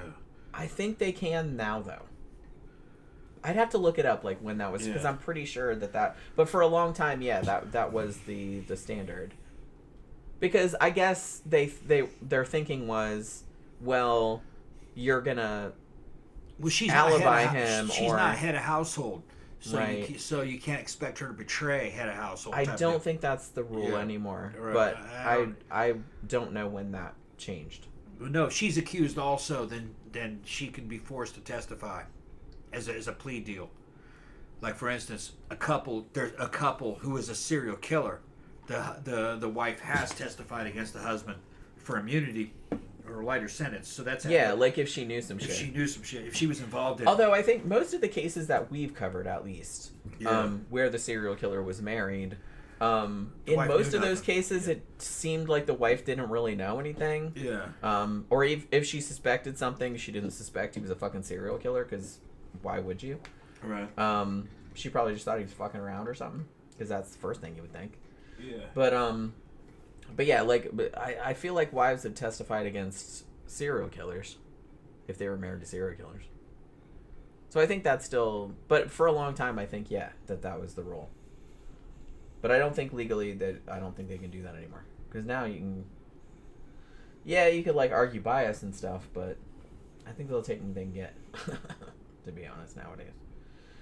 So I don't really know. I don't know if Marilyn's house was bugged. I don't know if any of that was going on. There have been a couple of allegations of that. Although, one of the allegations of that is like, her house was bugged. But then, the guy that claimed that, they raided his house later and took all his tapes. And none of the tapes had anything about that were Marilyn Monroe or anything exciting. So, they just assumed that he was making it up. So that's a new guest, by the way. Yes, Laura. I've never seen you before, Lori. Yeah. Good to have you on the show. It's good to have you here. We haven't seen you in the chat before. Yeah. So we don't know if you've been listening to the show for a long time and just haven't been in the live stream, or, you know what I mean. We're a little bit inebriated at this point. We're still kind of coherent. Yeah. We're still kind of coherent. We've had a few drinks. We're walking through memory lane talking about this old retro shit. Talking about Carson and everything. You know what we're talking about, though. That's my favorite thing. Yeah. I like the old. Well, yeah. It's easier for me to Nobody talks about this era anymore, hardly. No, they do. I mean, there's tons of stuff about... The guys I listen to aren't talking about this. They're younger. Oh, well, I listen to younger guys. Well, I listen to a broad span of ages. Okay. True crime, horror, anything like that, and that's just all ages, and it's about equal, new cases and old cases. I listen to younger guys talking about current events usually, and fucking movies that just come out. So, like I said, I like a mix of both things. Yeah, I do want to do a show on Carson. Put that up for vote. I wrote it down. That motherfucker was the godfather of Hollywood. You had to make it with Carson before you could make it in Hollywood, television or movies. If he brought you to the couch, he was respected, and it was because he was so solid. He was evidently a very good, solid, basic, good dude. If you were a bad person, he didn't want to fuck with you. Ooh, we got a super chat. Who's that? From SideQuest. What's up, SideQuest? Ooh, a nice big one. Thank you very much, SideQuest. Thank you very much. Very much appreciated. Very nice of you. Yeah, Lori said, new listener. New listener? Well, hey, welcome to the show. We've been doing this show for a fucking long time, Lori. We got another super chat, too, from Papa. Thank you, Papa. Thanks just for the great entertainment. Thank you, Appreciate guys. Super chats are still open. Show some love. Thank you very much. Thank you very much. Yeah, we don't... You guys are good regulars. We're a small show of fucking people, regular listeners. We actually do the show for the live. We like the live show, but then when a lot of people listen to us recorded once the show goes up because there's different time zones. So, but we've been around, almost 15 years? 12? No, almost 10. We started in 2016. 2016? Okay. But we do 3 live streams a week. Occasionally, I will put up recorded reviews, usually she's got a lot of reviews horror that she movies, does on her horror own. books. I got a fuck ton of those over in another playlist. You'll find them. I have 2 other channels also that I don't post on as much as I would like to, but I try to get something up on there once a month. So yeah, we have a lot of content. Yeah, and Jen writes books. She's done a lot of true crime, paranormal. But the shows and tend horror. to be... We like to drink on the shows. The Wednesday night show, we have a topic, but we usually go off on digressions. That's just kind of how we do. I don't know if we have ADHD. I don't know what our problem is. Yeah. But we just we go off on several tangents. We usually kind of circle back to the topic at some stage. The Friday night show, which we do at Friday night at 7:30 p.m.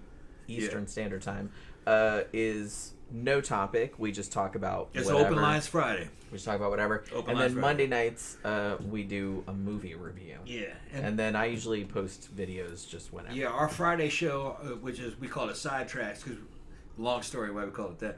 But that's one of our most popular shows. We make a lot of money on that one, and we can talk about anything. You can bring up any topics, and we'll just fucking ramble about anything. For hours and hours. Yeah, we're drinking through the whole thing. And we just get drunker and drunker and just talk about bullshit. Yeah, and it's just if the show's good, it'll be going on for a long time. It's super fun. We'll sometimes ramble for 4 or 5 hours. Yeah. Because we're not going anywhere. But yeah, these shows, I at least nominally try to keep it on topic. Obviously, as you can see, I'm generally not successful, but I usually do get through my notes, because I actually, even though you can't probably discern, I do actually do some research for these, but like I said, we get sidetracked so often, but I try to do the best I can. Yeah, and by the way, feel free to add us on Facebook, or we have an Instagram. You can with 13 O'Clock Podcast on Instagram. You can get us through there. And you can do Thomas Ross on Instagram, and Jennifer Ashford, even though that's her. Well, no, my only Instagram is 13 O'Clock. 13 O'Clock. Yeah, but on Facebook, you're what? Jenny Ashford. Jenny Ross. Ashford. We've been married. Jenny Ashford Ross. She kept her older name. No, Jenny Ashford Ross. Jenny Ashford that's Ross. My personal account. Yeah, I have a bunch of other ones too. Yeah. I have a 13 O'Clock one. I have a author one. She writes under her other names, so her older names. So we didn't want to change her name because she got married, and then all the fucking books have to be changed. Yeah, I didn't want to. She already had a big following. So. It's like celebrity shit. You know what I mean? Yeah. So all my I understand why they do that now. All my books are under. Well, it's a pain in the ass. It's a pain in the ass to get your name changed. Well, and I told you before. Yeah. I changed my name when I got married the first time. A very long time ago, back in the 90s. And I just left it that even after I got divorced. And I told you, I said, I'm not changing my fucking name again because it's a pain in the ass, unless if you marry me, I'll change my name. Yeah. But otherwise, I'm not bothering. So I did. But not so much on the books. But like I said, those had already been published. It's like her stage name. Those had already been published. Yeah, they were. So it's like, well, I don't want to fuck it up. She want to fuck it up, right? She got her stage name is Jenny Ashford. Yeah. But that was my old married name. Right. You know what I mean? It's complicated. Being a girl is complicated. Damn. As you ladies all know. Yeah. So where was I? I wanted to kind of come up with. Oh my god. Are you all right? Yeah, my head's blowing up. Is it? Yes. I need. Hopefully not literally. We're gonna have a scanners moment. I need. Boom. I need to take my fucking antihistamines. Hold on. I'm gonna get my fucking sinus pills. My sinuses are fucking with me. Okay. So one of the other theories, and this to me, okay. Like I said, I wasn't there. All right. I don't know what happened. I'm not saying that she couldn't have been murdered and there was like a larger conspiracy at play. Perhaps involving the Kennedys, perhaps involving the mafia. Like I said, it's a little out there, but not crazy. Like, I could see it. If it was a cover-up, this seems more likely to me. Like, just something dumb. So, this book that came out in 1993, which was a biography of her, by Donald Spoto? I'm not really sure. It's probably Spoto, I'd imagine. And he said that what he thought happened was that she had accidentally died from an overdose. Not self-administered, but maybe from her doctors. And then they flipped out and wanted to stage it as a suicide. Which, like I said, that's also a little out there, but not that crazy. That seems like less crazy to me. So, according to this book, Marilyn Monroe had 2 doctors. Like Dr. Greenson, that was her psychiatrist, and Dr. Engelberg, that was her personal physician, like her GP or whatever. And they had been kind of vocal in, well, at least according to this theory, that you know, her drug abuse was getting kind of bad, and so they were kind of coordinating. It's like, look, if I prescribe her something, we have to like coordinate on this, so it's like we don't prescribe her over, because she might be trying to get extra drugs, you know, by saying he didn't give me anything, you know what I mean? So so they were trying to coordinate on that. That was the theory, maybe. And so they're like, okay, so neither of us can prescribe anything without consulting the other person. Hey, what did she tell you? Blah, blah, blah. Which, like I said, seems like a good plan if that was the case. So, but the problem was, at least according to this theory, that Dr. Engelberg was actually, that she had actually persuaded him to not, she actually lied to him and said that Dr. Greenson said, oh no, he said it was, oh, he didn't give me anything and it's okay that you give me this. And like, you know, Dr. Engelberg allegedly like fell for it and gave her some shit. And then she supposedly took the drugs on August 4th and didn't tell this to the psychiatrist. And then he gave her an enema of chloral hydrate. And then the combination of the two drugs together had killed her. They realized this and they flipped out and said, we have to make this look like a suicide because honestly, this is kind of on us. You know what I mean?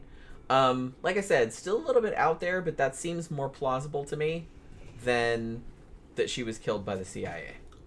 Like, I could see the doctors being, we gave her some drugs, or too many drugs, and we didn't realize that she'd already taken some other drugs, and she died, and they were like, oh shit, we're going to lose our license, blah, blah, blah. Because the thing about Dr. Greenson, allegedly, nobody sue me, is that he was her psychiatrist, right? And he only lived like a mile down the road, and they spent a lot of time together. And according to many sources, I'm not the one saying this, many other sources have said this, is that his relationship with her was not super ethical from a psychiatrist-client point of view. As in, he would be at her house all the time. He would invite her over to his house, like to have dinner with his family, like his wife and kids. They were friends. Which, like I said, that's generally frowned upon. If you do that, they will usually take your license away. Because, and I mean, rightly so. That's not great. Although I remember reading that it was common for psychologists to actually sleep with some of their clients. Oh, probably. And a lot. And I'm not saying that didn't happen there. Sexual psychology to fucking bring them but out. But like I said, very, very, very unethical. Yeah. Very unethical. If anybody finds out about it, especially nowadays, you will have your license revoked. So I think he was a counselor. Friend and counselor. Going above and beyond the Call of Duty. He's gonna be friends with a hot ass celebrity. But I've also heard that he was like obsessed with her. Well, she was a celebrity and she was hot. Yeah. So and he probably was a high value client who's paying. I don't know, man. It's just kind of like, I don't know. I don't look at the dark side of it. I don't know. The doctor does seem kind of sketchy to me. Probably just a friend of hers who was. Yeah, like I said, I wasn't there. I wasn't there. But like I said, from today's standpoint, that's a very unethical relationship for a psychiatrist and a client. Yeah, but you're dealing with celebrities. Sure. And special treatment. You know, they're privileged. I get that. But I don't know. It's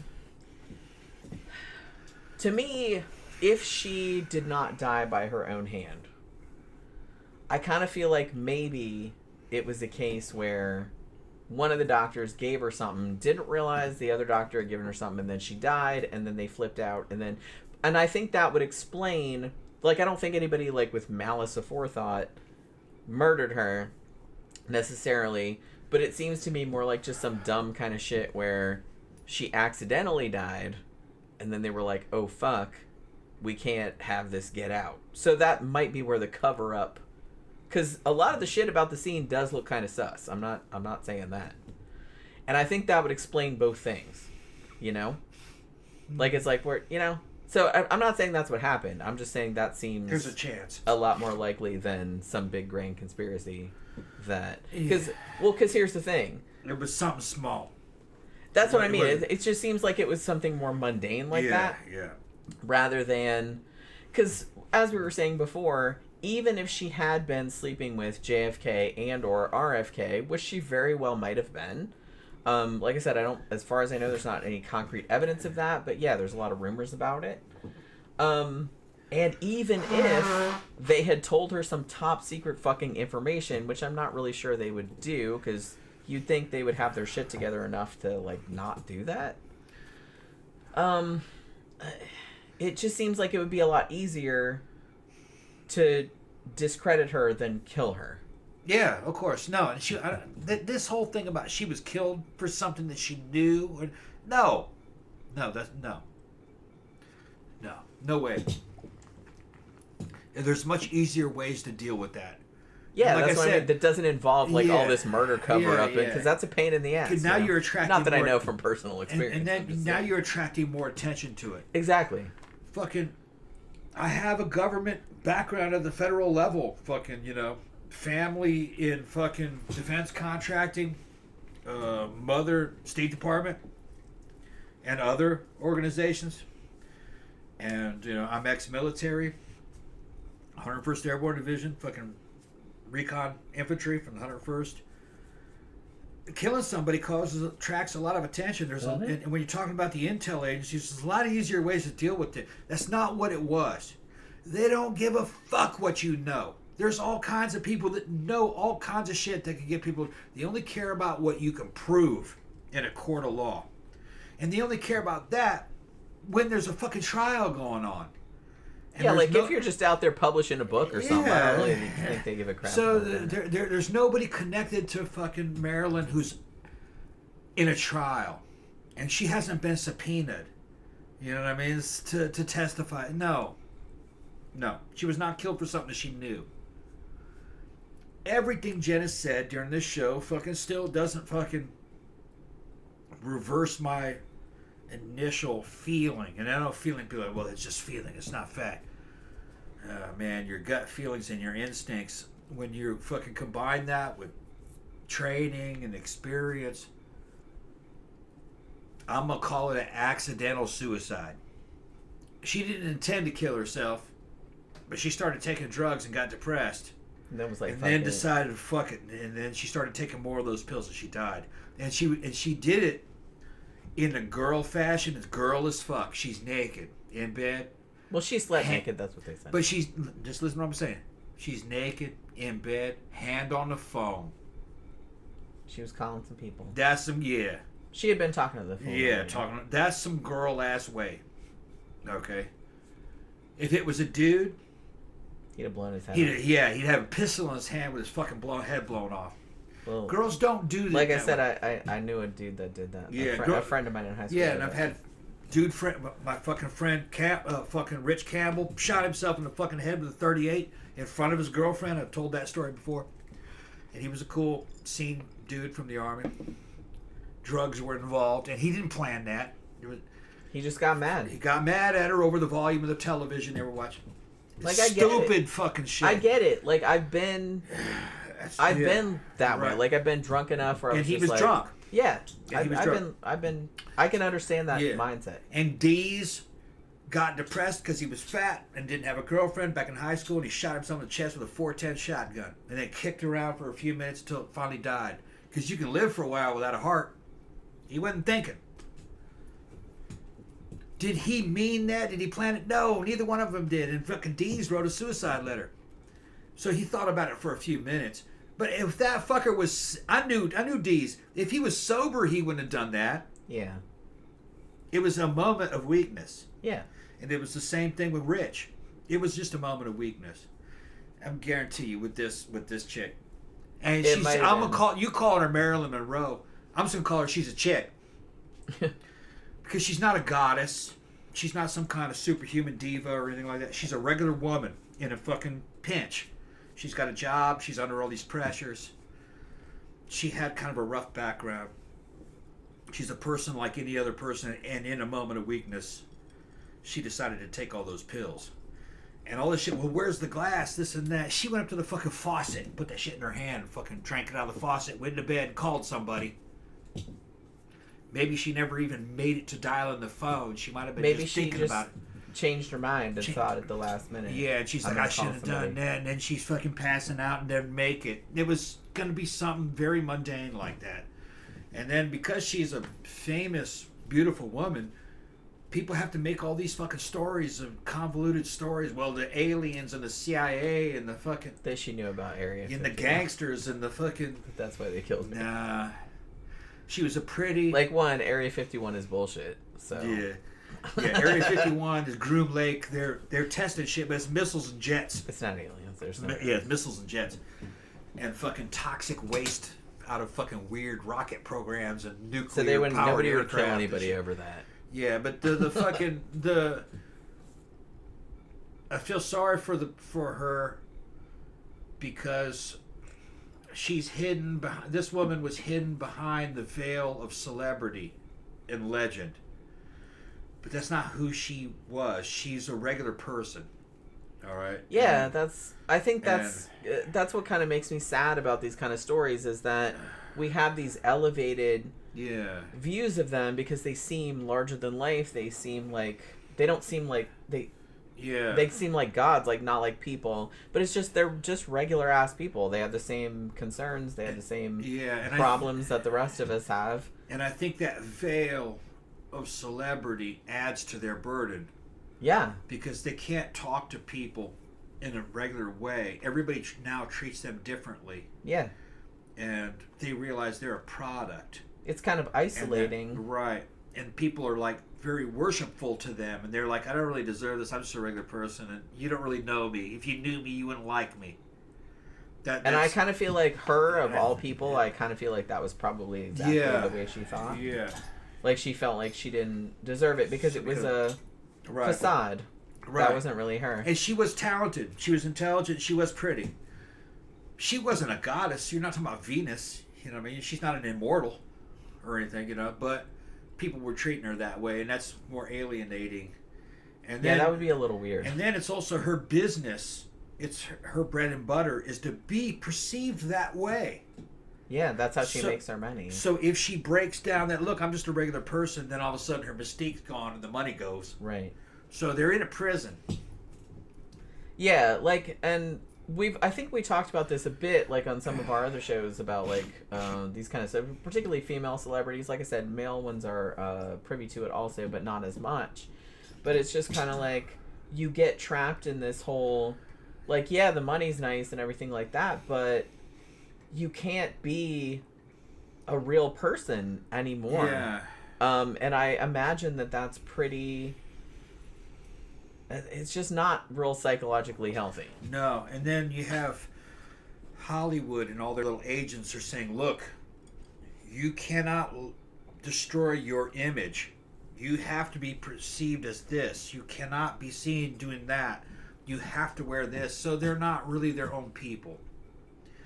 And if you actually look at the details of her career, she's trying to get more intellectual roles in her movies, but no, they want her to be the dumb, sexy. She wanted to be that. She wanted to be more like what she really was, right? Which was like a smart chick. So she wanted to be like that, and they didn't want her to be like that. Yeah, she wanted to be like a smart, sexy chick who could do all this shit, but they keep pushing her down into this little box. Yeah, and what would have been a good role for her probably would have been like Lara Croft from Tomb Raider. She probably would have liked that. Or fucking some of the what would be another good movie where you, or like fucking Alien 2, fucking Ellen Ripley. She probably would have liked that kind of role. But those kind of movies didn't exist yet. Yeah. But Ellen Ripley, she probably would have liked that role. Because that was like, well, the coolest thing about the Ellen Ripley character, and I think one of the things that made that character iconic was that she was pragmatic. Yeah. She was tough as nails. She could get shit done. But she had weaknesses too. She was vulnerable still. Yeah. She was fucking her up. It was scaring her. Which, like I said, that was very relatable. Yeah. Because I kind of feel like, and I think that some movies, if they're just trying to be like, well, we want to make like a strong female character, and I think they err too much on the side of making her too cartoonish and invulnerable. Yeah, like she's invulnerable. Yeah. It's just like you have to be able to show her like a person. Yeah. Well, what was great... that's what I think was cool about Ellen Ripley is that she was a person. Yeah, and what was great about Ripley is that Ripley was overcoming her own fear and doing shit that a sane motherfucker wouldn't do. To go down to that alien hive to go fucking rescue that little girl. Okay. And what I thought was cool about that is that it was a maternal role still. She's trying to rescue that little girl. Yeah, they were still showing that it's like she had empathy and she cared enough to. Well, that's what I liked about that she went back to get the cat. Yeah, went back to get the cat. Because like I probably would have done that too. Yeah. But it's like I kind of feel like a lot of people are like, she went back to get the cat. What the fuck? Nobody would do that. It's like I would go back to get the cat. Fuck you. Yeah, and Hudson probably wouldn't have. That's what I mean. Yeah, well, that's just the cat. Fuck the cat. I would go get the cat. Sorry. But no, that made her a lot more... First of all, it made her a lot more relatable and a lot more feminine. Yeah. Because dudes would want to go get the cat. Yeah. But we're kind of pragmatic. We're like, I don't want to get the cat, but I also... Man, come on. Fuck the cat. I would go get the cat. Fuck the cat, because the cat is doesn't quite have the priority, but the woman is going to go, no. I'm going to go get the cat. I'm going to go get the cat. And the dudes that were watching, I watched it as a little kid with my dad in the theater, knew back in the 70s, fucking back in Alien 1. My dad fucking loved that, and he was a boomer. He loved that movie, and he loved the Ellen Ripley character. That was his dream woman. He's just like, man, he was divorced. She is like the quintessential. Yeah, he loved that. Yeah, she is one of the best. She's like, that's the kind of woman I need to take. He was a redneck. He's like, I need to take that woman fishing. He's like that. That's the kind of woman I need. We go fishing. We go fight the alligators. It's that kind of shit. But like I said, that's what was cool about her character is that she was super badass. But man, I gotta go back and get the cat because it's like, I'm not leaving the cat behind. Fuck that. Right. I'm not doing that. What they did was she was super badass and she was respectable. Guys respected that, but she was still very feminine. Yeah. She had feminine priorities. Let's save the cat. Let's save the child. And a dude maybe wouldn't have done that. But a dude saw that woman do it and goes, oh yeah, and then he like respected it, and you kind of guilt you into going like, yeah, maybe we should go save the cat. It's like, yeah, maybe we should do the right thing. Yeah. Well, and then they had good male characters to go along with her. In the second movie, you had fucking Corporal Hicks. Yeah.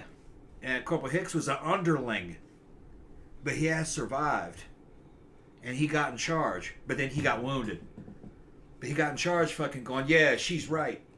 Yeah. Remember that he started backing her up, but he got that fucking alien juice on him. Yeah. And then she had to put him in.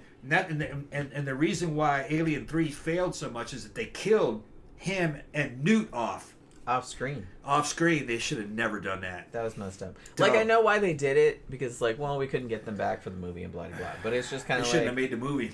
They should have made a different movie. Then rewrite it. They should have made a different Alien movie. Right. You could still have her in it, just maybe at a different time. Oh, they're dead. Or you say, well, no, that was a long time ago. That was a long time ago. You know what I mean? You can't do that. Or had totally different people in it. Like a prequel or something. Right. But yeah, like I said, I think that's... And it's still... it's better now. It's a lot better now. But for a long time, you didn't really see female characters. That's why people keep bringing up Ripley so much. You didn't see female characters that were like human. They were like full, like well-rounded. But in recent people that had vulnerabilities and stuff, because either the woman had, back in the old days, the woman had to be like all vulnerability. They were just kind of like a side character, or like later on they had to have no vulnerabilities because they were bad. Yeah, they were going too far in the other direction. Because you know that what they're doing is it's girl power, and that's fake, because there's no girl power. There's only people power, and everybody can take a loss. And really, male characters are only good when they're coming back from a loss. If you have an invulnerable character, unless it's Superman, and then he even had vulnerabilities like kryptonite. Yeah, it's not interesting. If you're invulnerable, it's not interesting. Another role that probably Monroe would have liked is the Furiosa role from fucking Fury Road, which that's the closest thing to the Ellen Ripley character. I liked Furiosa out of Fury Road, and then the Furiosa movie, which actually bombed, and it bombed unjustly. That was a good movie, though. It was a great movie. What happened is that got mixed up with a bunch of movies that had female leads that were bad, and a lot of the crowd was like, it's going to be another one of those, but it wasn't. And they had a lot of the guys that I listened to, like fucking Midnight's Edge, are like, no, this is a good movie. You should go see it. It's not Charlie's Angels, or it's not this other thing. This is a good Mad Max movie. But they were mad that Mad Max wasn't in it. But he kind of was, but not for very long. Who cares? It wasn't about him. Yeah, it wasn't really about him. Everything has really his story was kind of played out. Mad Max story was kind of told. They made a bunch of Mad Max movies. Do you guys remember? It was like they made a bunch of those. So they just wanted a movie in that universe, and Furiosa was a good character, and she gets her ass kicked through most of her own movie. Yeah, and survives it, and fucking has a boyfriend in it and everything, who's a Mad Max like character. So that movie should not have failed, and it was well made. I liked it. It did have some CG in it. It wasn't, but the other one, Fury Road, had some CG in it. I mean, it wasn't as good as Fury Road. It wasn't as good as Fury Road, but it was still a good movie. How many movies are as good as Fury Road? Not many. I think one of the reasons why one of the reasons why it kind of bombed is that it was too late. That should have been 2 years later or 3 years later. Like they should have rode the hype. From Fury Road. What was it? 8 years later? Something like that. It was a long time. Cause shit, man, I remember seeing we saw Mad Max Fury Road. Loved it 6 times. Yeah, in the theater. 6 times. Loved it. The first time I saw it, I was like, the whole time I was like, yeah. I felt like I had my butt kicked. Yeah. After that movie. Yeah. That was a fucking awesome movie. Yeah. Like I said, Furiosa, I was excited about it. It wasn't as awesome as that, but it was still pretty fucking good. Yeah, and for the most part, the movies don't show anything that a woman couldn't do. They don't have nothing unrealistic. A woman could do that. Yeah, nothing took me out of it. Yeah. It wasn't weird or nothing. It's not like Sucker Punch where you got a hot teenage chick. Which, like I said, if it's in a fantasy world, I don't care about that. Right, yeah. But if you're trying to make it realistic, yeah. Yeah. I thought it was Papa says Ripley was originally written as a man, not a woman. I think all the characters in the original Alien were written as sexless. Sexless, yeah. They were just kind of like whoever. Somebody they didn't really care, who, like man, women. They didn't really. Yeah, think fucking about Ridley it. Scott wrote them as all kind of men, basically. Genderless men, and or gender neutral. Somebody read it and they go, "Is Ripley a woman?" And Scott was like, "Yeah, she could be a woman. Why not? Yeah, she could be a woman." And he didn't really think about it. He didn't really think about it, and really, that's the script was well written, and it was just like, yeah. And I think that was probably why it worked, because he didn't really consider, because he didn't bring any biases to it. He wasn't any bias in it. It seemed like he wrote the characters as genderless people. And then they were just filled in later. Yeah, and you got to give a lot of credit to Sigourney Weaver, because she's like, okay, this is the role. Well, what would a woman do? How would she be? Yeah. And fucking, she killed it. Yeah, and they weren't military people; they were civilian cargo, like truckers. Truckers, basically. So they weren't really trained for the situation of fighting a fucking evil alien creature. Nothing in Alien took me out of it. No. Like, every reaction of the good. people in that was, like, pretty much what a person would do. Yeah. You know? Man, same thing woman, with Predator whatever. 1. Yeah. Masterpiece. Similar. Masterpiece. Yeah. That's what I mean. As long as nothing takes me out of it, like, nobody does anything, and it's like, why the fuck would you do that? Like, you know what I mean? Nobody did anything that was like, why would the fuck would you do that? And Terminator 1. Another American masterpiece. Yeah. Same. Sarah Connor, that's another character that is like really good. And she was good because she had a great arc over the course of the movies. It's like she started out just random ass. She was like a fucking waitress or something, right? Yeah. And then she just got kind of fucking pulled into the situation. Because something her son was going to do. Yeah, because of something she didn't even fucking know about it. Yeah. And then she just like fucking ovaried up. Yeah. Over the course of the movie and just became a total badass. Terminator 2 is considered to be one of the best action movies of all time. It is a great action movie. It's not as good as Terminator 1. I like the first Terminator. Yeah, the first one's more of a horror movie, like Jaws. I will say that back in the day, I liked Terminator 2 better, but now watching them both back to back, Terminator 1 is clearly the superior. Yeah. Well, it's kind of, and I'm not going to argue with anybody that wants to say otherwise. It's the same kind of thing with like Alien and Aliens. Yeah. A lot of people do like Aliens better than the original Alien. I will always argue that the original Alien is better. It's more horror movie, which I like more. Aliens is more like an action movie, and there's nothing wrong with that. And that's also a great, like, a fucking classic film. That was a great follow-up, though, to Alien 1. But of the two, I like the first Alien better. And it's kind of like with Raiders of the Lost Ark. That first one that's classic. You can't top that. That is like the perfect movie. One of the perfect movies. It's about perfect.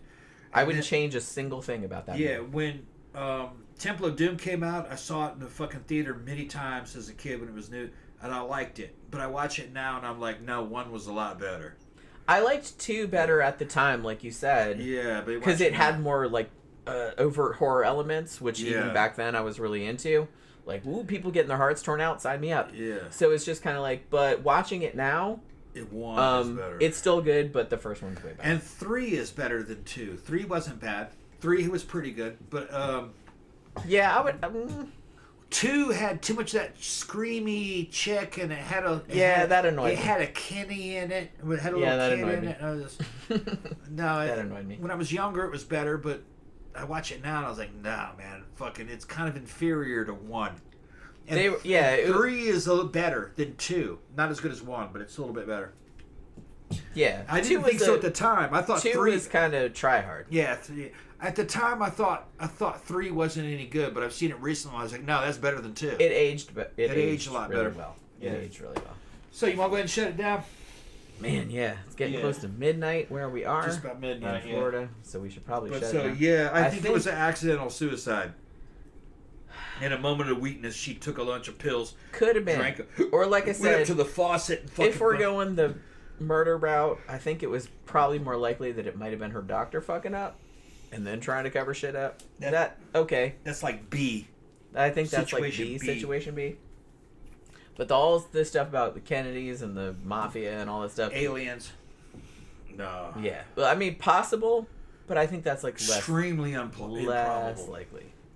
More because, like I said, why would you go to all that trouble? More likely, she got drunk, and in a moment of weakness, she started taking a bunch of pills, drinking it out of the faucet. But like we said, when you're famous, if you just die like that, especially young, like she was only 36, people are gonna come up with all kind of crazy shit. Yeah. That there had to be some more meaning.